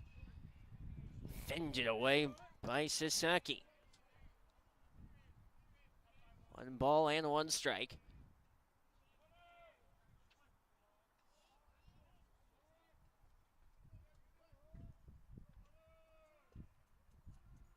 A 1-1. Trapped for ball 2.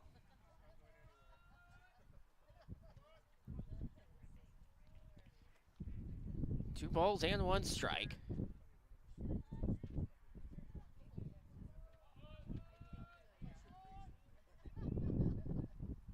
The 2-1. Sasaki in the foul territory and out of play.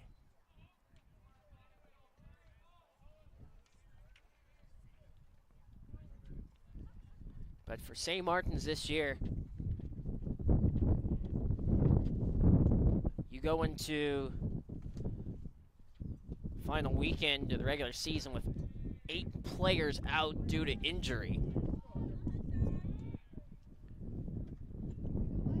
Certainly tough to build a strong season when you have injuries to key players. In the air to left, this stays in the yard and making the catch. Robbie Shepard, and that retires the side. In the bottom half of the 5th, St. Martin's scores no runs off 1 hit, no errors, and 1 left on base. We head to the 6th here in Lacey on the Saints Digital Network with Western Oregon up by a count of 14-0.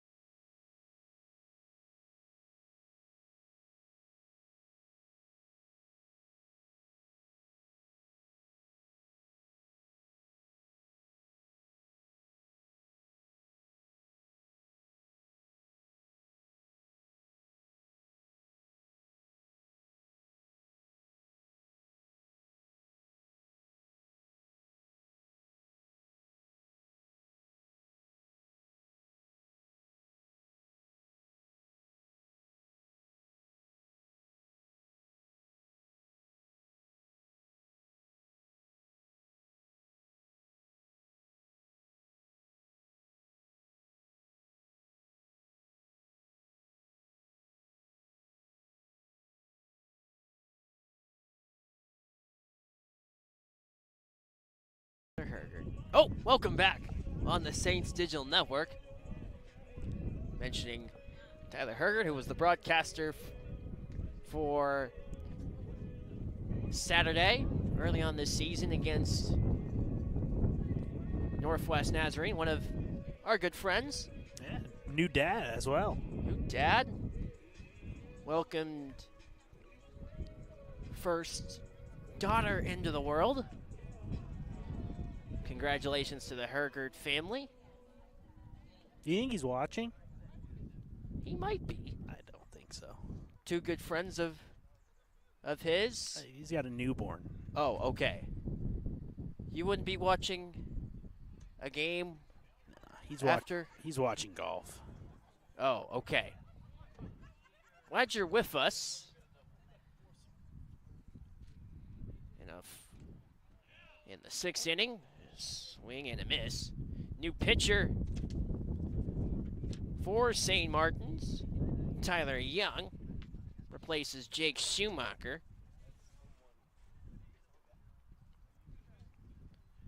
Schumacher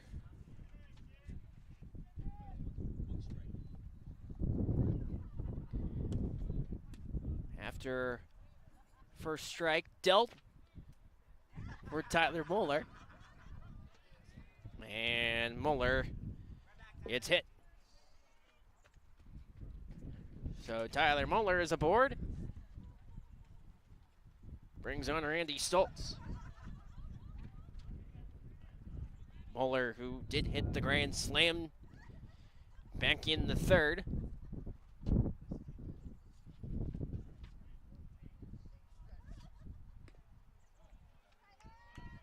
And pitch heads outside. Want to know the count?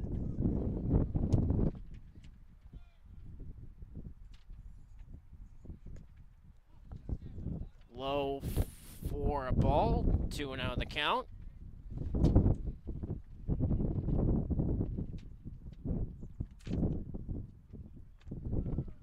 For Tyler Young, his favorite quote comes from Dory. I guess. Just what? You already said it, but just keep swimming would have been my guess. And you would be correct. He is also in the air to left. Run for Hogue. And this falls in for a hit. So a single for Randy Stoltz.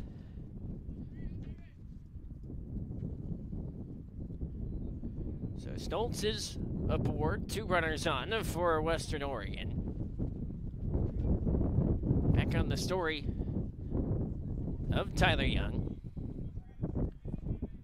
He holds the distinction of being the only St. Martin's Saint whose favorite team overall is the Boston Red Sox. Ooh, okay. I don't have a problem with the Red Sox. Well, head coach Joey Swanson might have a problem with that. Oh, yeah. He's a big-time Yankees fan. Those two teams are good this year, so you could get some exciting games between those two. Such a great rivalry. Line drive into left, in for a hit. Coming around is Tyler Muller. He will score for Western Oregon. And the lead is up to 15. So an RBI single for Ruben Cedillo. Widens the lead up to 15. Brings on Cedric Gatter. He has been hit by a pitch in the 1st, hit by a pitch in the 3rd, and he walked in the 4th. He takes ball 1 on the first offering he sees from Tyler Young, a fan of the 2018 World Series champions. The 1-0. Fouled back by Cedric Gatter. Here's a trivia question for you, Danny. How many members of the 2018 Red Sox are still with the team? 0? You're wrong. Oh, 1? 1. You clearly know who it is. I think so. Is it Rafael Devers? See, I know my stuff. You know your Red Sox history. I do know the Red Sox history to some degree. You can look back at, well, don't want Yankees fans to hear it. Cover your ears, 2004. And Red Sox fans can cover their ears up for 2003. I was barely cognizant then. That was quite a long ways ago. 2-2 the count on Cedric Gatter.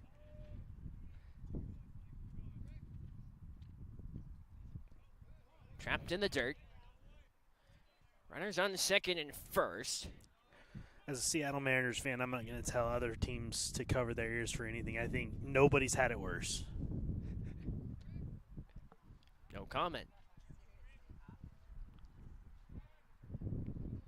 Here's the payoff for Cedric Gatter. And a walk, and the bases are loaded for the top of the order. Which brings on the freshman in Zane Garvey.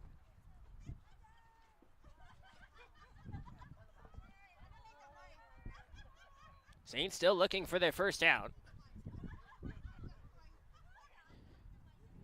With Garvey,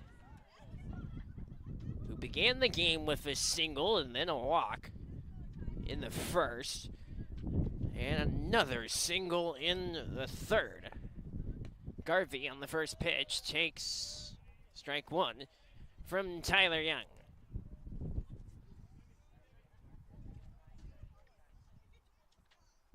Yankees will be in town, Seattle, next week. A week from Monday. A week from Monday. I'll be there. Oh, you'll be there. I'll be there watching Aaron Judge. If you want to see Matthew King, go to T-Mobile Park. You're going to have to guess which one I am. Oh, okay. Ground ball. Sidearm throw for the outfielder's choice. For the out. They got the double play. Oh, it isn't. They said he tagged him on his way to third. Threw across the diamond and got the batter runner. So 2 outs.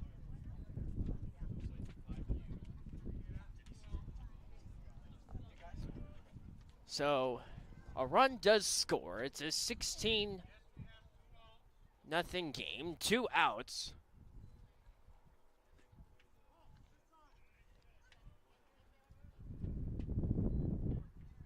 Ball 1.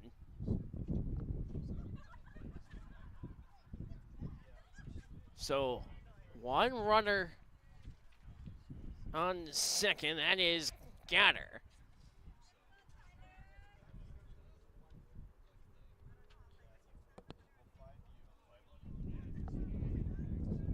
So here's the 1-0. So the interesting thing about that double play is if you hit into a double play, you don't get the credit for the RBI. Oh. So you lost the RBI, but the run, of course, still comes in. So what happens there? So the run Just scores? a run, yeah. Oh. You can't get an RBI on a double play. There's your fun little baseball nugget, Danny. I didn't know I would get that today. The more you learn. Young.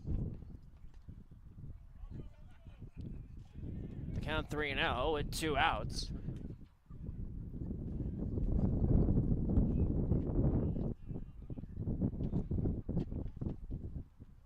As the season begins to wind to a close for both Western Oregon and St. Martin's, the recruiting process begins. Gaze towards next season.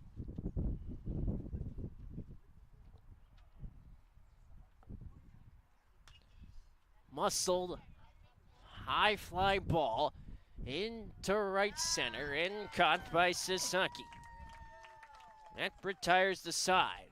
2 runs do score for Western Oregon off of 2 hits and 1 left on base. We'll be back after this on the Saints Digital Network.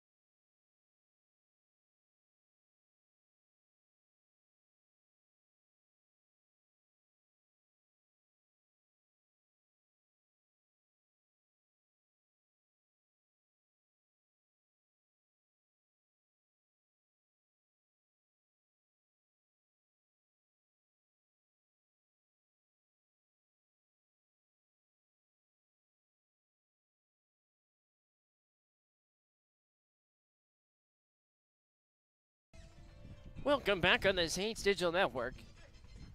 So we start the bottom half of the 6th. Here is Isaac Hogue.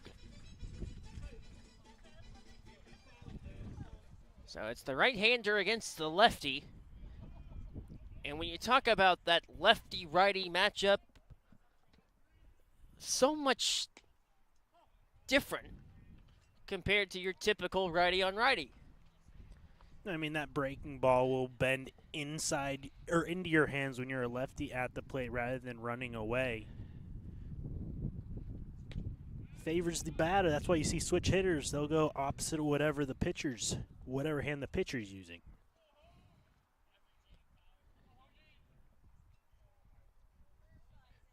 So you'd say lefty batter have the advantage on righty pitcher as opposed to a lefty pitcher on a righty batter?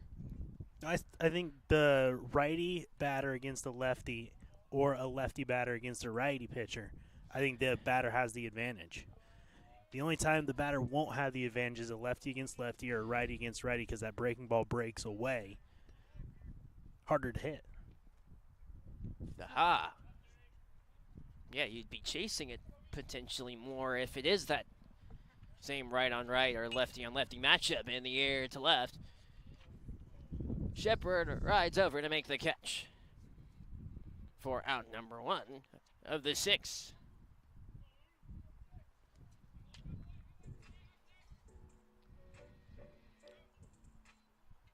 So we do wind our way in this game. Do want to thank friends over at Woo TV for what they do for their coverage. Do great work down in Monmouth.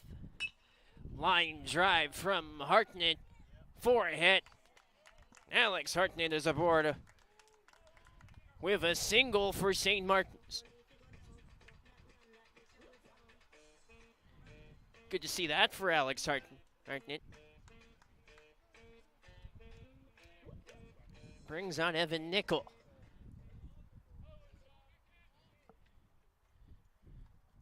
I don't know what his walk-up song is called, but it's a good song. You hear it everywhere.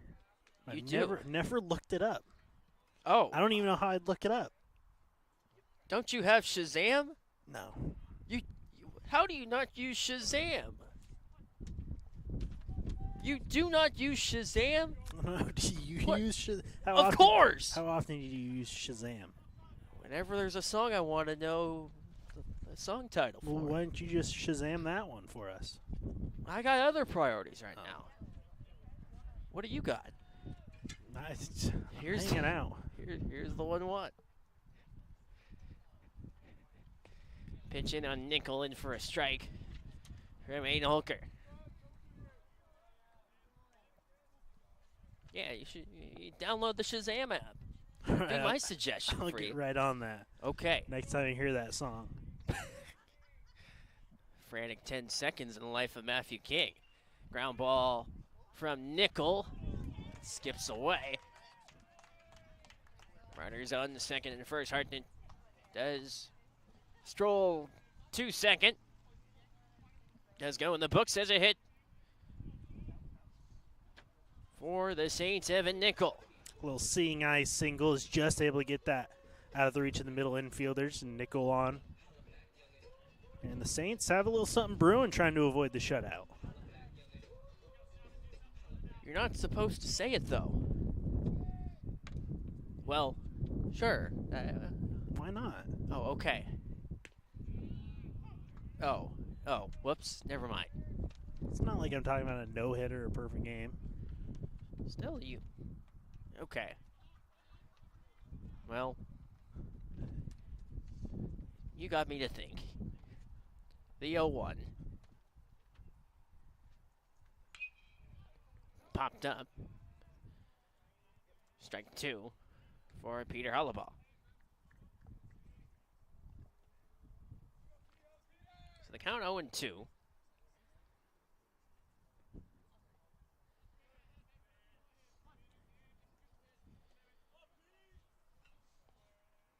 Going 2 to Peter Hollabaugh.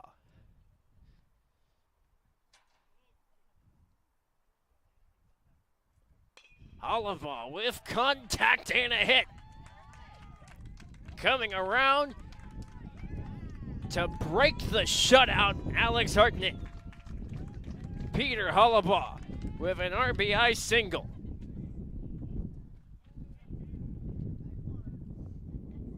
And the folks in Monmouth unleash their frustration at Matthew King for jinxing it. I don't think they're too frustrated right now between you and I. Oh, okay.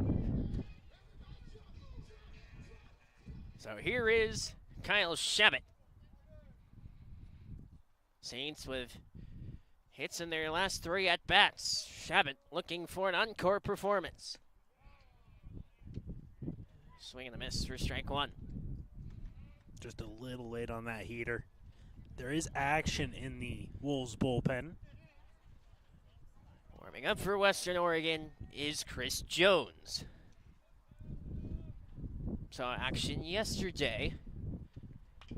Shabbat goes through for a hit. Nickel stays at third, and the bases are loaded, and 4 hits in a row for St. Martin's here in the bottom of the 6th. Which brings on Kelton Tom. And he's going to use the same bat we just saw Shabbat use. Hoping there's another hit in there.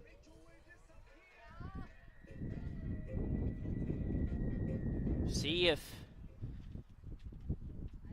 Tom can do what the last 4 batters have done for St. Martin's. That's record a hit. Saints came into the inning only with 2 hits. 1 in the 2nd and 1 in the 5th. Holker delivers. And a strike on the first pitch. See what Kelton Tom can do here with the bases loaded for SMU. Another strike from Aiden Holker.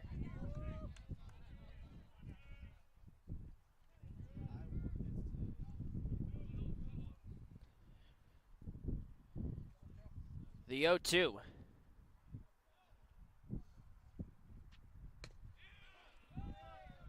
Western Oregon's dugout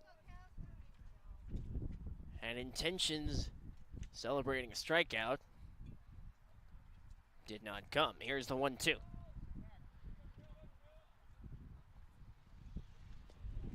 Trapped in the dirt. 2 balls and 2 strikes.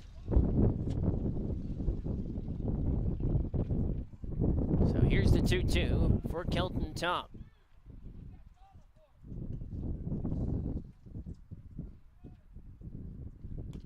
Tom fouled it back.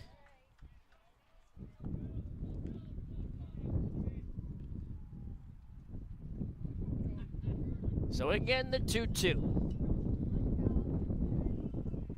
Big hole on the right side of that infield. We've seen the Saints use or go the other way pretty consistently today. And the dirt, full count.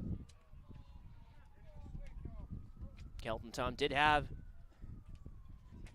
his biggest hit of the season off a home run to walk it off against Montana State Billings earlier this year. Payoff pitch on the way from Holker, foul back. Good battle here from Tom. Saints hoping for offensive production with the bases loaded.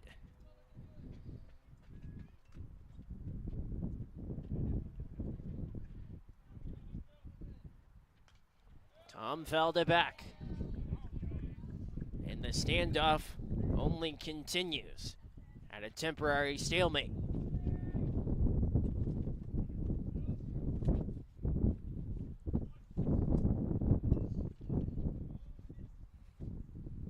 The payoff to Kelton Tom.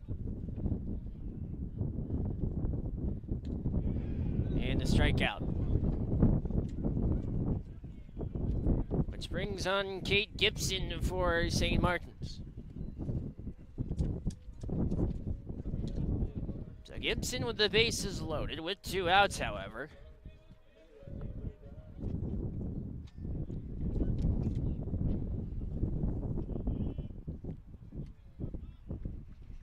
Send Stasko. Set to pinch in for Ryland Miyazaki up next. Fouled back by Kate Gibson. 0-1 the count. With the bases loaded.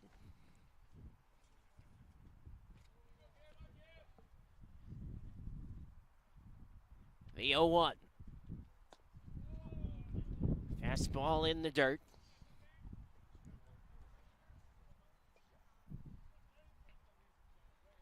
1 ball in, 1 strike.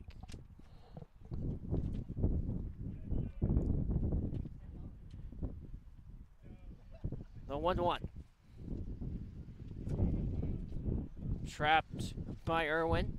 Wolves got a little bit of a break that caught the umpire and he kept it in front. Otherwise, I was getting to the backstop and a run was coming home for the Saints.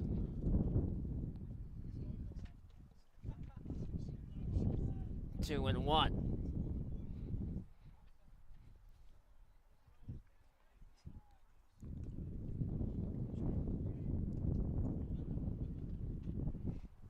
So we await the 2-1.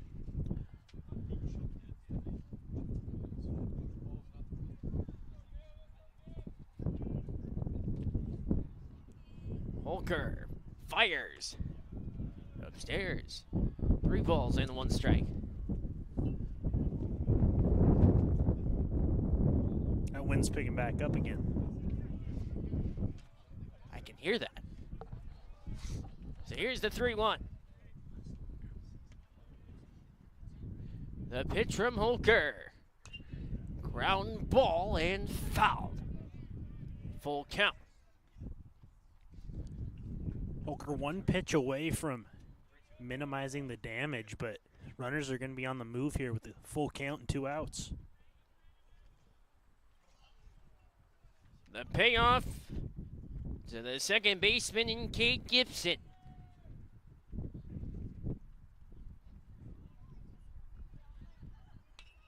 Gibson in the air to right. And under it, Cedillo, he makes the catch. And then retires the side. In the bottom half of the 6th, 1 run scores off of 4 hits for St. Martin's with no errors. With 3 left on base, we head to the 7th with the score, Western Oregon 16,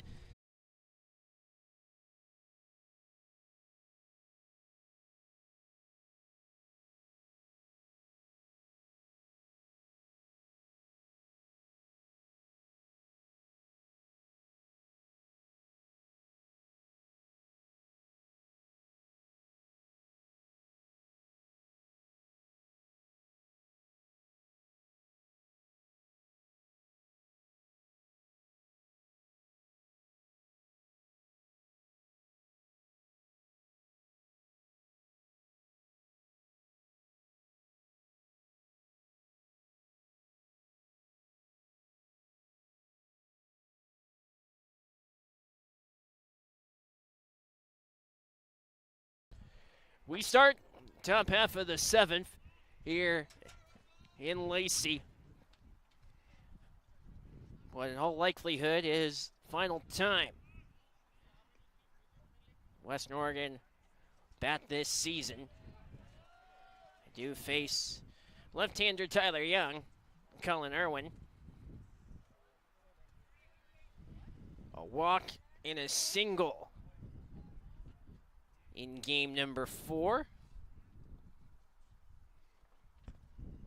Fanned on the second pitch that he sees. Quickly down 0-2.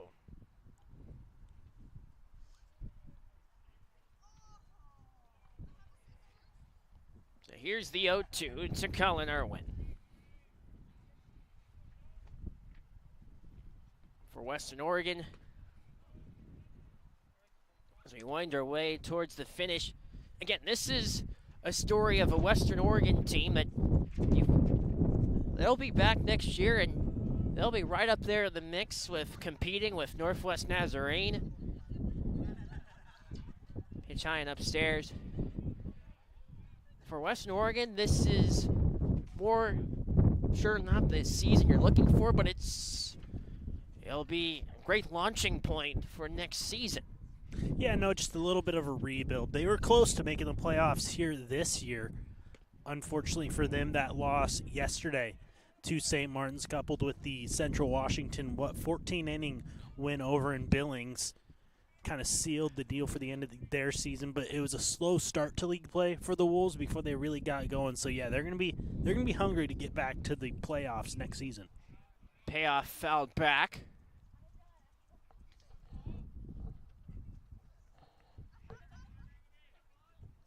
A good battle. Colin Irwin against Tyler Young.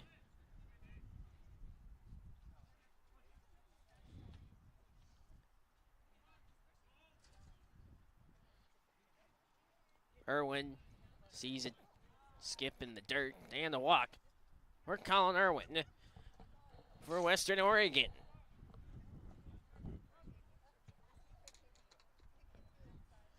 Which brings on for the visitors, John Olson.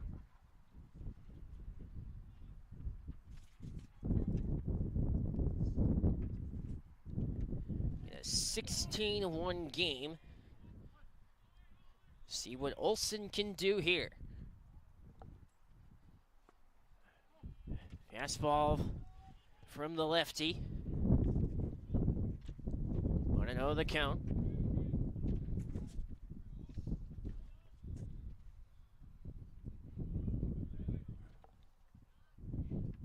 Young awaits the sign. Popped up and out of play.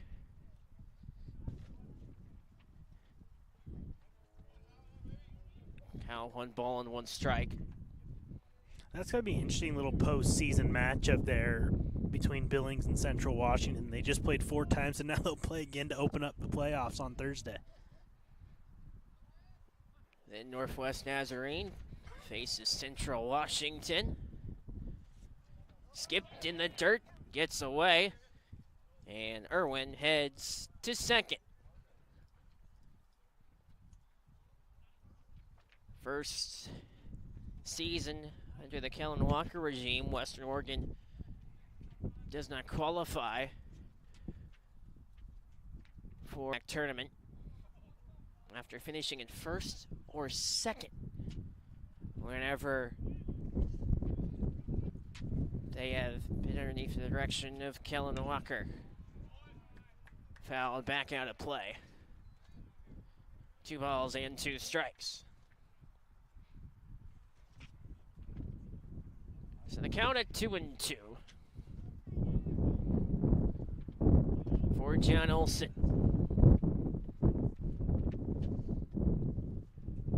So here's the 2-2.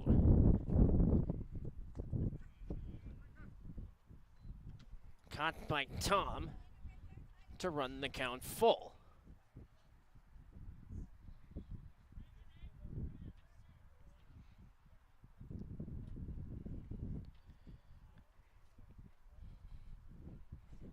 time called by Young. Mentioned Western Oregon with their pitching staff. They'll have Devin Bell. Here's a line drive into right, in for a hit. Coming around, Colin Irwin. He scores for Western Oregon on an RBI double for John Olson. So Olson with a single and a double. And a pitching change as well. Pitching change for the Saints. Still looking for their first out in the top half of the seventh right after this on the Saints Digital Network.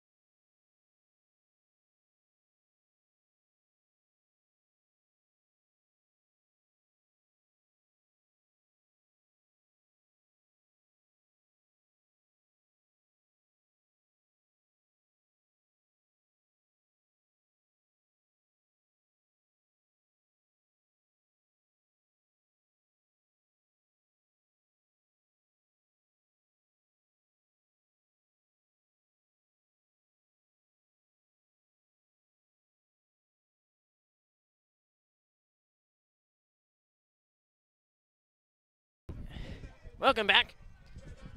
New pitcher for St. Martin's, Peter Halabaugh on the mound. He faces the pinch hitter, Trey Nelson for Western Oregon.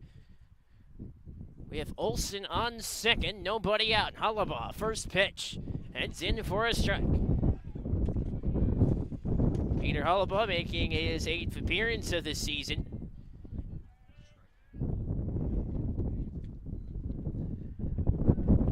See what Halabaugh can deal here on Nelson. Fastball from Halabaugh. Plenty of that you would like from Halabaugh and his arm. For the Saints. Upstairs. 2 balls and 1 strike. Yeah, he's got good velo. Just needs to dial in the strike zone a little bit. Found it on the first pitch. It's tough conditions as well, coming in, inheriting a runner. That always makes it a little bit uncomfortable. Popped up. Nickel over at first. He makes the catch. What a play from Evan Nickel.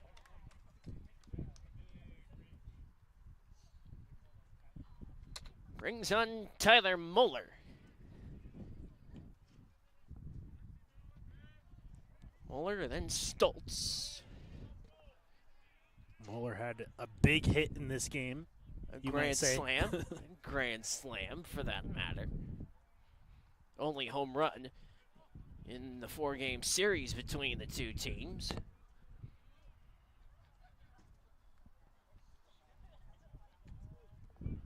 1-0 the count on Tyler Muller.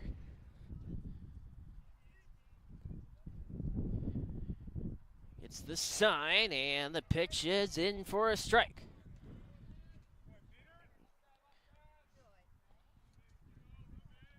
Again, we see that righty-lefty matchup.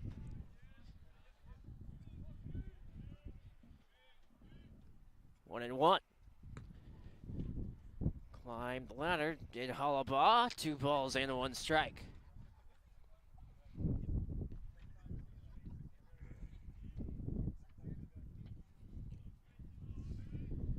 The 2-1.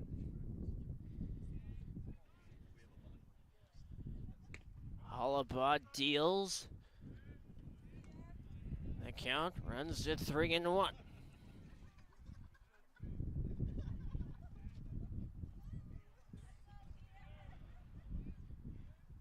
The 3-1.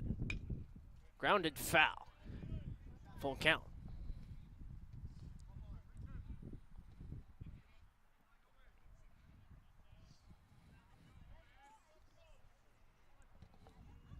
This is the final broadcast on Saints Digital Network. We'll have coaches' shows. Hope to have also sit down. Athletic Director Teresa Hansen, grounder to first for out number 2. Randy Stoltz. And they're going to let Sasaki get one last bow on his way out from center field.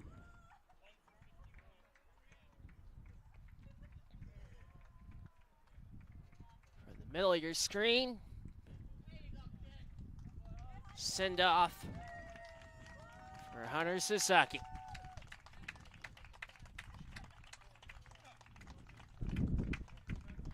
Such a huge energy boost with his passion and his eagerness. Energy certainly will be felt in the Saints baseball community for years to come. He's a fun player to watch this season. He was just the energizer up at the top of the order, constantly on base, putting pressure on opposing defenses. He will definitely be missed in this lineup. First pitch ball. But we saw it throughout this season, what Sasaki can do for St. Martin's. All good things must come to an end, they say. Ball 2. 7 seniors heading off their own separate ways, and special time these 4 years here at St. Martin's. Hollabaugh delivers. Swing and a miss from Stoltz. Runner on third, and it'll sit. Here's the 2-1. Outside, 3-1 the count.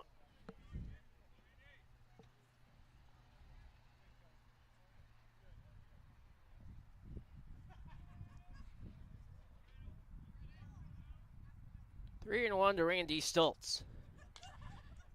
Ground ball.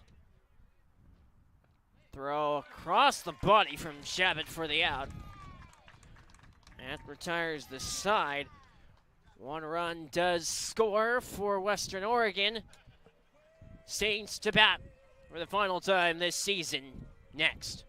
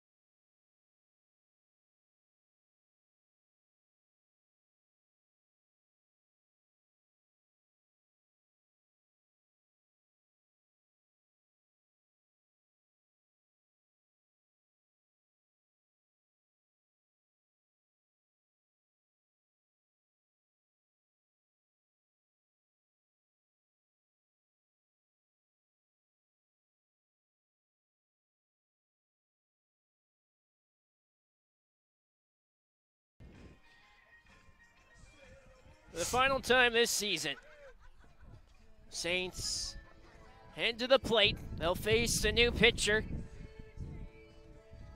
And the senior for Western Oregon, Chris Jones. Final collegiate game for many of these players. Do want to mention the 9 seniors for Western Oregon. Andre Jackson II, Bryce Bond, a solid outing. Along with Ruben Cedillo, Cedric Gatter, John Olson, Trey Nelson, Chris Jones. And a base hit for Zen Stasko. He is aboard. Stasko pinch hitting, making an impact for St. Martin's. And a single for Stasko. Nice little piece of hitting once again. Just not trying to do too much with it, just find the hole. So Zen Stasko aboard. Kate Coombe, Jacob Mehmet rounds out the seniors for Western Oregon. Ground and ball out at second and safe at first. First baseman had to come off the bag. I don't know if it mattered. Like Cole was going to beat that out anyway. Cole Yonam Mine safe at first. Brings on Isaac Hogue.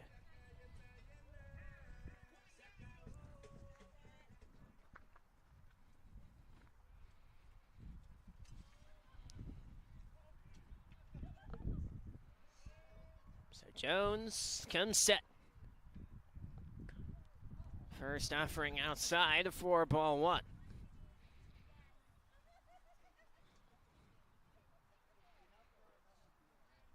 to know the count on Hogue.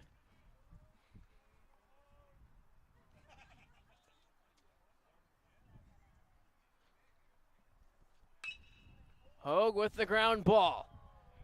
A throw to first in time for the double play to end the season.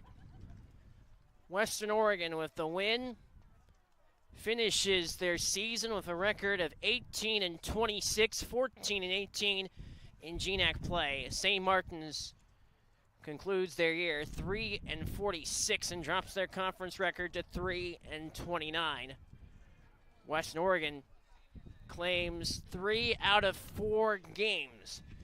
The 4-game series with St. Martin's as a season for both teams comes to a close.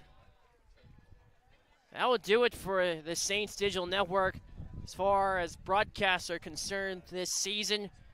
Do want to thank the SID for the St. Martin Saints, Matt Schwarzler, who has done a fantastic job making sure all aspects of the broadcast are in working order for St. Martin's broadcast, beginning from the fall all the way to the last baseball game of the season. Coach's show will continue on for the next few weeks. Also, we hope to have the new permanent athletic director for the St. Martin Saints, Teresa Hansen, part for a show. That is all the time that we have for this season for broadcasts here on the Saints Digital Network. For the SID, for the St. Martin Saints, Matt Schwarzler, and for Matthew King, I'm Danny Bach saying so long and thanks for being with us. Your final score, Western Oregon Wolves 17, St. Martin Saints 1. We'll see you next year on the Saints Digital Network.